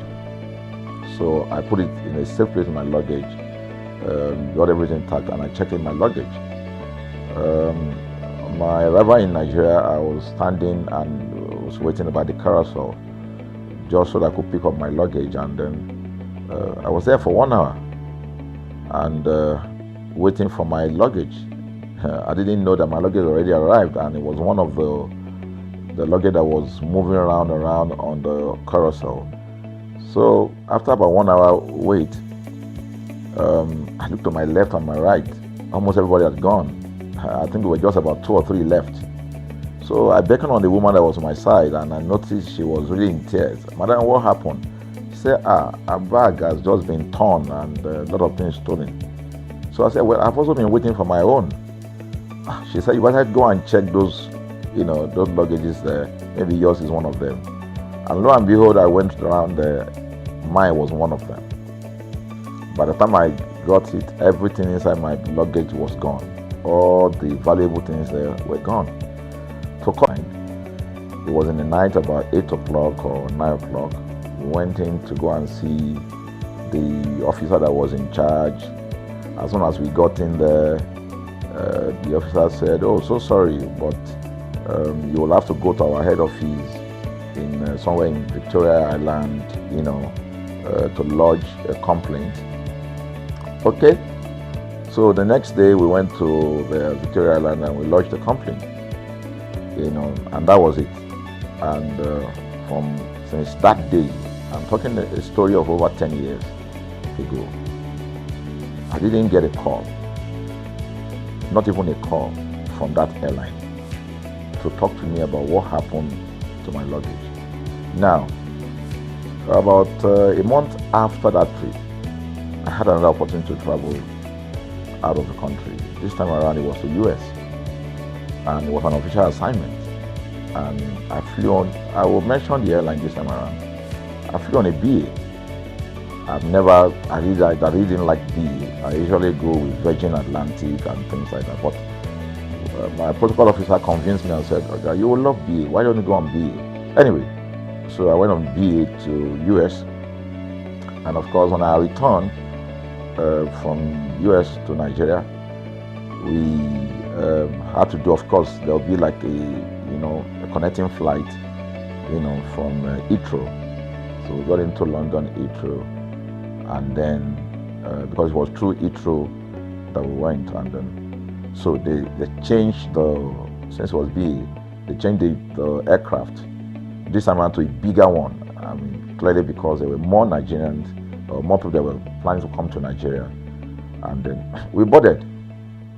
Not quite 10 minutes into the flight, in the air, the aircraft started malfunctioning. The air conditioning compartment were not functioning very well.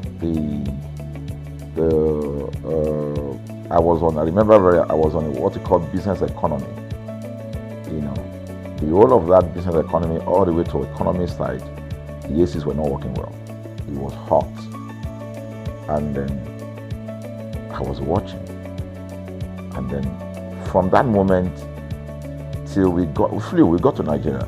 From that moment till we got to, I'm just trying to paraphrase. From that moment till we got to Nigeria, I could remember very well how many times the pilot, broke into conversation and had to apologize and say, we're really very sorry about this. He was giving us almost every 30 minutes. There's always a kind of update. So sorry, this is what we're doing now, this is what we're doing.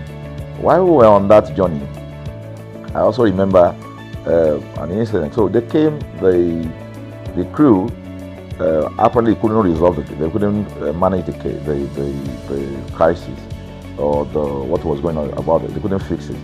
So they come up and said, we're so sorry, but for all the inconvenience, we're declaring, free lunch, free whatever it is you want, you can get. So trust Nigerians, you need to hear how everybody were jubilating, But something struck me. The experience I had just about a month before, and this experience, somehow I started comparing them. I was trying to see how this matter will be managed. Again, to cut the story short, We landed in Nigeria on BA. Before we landed, the pilot announced and said that for the inconvenient, they will be giving a voucher of £50 to everyone that flew on that aircraft. I thought it was a joke. I mean, it was my first time with BA, but for what I knew or know of the British man would never even play with his 1 penny, talking of £1. So I felt that must be a joke of the year. So we left. I got back to my office. I think it was just about a week after. Our guys in our meal room came up and said, "Oh, you have a parcel." So I said, "Parcel? Yeah."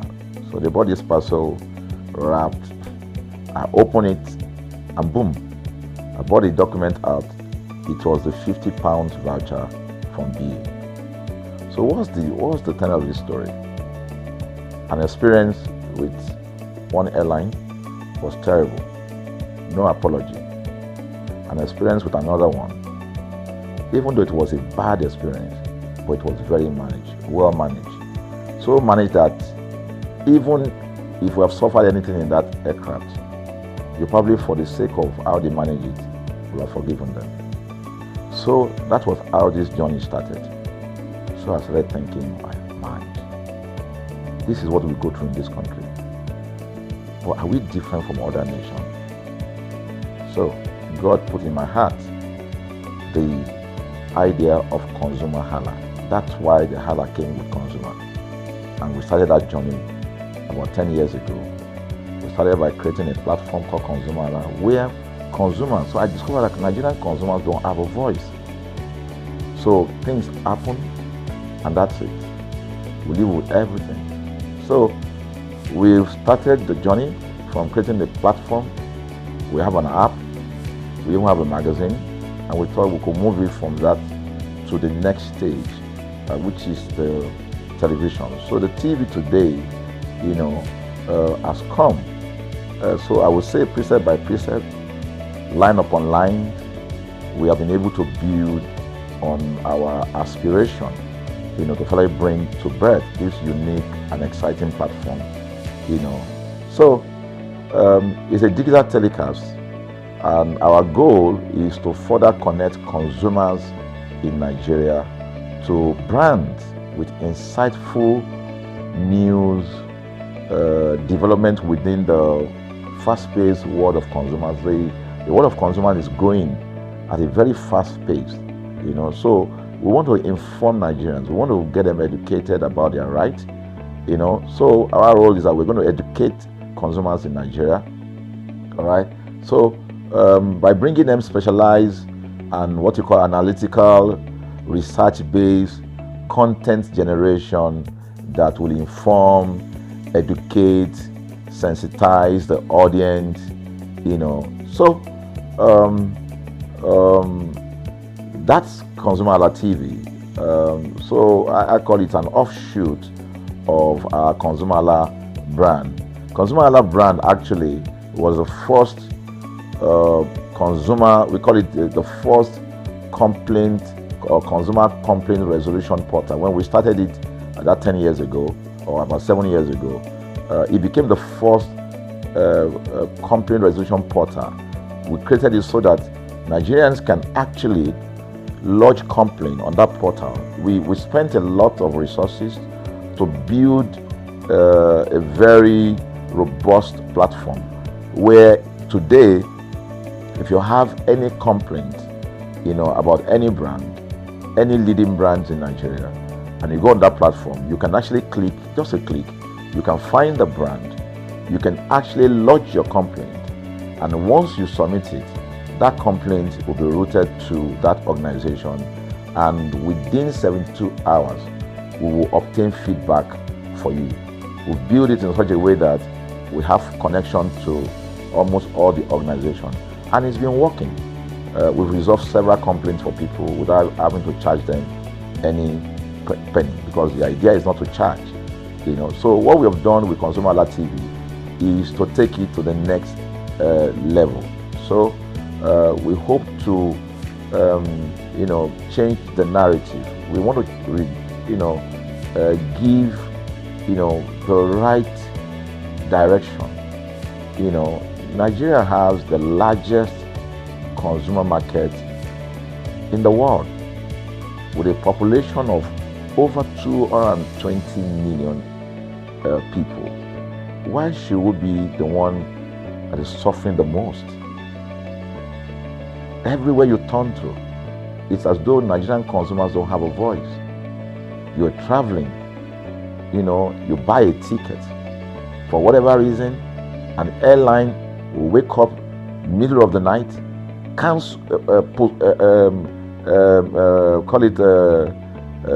delay the flight for whatever reason, and then you'll be waiting at the airport for hours. You'll be there for 2 hours, 3 hours, no any explanation. Then while you're there, they can even wake up and say, oh, flight has been cancelled. So everybody carry their luggage and go home. Nothing happened. Of course, things are changing. We must commend government because government is beginning to wake up, but there's still a lot to be done. And we believe that we can help to make, bring about those right changes. So we offer deliberately, part of what we do is that we also offer advocacy. All right, we're not just an advocacy organization, but we offer advocacy. We have a legal team. We have lawyers that are registered on our platform. All right, that can also take up cases. Okay, so and we've taken up many cases like that, and won those cases. So ConsumerHalla is a platform to help consumers to. We're not fighting brands, but rather we say we're bringing about an amicable, resolution of conflict, such that it will be beneficial to the consumers and also be beneficial to the brand. I remember the word of Jeff Bezos. Bezos is the founder of Amazon. He said that the most important single thing, all right, for an organization is to focus obsessively, use the word obsessively, on the customer. We often say that customers is a king. They should sit at the top of the ladder. In our environment, customers are the ladder. A brand wakes up today, decide what product to produce. They wake up today, decide how much the consumer should pay. They wake up to decide everything for consumers. So consumers are just at the receiving end, and yet they are milking the consumers. There's no price regulation in this country, none. People just wake up and fix prices. Look at the power. Government wakes up, we change policy, we wake up and we get people to pay more. We think it's time for consumers to begin to speak out. In speaking out, in engaging, we can get the brand to begin to do what is right. And of course, I know that the consumers themselves need to be educated. So our role, our vision also is to ensure that we educate consumers. We bring awareness. A lot of Nigerian consumers don't even know about their rights. You buy a product from a supermarket. I've had this experience. You buy a product from a supermarket, all right? For whatever reason, you take that product back to your house, and maybe something went wrong somewhere. By the time you take that product back to the shop where you bought it from, and you say, Oga, this thing, you know what's going to tell you? Oga, na me make am. Na me make am, that's why I buy am. Meaning that there's nothing I can do to the product. So you lose the product, then you lose your money, because the money is not refunded. The product you can't use. Only in Nigeria. Only in Nigeria. Let me give you another experience I had. In the course of this, because I did a lot of, I went around, in doing this. I was in US, I was in UK, I was in South Africa, I was in Germany just because of this, to just study the environment. You know, I was in a friend's house in UK, in London, you know, and then what happened? We were going to go out, and he was going to dress up. So he said, oh, to me, I was seated in his sitting room. So he said, oh, wait a minute, I picked up an iron, that's the pressing iron, 2 days ago or so from a store. You know, oh, let me try this, let me just stand, use that to iron my shirt, and we can go out. So I was seated, the TV was on, I was watching. While I watched him, he brought out the pressing board, you know, spread it out, brought the iron out in my presence, plugged in the iron, and then as soon as he switched on the power button, we just had a spark. Boom! Ooh. The guy was raged. Then he goes, what just happened? So he said, no, these guys are in trouble, they're in soup. I was thinking, what are you going to do? You know, I was trying to compare that experience to what would have happened in Nigeria. In my presence there, he opened the pack, there was a card inside it. Inside that card was a call, number to call. And he called the shop or wherever he got the thing from. I was hearing the conversation that was going on. And all he said to them on the phone was, look, you know, by the time he even called, you know, clearly because they already, through the call, they could trace where he was calling from and who was calling. He said, yeah, I picked up this number, I picked up this iron yesterday, and guess what? I just plugged it to power, and then this thing just, you know, didn't work. At the other hand, I could hear the voice, oh, we're so sorry. We're sorry about that. And they said, this is your address, yeah? Don't worry, we'll get you a replacement. All right. So my friend handed the call and dropped the. So I said, so what's going to happen? He said, don't worry yourself now. Shebi, we're here. They will bring a replacement. I said, they will bring a replacement. He said, yes. I said, they won't even try to check whether it was your fault, because it could have been your fault. Maybe you didn't do something well about the first. No, it can't be his fault now. Shebi, it's a brand new item that he bought. While we were still talking, in fact, I'm not even sure it was up to 30 minutes or so, we had a knock on the door. He himself said he must be the dispatch person. By the time he opened the door, it was a dispatch man that was on the other side. And then the dispatch man was at the door. Just watch this. Was at the door. I was seated in the sitting room. The guy was at the door to meet with the dispatch guy. The dispatch man that brought the replacement iron, you know, I heard him say, we're so sorry. So I was so shocked. Also apologize. I was so touched by it that even a dispatch man was so trained, you know, to tell the guy, we are so sorry. And guess what? He brought the replacement iron. By the time my guy opened the iron, it was a bigger size iron. So they replaced with a bigger size iron. The guy never asked for the one that went bad. He didn't say, okay, where is the other one that we gave to you, so that he could take it back? No, he just bought a new one and gave it back. So I asked my friend, I said, can you interpret this to me? He said, here in London, if they didn't do this, they know the next thing I would do. So I'm just going to grab a lawyer, and I'm going to tell them they've destroyed something in my house. By the time I'm done, they will pay through their nose. Because the consumers are conscious of their rights. In Nigerian consumers, even those who are aware, won't even take the battle up. Everybody just go, what can we do now? Today they wake up and ban this. What can we do now? So we're going to change the narrative. We have to stand up.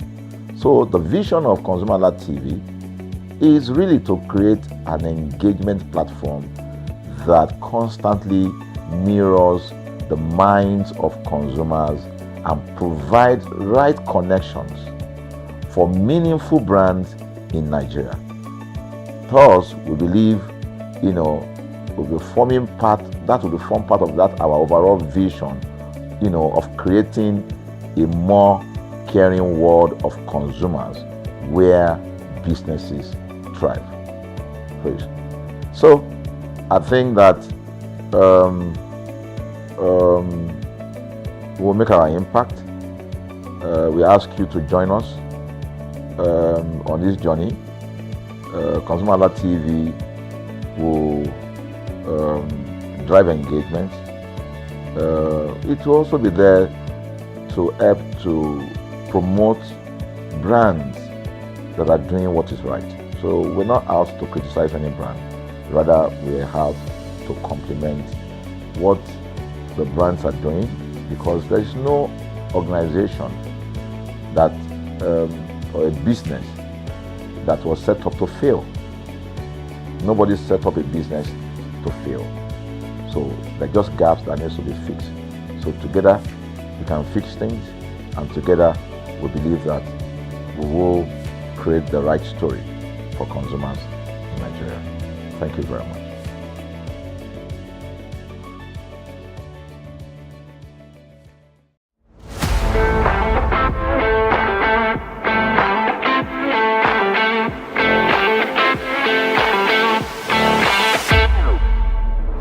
It is another beautiful day, and as you know, every single day is meant to be enjoyed with mouth-watering offers and promos that put a smile on our faces. Welcome to another edition of AWOOF, the show you can always get informed about new deals, market slashes, and juicy offers. I am Iremofe Koforola, and you can call me the AWOOF General Overseer. It's so interesting that today is a very remarkable day in the history of not just Nigeria but across the globe. Today is Christmas. Merry Christmas to you all. I'm super elated. I'm happy because today reminds us of a very significant day memory. It creates a new beginning for every one of us, and it's that season again where we show love to one another. And now, while on top this show today, I go to hand you different promo. We say you feed the jollificate for this Christmas. Christmas now day we say you know they forget, and never forget say Christ now the reason for the season. In as much as say we dey chop the jollof rice, we dey drink, we dey merry, we dey do say all the different interesting things, but never forget say you supposed to show love. And now why me on top this show today I go to show you love with this promo where I go to run you. And I mean be the AWOOF General Overseer. And you know one thing, AWOOF na show we say you go to totori your belly, because promo we say you know about before. Now on top this show you go know about and if you never subscribe to our channel, now opportunity for you say may you do so. Now it's just simple method. The team say you may just click on the subscribe button and you go to get notification of all the program we will do for this channel. If you follow us on our social media platform, maybe na Facebook or na Instagram or na on top all of even X we did there. For TikTok, we did there at ConsumerHallaTV. Trust me, you go to enjoy all our show. And now the show to be this, the show of the moment, and our Christmas edition be this one. I see say even me self, my clothes show say na Christmas, green day, red day, all the color for Christmas. Now here they put on. And let's dive into the juicy promos of the week. This show now a blend of English and Pidgin. For those who love to stream amazing content, yes, it's that time of the year that you can stream amazing content, and not everybody goes to the cinema. Although we have really imbibed the cinema culture, I can say that for free, but not everybody, goes to the cinema. And it's so interesting that you can stream content at the comfort of your home. Yeah, the same way I say at the top, say if you get content, we say you want stream platform day, we say yes, if you stream. But interesting, nobody say you just feel stream alone. It gets percent, we say they don't come out while you stream. So you can stream more and pay less. Interesting. Who doesn't want to stream more and pay less? Yes, that one is very interesting. You can stream more and pay less. I love that. And up to 30% off Netflix and Showmax. You know, Netflix is one of the biggest streaming platforms, no doubt about that. Netflix is doing quite well, and Showmax as well. A lot of amazing content that you can always stream. Amazing content, no doubt. But you can enjoy your favorite shows and movies for less when you pay with your UBA, that is United Bank for Africa, the UBA Visa card. Yes, when you pay with the card, you have 30% off Netflix and Showmax. It's so interesting. You know, this is something you should be happy about. That means this holiday you can stream and enjoy lots of content, but you just have to pay with your UBA Visa card. And UBA, this one, they do so well. So let's talk about these offers for you, how you can get to know about it the more. So Netflix, like you say, you can stream more, pay less, and Netflix has 20% off your subscription. That is so interesting. And Showmax 30% off your subscription. It is so interesting that you can have 20% off Netflix, your Netflix subscription for those who use either Netflix or Showmax. You know, if you are using the two, I mean, that means you have 20% off Netflix and 30% off your Showmax. But note one thing, that terms and conditions apply, and this is valid for payments made with UBA Visa cards. Do not forget, it's only valid for payments made with your UBA Visa cards. Then discounts apply to active subscription billed via Visa. Yeah, that is when you can enjoy that deal.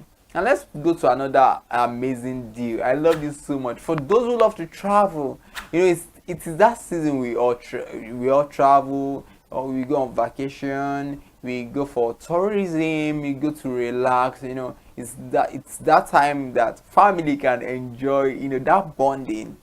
So this is one deal you should also jump on it, jump at it, jump any form of jumping you just want to do, just jump and maximize this deal. I've just talked about the streaming more and paying less promo, which is very valid for this holiday, because people are at home, they just want to relax, they want to enjoy a lot of content. Then they can get 30% and 20% off their Netflix and Showmax. Also, UBA is doing this very well because they recognize that it's very important that for their customers, this holiday, it means so much to them. That's why you just have to enjoy all of this. It's that time you can enjoy it, and please do well to enjoy it and follow the right process, because some people don't go follow the right process. They can't talk there. They know if they enjoy them, they know they benefit from them. They say they know follow the right thing. So it's very important. Now I they always talk on top of this show, say may they follow the right process. It go help you, may they enjoy all this. I know say they important. So if you want to enjoy all this deal, the team say may you ensure say you follow the right process. That's not the best thing. So still on top UBA matter, because UBA they do well. UBA MasterCard travel deals, yes. For people who want travel this period, you fit save up to 20% on flights and hotels. You know, say like I talk earlier, say this period na period wey be say flights and hotel they sell well, because people want to enjoy, they want jollificate, and it go say may you enjoy this deal. If you enjoy exclusive discounts on your next trip, yes, you don't plan say you want go the next trip. This one means say it is important and say may you enjoy exclusive discounts. That one means say this discounts they open as long as say you follow the process may they required. So if now your next trip and you want book with your UBA MasterCard on TravelStart or Trip.com, may hear am again, TravelStart or Trip.com, discount day for you. UBA the two sabi. For TravelStart, you fit visit TravelStart/mastercard.com. Like I said earlier, this show is a blend of English and Pidgin. So as I communicate to you in English, I also communicate to you in Pidgin. Me, I just try with my Pidgin small. And now you're picking ID, so I just try. So for TravelStart, like I talk, say you fit visit TravelStart/mastercard.com. May search for flights or packages. Yes, the way say if you benefit, so you may search for flights or packages, and you pay with your UBA MasterCard.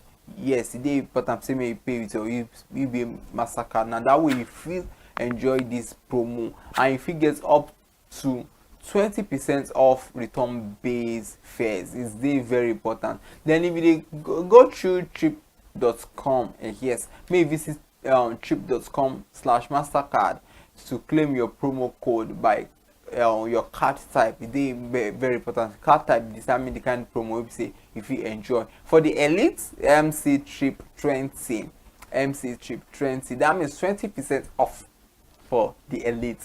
It depends on the card type where they use. Then world, MC Trip 15, that means 15% off. You get the different percentage where the day off for each kind of card where they use. You understand? For MC Trip 20% off. For MC Trip 15% off. Then for Platinum, MC Trip 10% off. So it depends on the one we say you they use. If you apply at checkout and pay with your UBA Mastercard, discounts apply on flights and hotels. Don't forget, say now for flights and hotel.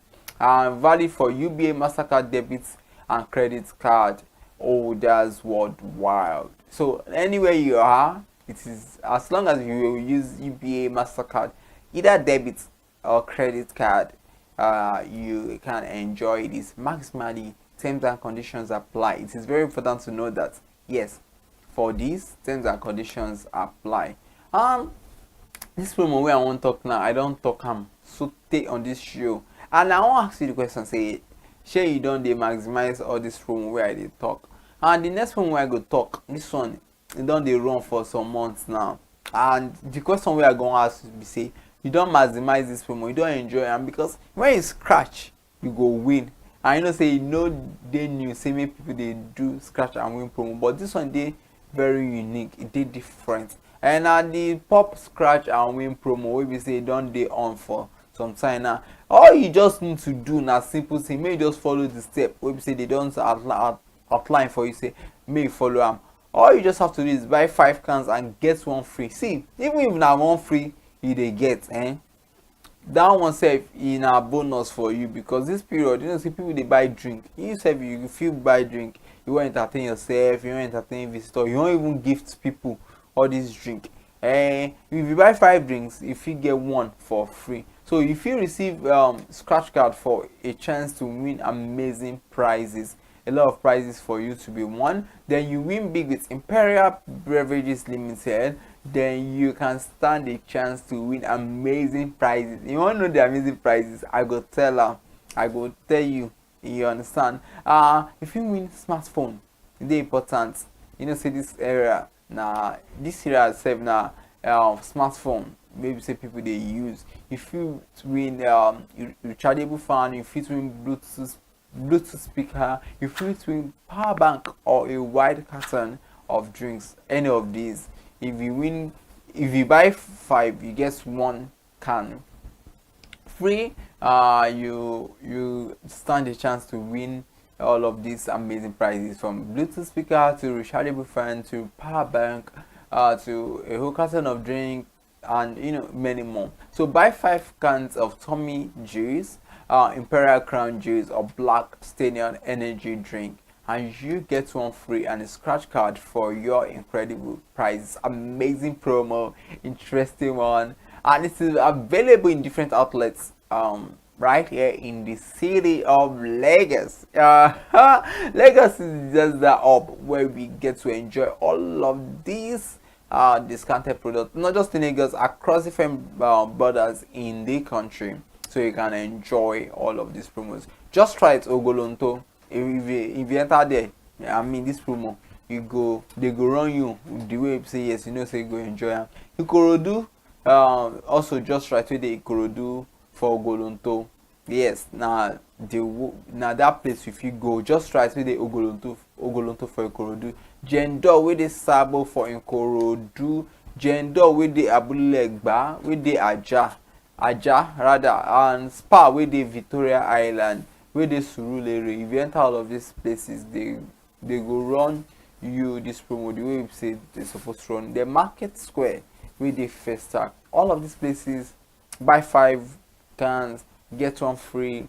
then you can win amazing prizes. But you know one thing, run, no waka, no snooze on top this one, because this promo don dey on, and promo don dey run since October 3rd, and it go run reach the last day of this year, 31st December 2025. Don't forget, terms and conditions e apply for this promo.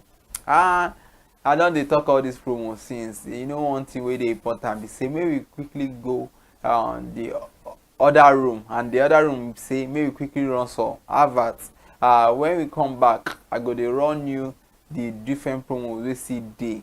I don talk about UBA and the promo wey dey go on, and this pops scratch and win promo. This one sef e fit maximize am. But make we quickly go break, I dey come back.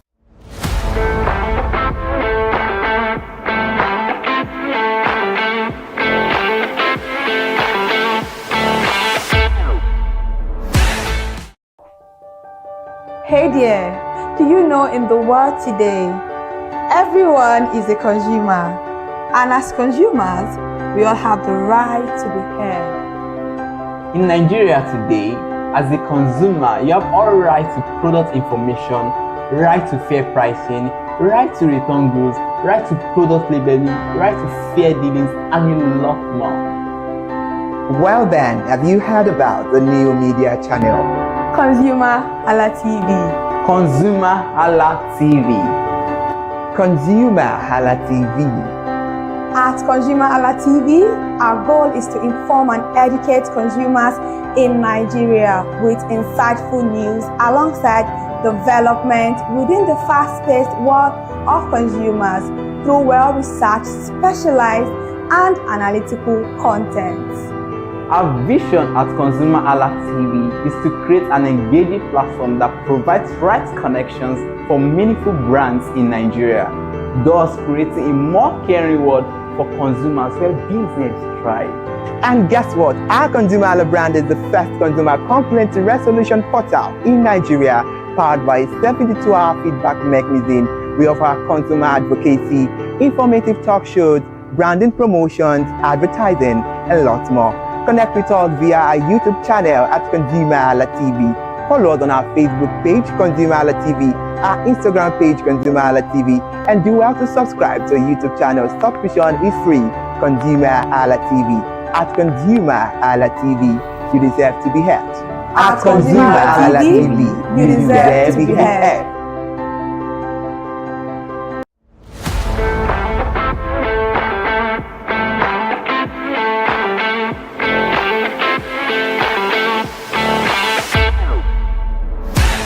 Welcome back. In case you are just joining us, you are watching your number one show where you can get to know about different discounts, market slashes, promos, deals. That show is a woof, and today is the exception because I'm running through amazing deals that you can benefit from. It's Christmas Day, so we have to be happy. You just have to be thankful, and you can, enjoy all of these amazing deals, no doubt. And one thing is, it is important that you can become an odogu this season. Yes, say person they call odogu no be just ordinary person. A person wey they control, we get money, person wey get status, person wey be say he get influence, person wey be say if he cough, if he sneeze, yes, people gonna say yes, person sneeze, person cough.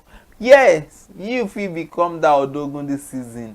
And once you say when you get control, when you get money, now that time, yes, person fit say yes, this person na odogu. So if you become a millionaire and win big every week with tasty Tom, like I talked earlier, this season we see different promo they run. All you just have to do for this one to make you become odogu now to buy tasty Tom tomato mix. Say tasty Tom tomato mix no be just one child play, that's quality. So 55 gram, if you buy 55 gram, 210 gram, if you buy that one too, if you buy 400 gram, or Derica tomato mix 55 gram, all of this gram, 55 gram for tasty Tom tomato mix, 210 gram or 400 gram for all of these. Then Derica tomato mix 55 gram. Then you find the unique pin inside the pack. That shows to you that there's a unique pin inside. I mean, because you are unique, so there's a unique pin there. Then after you found the unique pin, you dial star 8011 star 2 star the unique pin hash. I think that's again star 8011 star 2 star that unique pin then hash. I mean, you can win amazing gifts like airtime instantly, and you stand a chance to be one of their daily or weekly winners. That means there are daily winners and there are weekly winners, whichever one you fall, whichever category. I mean, that is so nice. Then you can win 50,000 naira, 100,000 naira, or 1 million naira daily or weekly. Interesting one. Promo runs from November 15, 2025 to January 15, 2026. So what are you waiting for?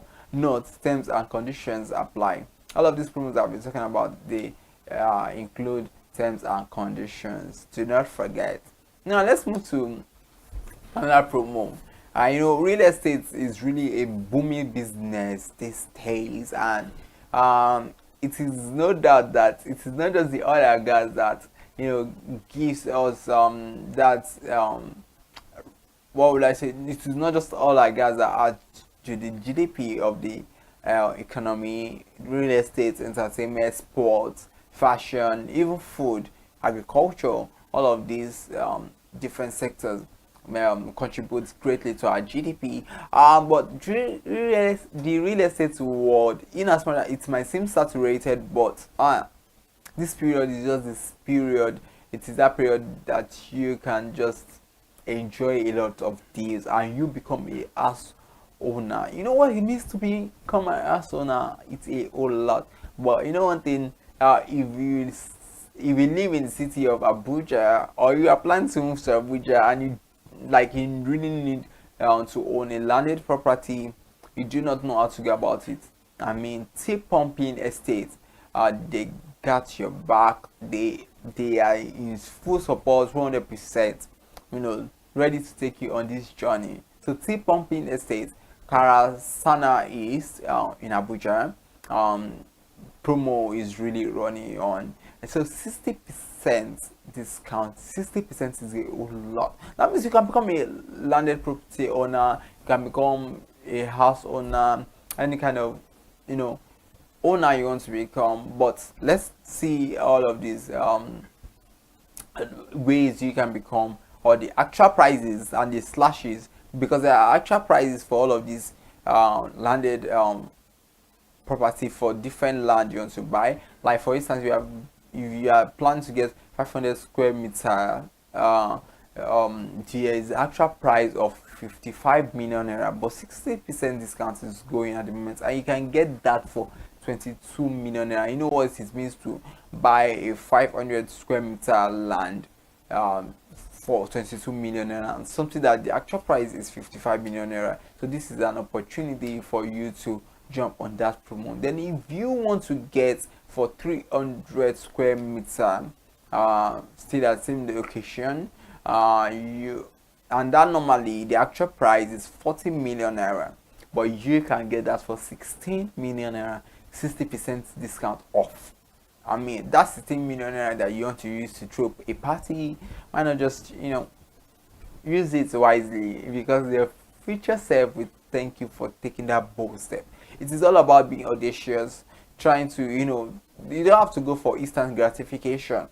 That party might be instant gratification, but this, you know what I mean, you would definitely thank yourself. So 200 square meter cost, the actual price is 30 million naira, but because of the 60% discount, you can get that for 12 million naira. And not interestingly, that these promos are all available on different locations in the heart of Abuja. So if you are in Abuja, different locations, available location, you get to talk about it. And this promo runs from December 10, 2025 to January 7, 2026. January 7, 2026. From December 10, 2025 to January 7, 2026. So I mean, what are you waiting for? So let's still talk about another location, Grape for in Abuja.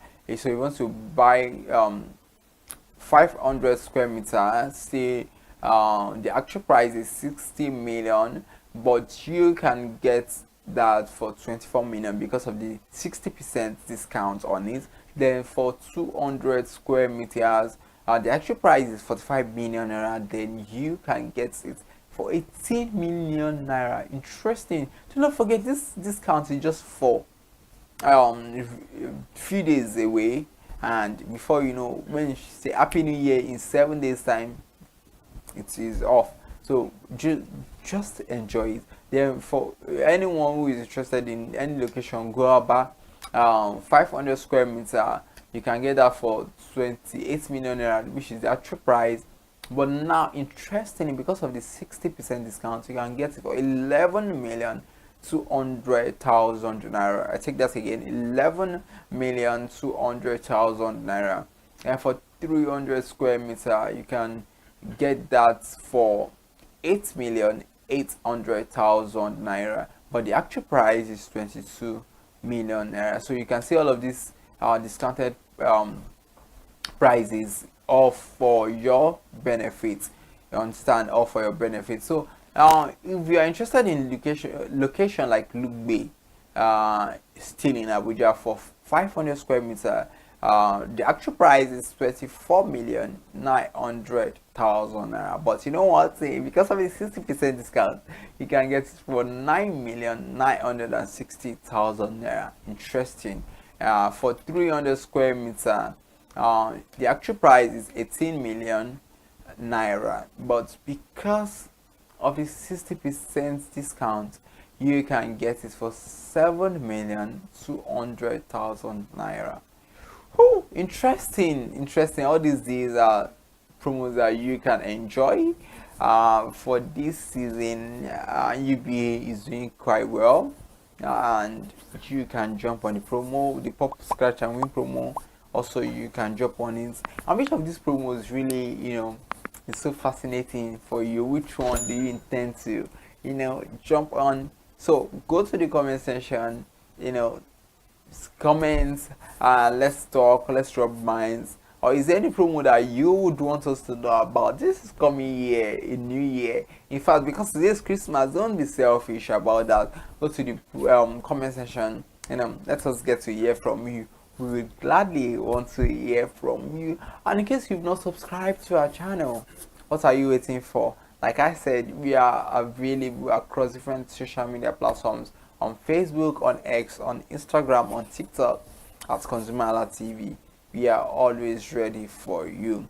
Merry Christmas once again, and our esteemed viewers, we love you so much. We dey happy say now you we dey always see every time. Now because of you, we say every day. And for this coming year, we promise you say better content go dey come on top of your screen. We promise you that one. And you know one thing, if you never dey stream our content, an opportunity for you to dey stream. I know this selfish, may they share, may you like, may you comment, may you subscribe. Now that way we go dey happy. And don't forget, say this season a season of love. May you show love. The Christmas, what is Christmas without jollof rice? That jollof rice wey you don't cook, may you share them with your neighbors. Drink day, any drink when you want, drink with them. Make sure say yes, you share them. And not say it dey very important. Say may you no drink and drive this period. It dey very important. No drink and drive. Your life, get duplicate. I beg. May you know overspeed, may they careful. And if they come out, they go anywhere, they careful. Let people know your location. Now this time I go draw the curtain, say the important, say me too say go enjoy the remaining part of my Christmas today. I don't come, give you some gist on top this promo, so if you quickly enjoy. So maybe to go enjoy my chicken and rice. Now on top now I go draw the curtain. My name is Remofe Koforola. Till I see you for the next edition. And that time you go they shout Happy New Year. See you and bye for now.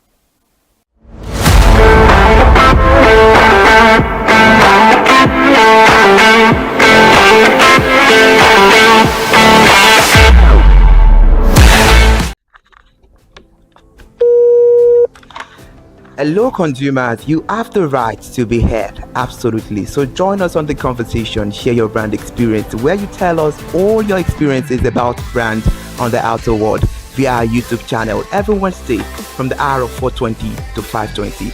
You can watch us via our YouTube channel, ConsumerHallaTV, and subscription is free. Follow us on all our social media platforms, ConsumerHallaTV. Share your brand experience. It's about storytelling. It's about experiences.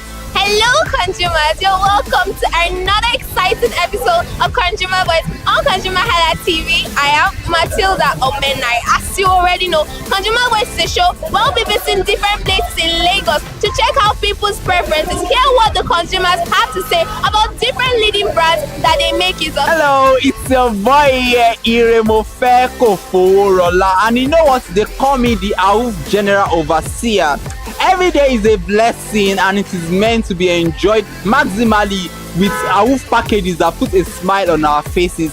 And guess what? That is why this show AWUF is for you. You can get to know about trendy market slashes, promos, offers and juicy deals that put a smile on your faces, and you can always enjoy them maximally. And you know one thing that is so interesting about this show? It is a blend of English and Pidgin. As I dey run you English, now I go dey marry am with Pidgin, make am spicy. So catch me every time on the show to enjoy more about trendy AWUF packages. Peace. Public service announcement. Hello, consumers. I am Kikelomo Ajibola, and welcome to the ConsumerHalla segment on ConsumerHalla TV. ConsumerHalla educates viewers about various scams affecting consumers. We learn tips on how to identify fraudulent activities and provide advice on protecting our personal information. We aim to raise awareness and empower viewers to avoid falling victim to scams. We cover various topics such as phishing, identity theft, fraudulent investment schemes, and many more. You want to catch up on how these scammers invade our lives? Join us every Tuesday by 12:30 p.m. for ConsumerHalla on our YouTube channel at ConsumerHallaTV. Subscription is absolutely free.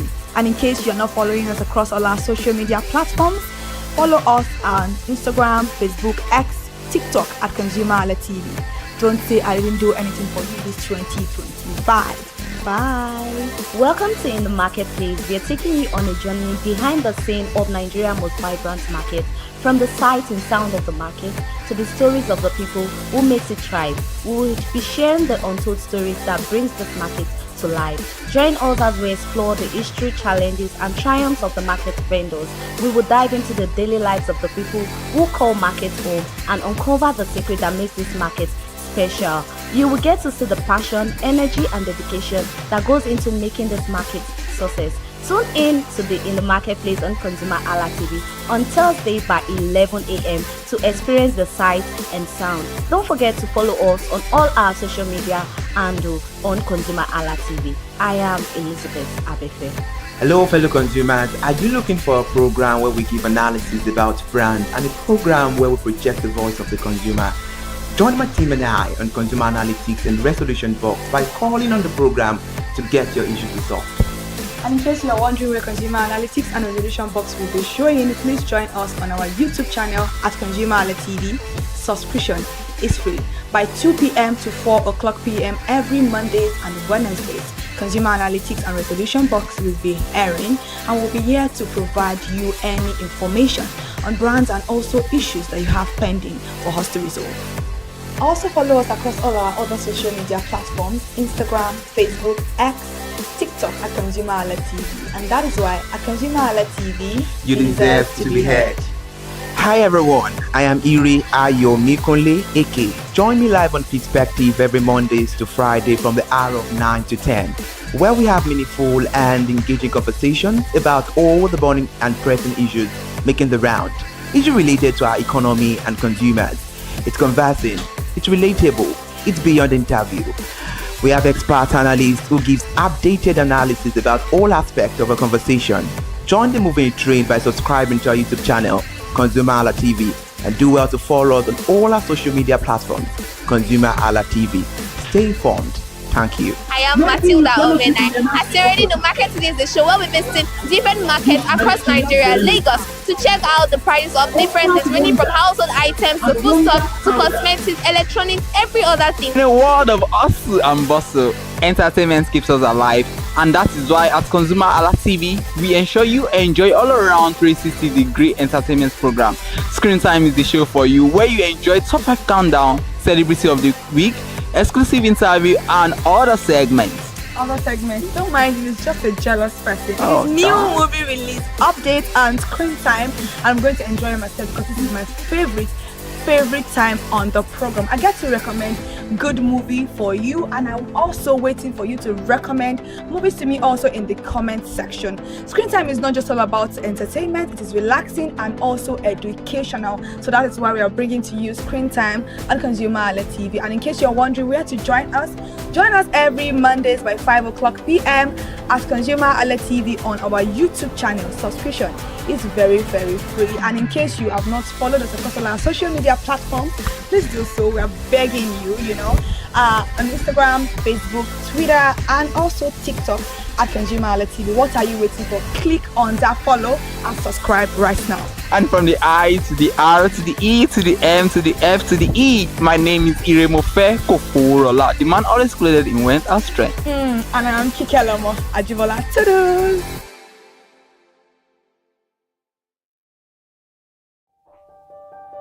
Hey there, do you know in the world today, everyone is a consumer, and as consumers, we all have the right to be heard. In Nigeria today, as a consumer, you have all right to product information, right to fair pricing, right to return goods, right to product labeling, right to fair dealings, and a lot more. Well then, have you heard about the new media channel? ConsumerHallaTV. ConsumerHallaTV. ConsumerHallaTV. At ConsumerHallaTV, our goal is to inform and educate consumers in Nigeria with insightful news alongside development within the fast-paced world of consumers through well-researched, specialized, and analytical content.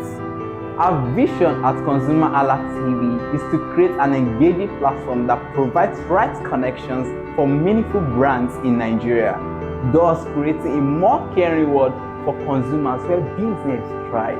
And guess what? Our ConsumerHalla brand is the first consumer complaint resolution portal in Nigeria, powered by a 72-hour feedback mechanism. We offer consumer advocacy, informative talk shows, branding promotions, advertising, and lots more. Connect with us via our YouTube channel at ConsumerHallaTV. Follow us on our Facebook page, ConsumerHallaTV, our Instagram page, ConsumerHallaTV, and do well to subscribe to our YouTube channel. Subscription is free. ConsumerHallaTV. At ConsumerHallaTV, you deserve to be heard. At ConsumerHallaTV, you deserve to be heard.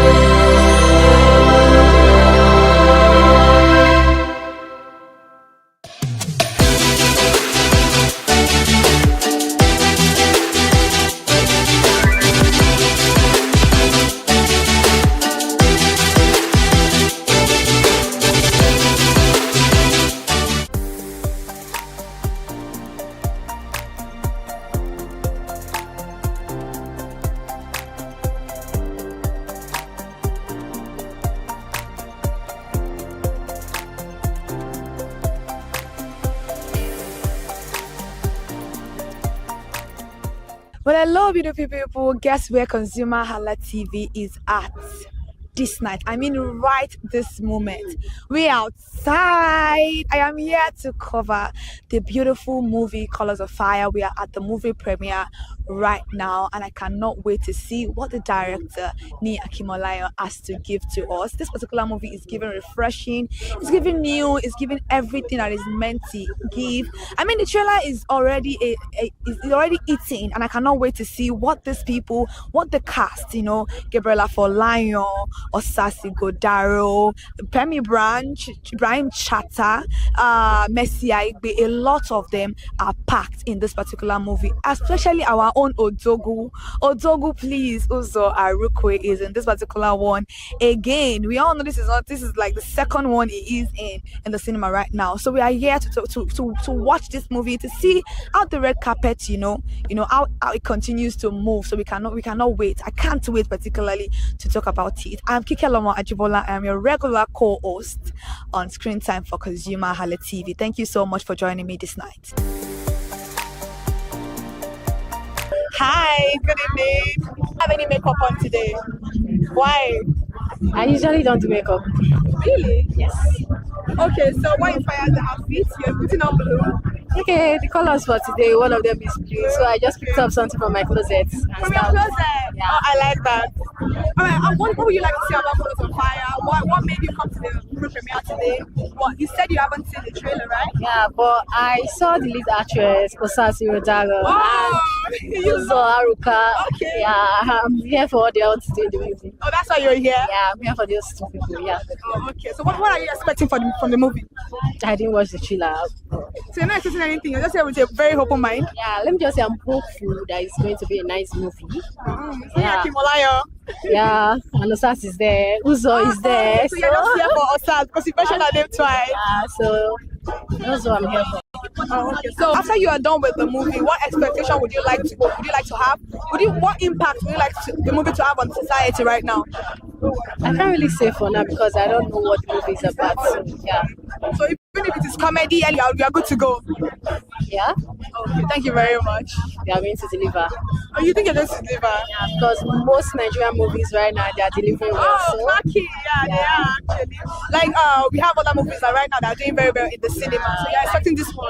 Yeah, like I saw Behind the Scene and it was actually very good. You see Behind the Scene? Yeah, so I'm expecting the same thing for Colors of Fire. Oh, okay, that's very nice. Thank you so much for joining us on the red carpet. You look stunning. Hi, my name is Robina Cassidy and I'm just here to give a shout out to ConsumerHalla TV.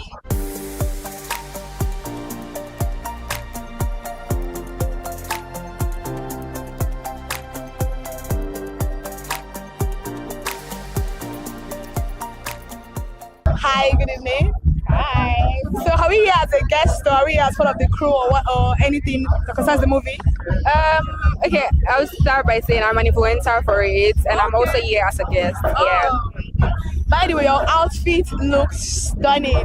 Both of you, like I am clocking you right now. It looks so stunning. What inspires the outfit actually? Okay, so we're trying to merge modernity with ethnicity, or how do I say traditional look, you understand? So yeah, the headgear gives traditional, this also gives traditional, and also modern. Period. Exactly. I love that. And your outfit also looks stunning. I've seen you before, and I'm like, I was going to give you a compliment, but like, maybe I don't want to be too forward. But thank God you are here on my red carpet, and you look absolutely gorgeous in your melanin skin. Trust me, like you're so beautiful. So, what are we expecting from the movie today? Fire. In one word, fire. From the name. Exactly. I guess you could have seen the trailer there. Of course, I have. I've seen the trailer, and it's really intriguing. So I'm looking forward to seeing fire. Do you think you've ever done something like that in this country? Do I think I've ever done what? We've ever done this kind of movie in Nigeria? I don't think we should. You don't want to talk about it. I don't want to talk about it. Yeah. Alright, what about you? What do you think about it? What do you want from the movie? Like action, like I want to see like the war. I want to see all of that in the movie. Yeah. And from the trailer, I could see that it was giving. Honestly, 10 over 10. I can't wait to see it actually. Honestly, me too. Alright, thank you very much for joining me on the red carpet. Thank you so much. Shout out to ConsumerHalla TV.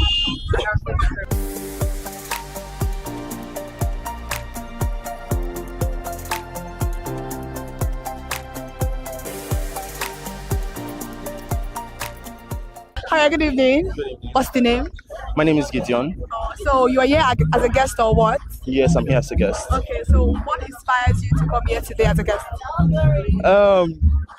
Aside being friends with part of people in the crew, the PR has actually been insane, and I work in marketing, so I'm always attracted to things that have the PR. So, Because of the PR. Yeah, PR has been Okay. And so my favorite people are actually on project. We have Uzi, we have Osas, so and those are like my favorite. Everybody's mentioning your stars. What's going on? I mean, you can't blame us. It's been a long time coming, so yeah. Oh, that's very nice. So what are you expecting from the movie? What is Colors of Fire? Because I am expecting a lot right now. So what are you expecting? For the longest, I've been a fan of Ni Akimolayan. He's one of my favorite directors up there, so I wouldn't be expecting anything less. And then delivery, of course, Suzarekwe and Osas. When it comes to them, it's always a masterpiece. So I'm expecting a masterpiece in a village, and then there's Gabi too. So yeah. So you've seen the trailer of the movie. What do you think about the trailer? First of all, that's why I'm here. That's why you're here. So the trailer is very catchy. It is actually trailer, the PR again. So do you think it's going to touch up on anything concerning the country right now, even though it's Colors of Fire? That's why I said when it comes to me, there's always, aside the plot depth, there's always the sensitivity he finds a way to impute into the story. So yeah, I know that one will be there for sure. So let's just say you're Team Blue today. What inspires the outfit? I mean, he said come. I don't know. I just wanted to come. I didn't want to go overboard because most times I tend to go overboard. Today I was going to come simple, but they're not too simple. So they look at it and say, okay, all right. That's very, very nice. Thank you so much. Hi guys, I'm Giddy. Be sure to like, watch, and subscribe to ConsumerHalla TV. And when you have the time, when it's out, ensure to see Colors of Fire. Bye.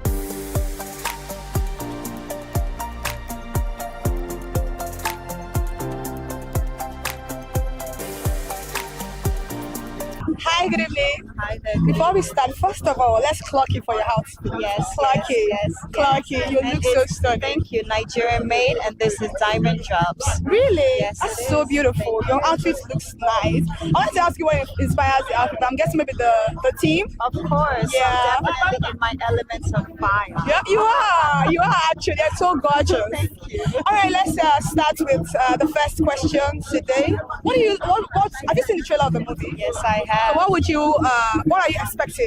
Well, like I was saying, definitely I'm looking at a film that has to do with different elements. You know, we're talking about elements of fire, elements of air, elements of land, elements of water, you know, and of course, yes, that's where my mind is going. I'm not just seeing a film itself, but I'm seeing different elements. And when you talk of elements, you're talking about personality, powers, and strength, and characteristics behind those elements. So let's watch and see. You know what I mean? So I would ask you, are you the zodiac sign? Is it fire, water? What is it? Because we love it so much. What do you think? I don't know. Take a guess. Fire. Oh my God! Oh, that's right. Oh, you actually bring fire. Okay. I saw him like, wow, I need to get this person to come talk to me because he's giving fire. Honestly, and Colors of Fire to me, honest, right now is like a different dimension to what we produce in Nigeria normally. So I'm very, very interested. But do you think it's gonna be relatable to every Nigerian? Well, as long as it is made in Nigeria, then why not? Because anything that Mr. Nee always creates has to go back in history. So it's not just been something that is relatable to the Nigerian, but it's something that is in depth about Nigerians. So let's watch and see. Oh, so that's what we're talking about right now. Let's watch and see. After you are done with the product and with the movie, I would probably look for you to ask you for your comments after. But talking about the trailer, what will you rate the trailer over 10? Oh, that's why I'm here. I'm here to see the full work because I rated a 10 over 10. You rated 10 over 10? Definitely. So you have high expectation for the movie? Well, I'm here to watch a good project. Thank you very much. Hello, ladies and gentlemen. My name is Linda Osifo, and I'm giving a shout out to ConsumerHalla TV. Make sure stay tuned. Happy New Year and a prosperous Christmas.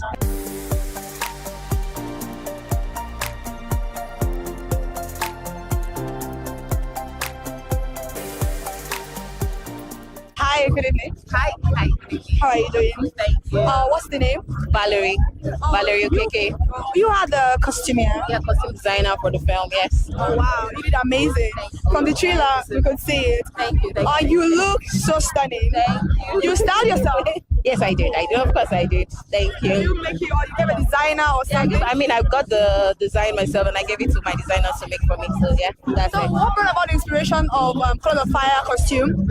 So Colors of Fire, the inspiration behind the costume is just picking from different cultures to create a distinct culture. So it's not really limited to a particular culture. It's not limited to Yorubas. It's not limited. So that because even if you see the actors, many of the actors are not Yoruba per se. There's some Yoruba language being spoken in it, but there's also English. The lead is one is Igbo, one is Benin. So we kind of didn't want to restrict it to a particular culture. So yeah. So talking about culture right now, do you think that's going to influence a lot of Nigerians to, be relatable with the movie? I think so. Especially the Yorubas. I think the Yorubas are going to enjoy because we took it back to the beginning of, the making of how the idea of Adire came to be. Wow. Yes, it's kind of like a story about Adire as well. So that's why when you see the film, there's a lot of Adire fabric as well. So I'm sure that the Yorubas will enjoy it particularly because anything that takes you back in time, that makes you, discover or remember stories about how a particular thing that your culture is being known for is made. I'm sure, yes, they will enjoy. But it doesn't mean that, other cultures will not. No. Everybody is going to enjoy because in as much as there's Nigeria and all that, it's really not restricted to Yoruba culture. So let me ask you a very simple question. You were on the set, right? What? You were on the set? Of course. So what would you rate the movie? What would you rate the movie behind the scene yourself? So, of course, because we made it, I will rate it like a 20/10. But also, that yes, there is we just work on the pieces of the film, but the coming together of it, I have not seen the full thing yet, so it's going to be my first time as well. Yeah, so I know I saw some clips, I saw some footages while we were filming as well, but I know that it cannot be the same. It cannot be the same as when you actually see the film on a big screen.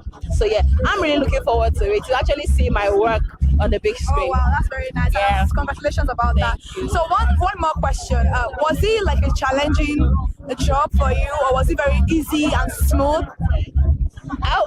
There's no job that is not challenging. I want to believe that there's no job that is not challenging.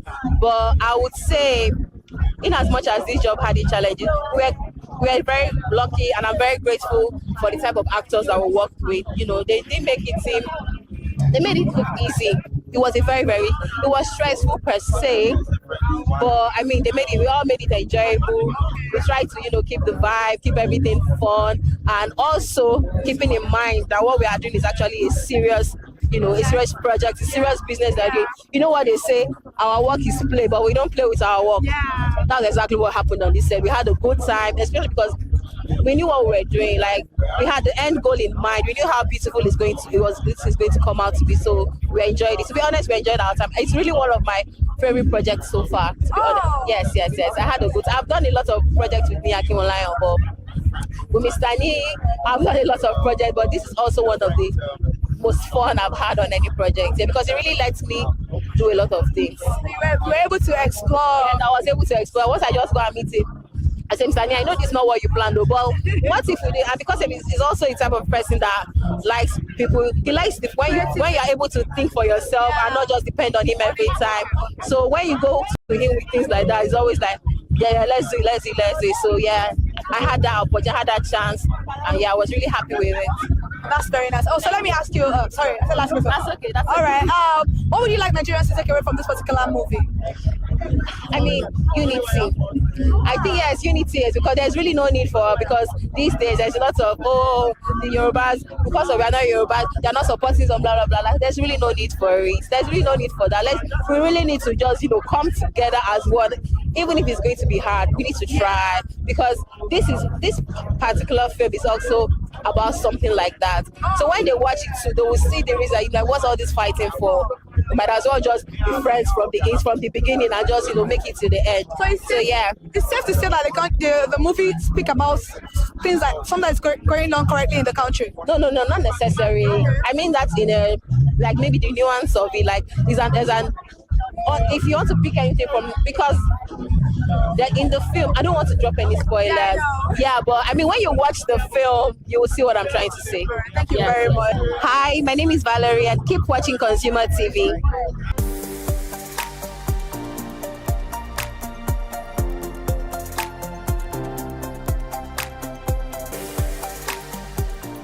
Good evening, sir. Good evening, ma'am. How are you doing tonight? Good. So we are here for the movie premiere of Colors of Fire, and you are a cast on the project. How was it on the project? It was good. It was different. It was awesome. It was refreshing. Okay. That's the most important thing. When you're on a job that feels anew, Yeah. there's really nothing you would do other than to let the whole of yourself be part of making it. So I love the process of making the film, and Nia Akimolayo as the leader of the squad is it gives a special vibe about him. You know, this project will always make me seem as a special person. Okay. Yeah, because you can't just be imaginative alone. You know, it's like you're putting your mind to work at the same time, and God has now blessed you with resources to actually let these, be alive for all of us to now have the experience of it, on this beautiful evening like this. Hey, so what else do you think is happening? Oh. Goodness and all joy all the way. I love that. So let me ask you, because you said it's refreshing. I agree with you. It's something very new to our society right now. But do you think it is relatable? Highly. Highly. Even though it's quoted in fantasy, but every of the elements in it is relatable because it talks about love, rivalry, community, camaraderie, unity, culture, tradition, fashion statement, glam statement, a whole lot of stuff in there. Trust me. Audience will see. You guys will have a fun-filled night. Right. It's a new thing entirely. So was it challenging for all of you in the studio? Yeah, but pretty much.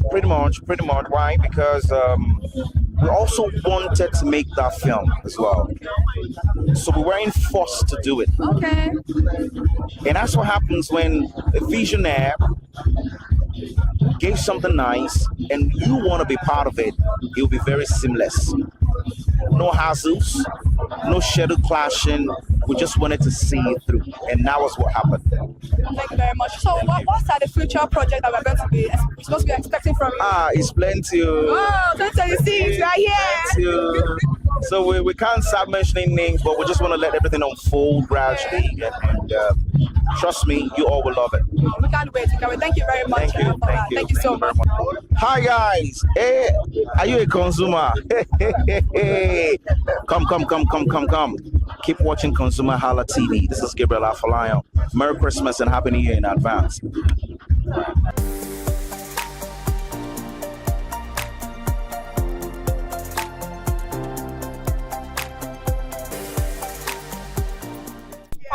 It looks so beautiful. I'm not even going to lie about that. So let's talk about your role in the movie. How challenging was it, and what inspires you to actually take on that role? Okay, so when I got the script, I was very excited because I knew it was a role that was going to stretch me because it's different from what I'm used to doing. So and that actually gets me very excited. So playing Efusheto was very challenging, like I said, because it's a range that no one has ever seen me in. It's different. So people are going to see Mesaigbe in a different light as Efusheto in Colors of Fire. So what would you like Nigerians to get from this particular movie tonight? I don't want to let the cat out of the bag, but I'll just say it's a movie that would stir up a lot of conversations. Yes, a lot of conversations. People are going to be very excited. First off, because it's very unique. There is no film that is like Colors of Fire right now. And let me tell you something. Colors of Fire is the best movie right now in Nigeria. And yes, yeah. So it's a film that everybody should see. And it's going to keep you on the edge of your seat from beginning to the end. Take my word to the bank. Thank you very much. And sir, I want to ask you a question. What would you like to say about, I don't know if you've discussed about the role or you've seen the trailer before. What would you like to say about the movie currently? Well, I haven't had the opportunity to see the movie, but I saw a teaser, yes, and I saw my wife playing the role of Efun Shetan. I'm really looking towards, seeing what she has to offer tonight, but I'm pretty sure that it's a masterpiece. Thank you very much. And you're watching ConsumerHallaTV.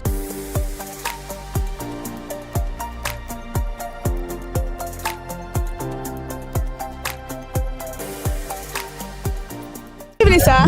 Good evening, ma'am. Thank you so much for gracing the red carpet this evening. Thank you so much. So let's talk about Cause of Fire and also Warlord. We're going to talk about the two this night. So what do you expect from Cause of Fire this night? Like I've been saying, I'm expecting something great from me, Akimolayo. He's a powerful director, powerful producer, a wonderful filmmaker. I'm expecting something great from this movie here. So talking about the trailer, you've seen the trailer, right? Exactly. So what do you think the trailer is giving to you? Powerful job indeed, great job indeed. Expecting something powerful from Colors of Fire. What would you say to us about Warlord right now? The only thing I can tell the whole world about it is to still go to the cinema and see this wonderful movie. Everybody is talking about it, and I'm claiming it. You can see my video that is the #1 movie in this year 2025. If you like, call your own #2. If you like, call your own movie #10. For my home movie, which is Warlord Olori Ogun, is the #1 movie in 2025, and that is it. That's on period. Say that's on period. All right, thank you very much for that very sweet talk.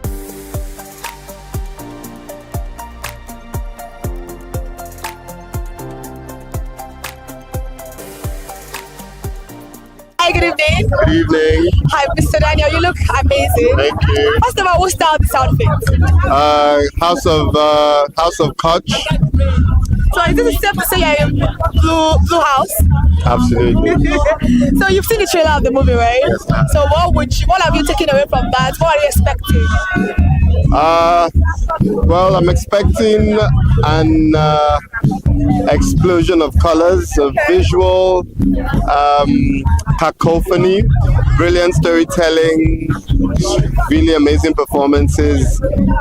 It's from Anthill Studios, and they always do amazing things. So I'm really excited. All right, let's quickly ask you about your movie, The Earth. I came for the premiere and it was an amazing movie. People are still watching it right now. What would you like for people that have not seen it? What would you like to tell them right now? You're missing a lot. You have to see The Head. It's a really good film. Yeah. Okay, so let's talk about all the colors that has to do with this particular movie. Do you think it is a relatable movie to Nigerians? Yes, absolutely. First of all, from the title, All the Colors of Fire, Nigeria is a very colorful country. We love our colors.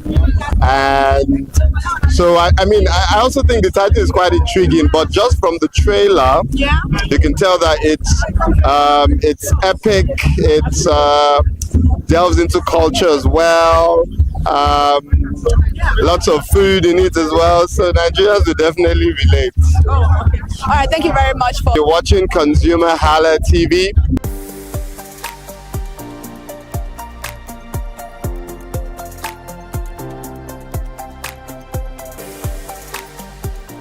Hi, good evening. Hi, good evening. You look so nice. I can see what is giving. You are in between the blue color and the red color. Yeah. You don't want to choose. I was just on the fence. I'm not choosing. I'm in between. Oh, yeah, in between. So when I got the outfit, I was like, okay, this crown. If I wear this crown, it will be like I'm in the middle. Yeah. Yeah, let me be in the middle. Okay. And I could see you're rubbing your channel, King of Reaction. Yeah. So why did you decide to put this on here today? Yes, now I just want to feel unique and different. That's you are actually different. Yeah.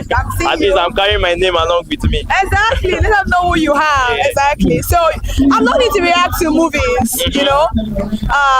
to Indian movies, crazy Indian movies, and this movie particularly is very different. I could probably feel like it was shot in the studio. So are we gonna see a reaction from you if anything goes wrong in the movie? Yes, no. Of course. If the camera is all on me, you guys are getting my reaction. Okay. I'm like, what is going on? Please do that face for me. Jesus. All right, so what are we exactly? So what are we looking at? What are we expecting from the movie?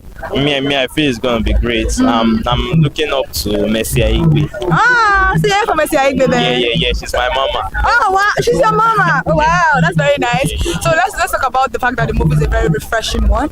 Yeah. Totally different from what we are producing in the country. From the trailer. Actually. So what would you say about that particularly? Yeah, it was a well thought one from I think Yeah. I think that's the owner of the movie. He really tried to come out of the shell of the regular things you see in Nigeria and do something different. It's something brainstorming. It's not easy to just think out of the box. Yeah, honestly. So I'm really looking forward to watching the movie. And that with what's going on in the country right now. I swear. You can't easily think. So let me ask you about how the country is going on for you right now. How's it feeling? How's it going? How are we seeing it? I don't like Why? I don't like a big our president and government do it. A big. It's not nice at all. 2025 was full of up and down. Oh, and it's not really nice. And things happening in the country, out there, they feel Nigeria is not safe. So let's work on our security. Yeah, thank you very much. So let me ask you some final questions. So I don't think I've ever seen you in a movie production before. Have you? Oh, I was in one. Which one? In cinema. Which cinema? Okay, the title was Seeking Justice. Oh, I've not seen it. By I've not seen it. Serious? I've not seen it. You have not seen, but you heard of it? Yeah, I heard of it. Yeah, I'm inside that movie. You are inside of the movie? You see me, I'll be dancing like Chris person inside I was inside that movie. Then I'm in some other YouTube production. Oh no, I have seen you in YouTube production. So now let's talk about the project 2026. Are there any Yeah. So you see me more in YouTube production. YouTube, so on the street of YouTube. Yeah. It's our data. Then maybe once in a while cinema movies. My God's grace. Yeah, but focus for 2026 is YouTube. Thank you very much.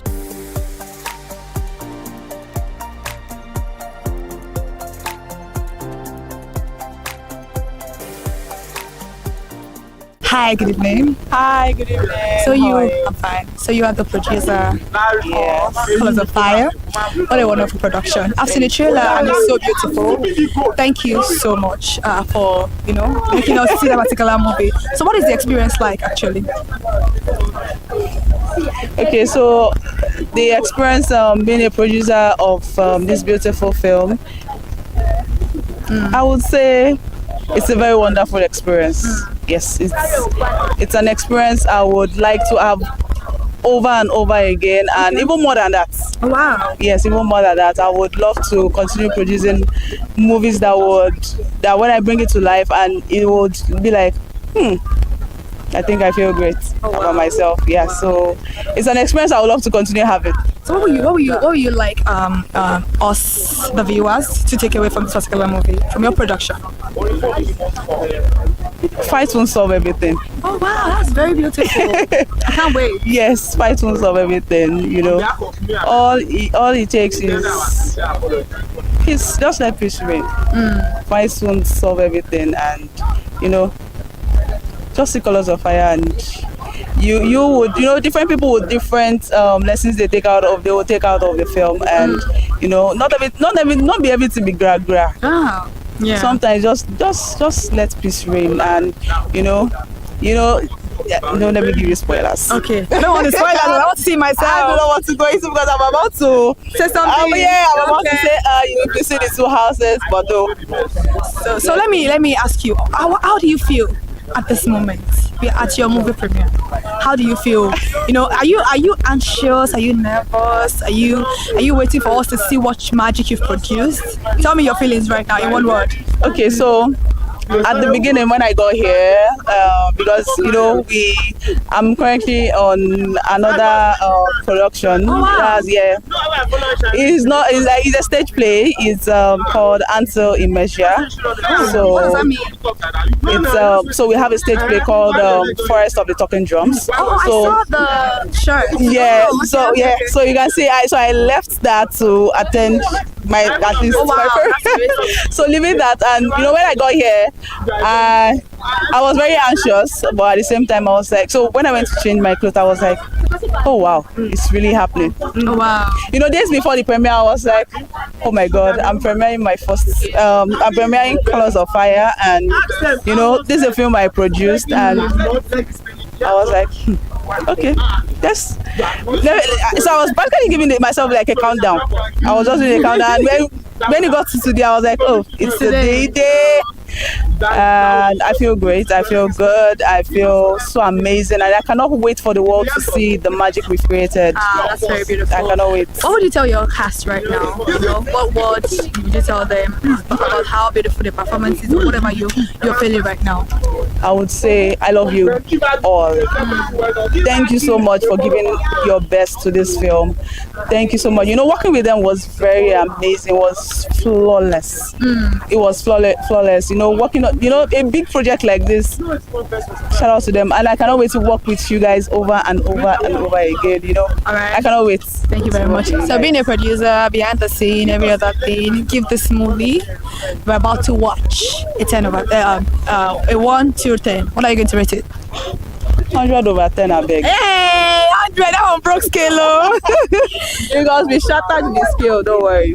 Thank you very much. Thank you too. Okay, hi, my name is Busayo, and shout out to ConsumerHallaTV.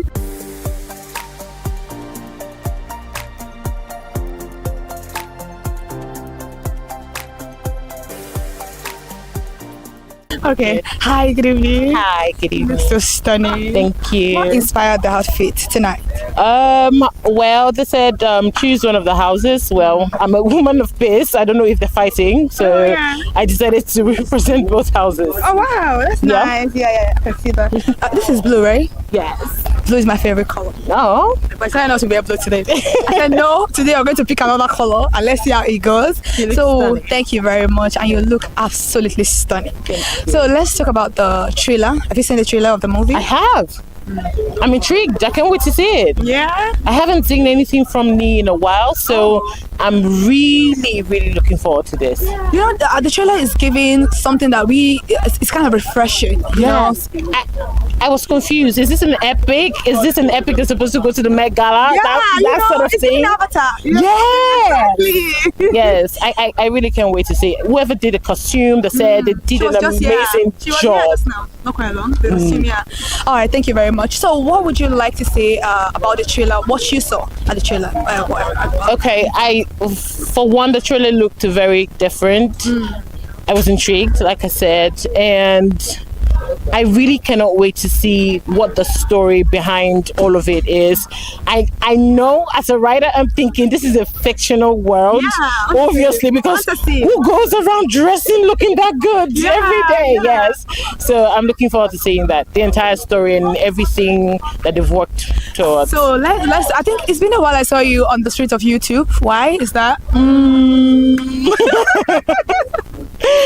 Okay, I just you see me soon. That's all I can say. I have to see you soon because I can't wait. Your last production, Now They See You, or Now They See Me. You did. You saw. I watched all your movies. Oh my God, I love Now They See Me. I think Now They See You. Yeah, Now They See You. I think that absolutely is one of my favorite characters of you. That movie speaks volume. You know, the way you embody the character.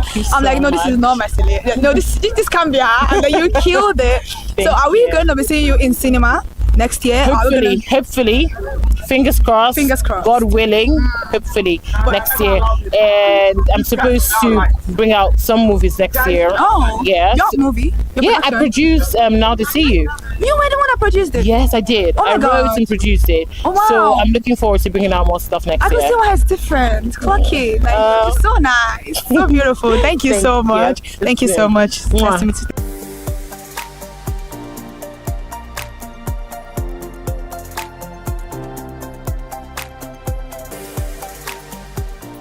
Hi, good evening, sir.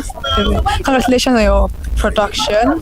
So now let's talk about Colors of Fire. What would you like to say about Colors of Fire? Maybe like in 3 words. What word do you use to describe it? Different, extremely intense, and very passionate. So now let's talk about difference, because I've seen the trailer and I don't think I've seen something like that in Nigeria. Yeah, what inspires or what brought about that particular project? Yeah, I mean, we want to push the frontier for Nollywood. Like, what are the other things we can do beyond, the regular films, party movies, families, and all of that? How can we be a bit more artistic, a bit more poetic in our approach to filmmaking? Those were the kind of things we were thinking about when we were developing the story, and we were hoping that the audience they see that and they connect with it. So that's it. All right, I've seen the cast, and honestly, I don't think I can see another person in that particular role. Why did you cast them? What about those casting? Because we can't see any other person in those particular roles. Okay, that's why you casted them, and you think they gave a wonderful, brilliant I think they're amazing. Also, because a lot of them were people I had worked with before. Okay. It's a lot easier when you work with people before and you kind of know where their strengths are. Oh. And there's so much chemistry that was important for this film, particularly Osas and Uzo. So you needed mature actors who understood the craft and are equally passionate about this role. All right, let me ask you about some of the languages in the movie. What are the prominent language in the movie? So we use the literary technique called code mixing, where you mix, multiple languages together. So there is a lot of Yoruba, but there's a lot of English in the film. So we want it to be a bit more accessible to everyone. Even if you're not Yoruba, you get a sense that we borrow a lot from Yoruba culture, but you can enjoy it even if you don't know Yoruba. All right, now let me ask you this particular one. What are the future projects that you are working on apart from Colors of Fire? And is Colors of Fire putting like a pressure on you, because this is very refreshing? Well, we don't know yet. We'll wait till we see how people respond to it. Usually we have a list of things that we want to do for the year, but we also weigh what people respond to and what they do not respond to. So we're making announcements in January. Okay, lastly, how relatable is this story to Nigerians? It's a love story. Everyone can relate to a beautiful love story. It's a story about two rival clans. It's basically a Romeo and Juliet story. So if you're into somebody dies. I don't know, I can't tell you. You have to watch it. Okay, thank you very much.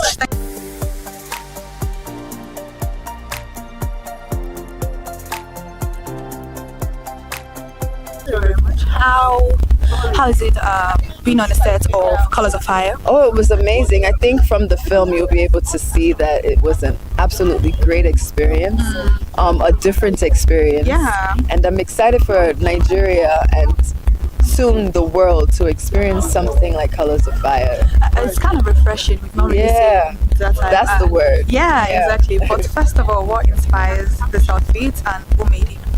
Ochim. Okay. The designer's name is Ochim, styled by Manuel Good News. And, they were very inspired by the trailer. So they saw the trailer and they were like, oh my gosh, okay. And so this is the creation. Okay, so what would you like Nigerians to take away from this particular production? Oh, that we have culture, that we have talent. Not just stuff like that. Let's leave it at that. Let's not just so many different things. So I learned you're one of the EPs or the EP of the production. One of the EPs. One of the EPs. Yes. So how was it seeing your own production come into life this night? Oh, it was a blessing. It is a blessing to be able to see your baby a part of another person's baby and making it into a full-blown amazing project. So I'm excited to be on this with Ant Hill and Film One, and Mwetian Productions is just going to continue to grow. Thank you very much.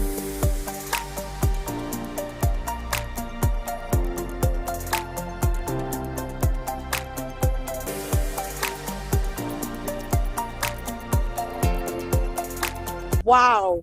Just what I would say is just wow. My mouth is hung open. Like, I just saw the particular movie, and this particular one is an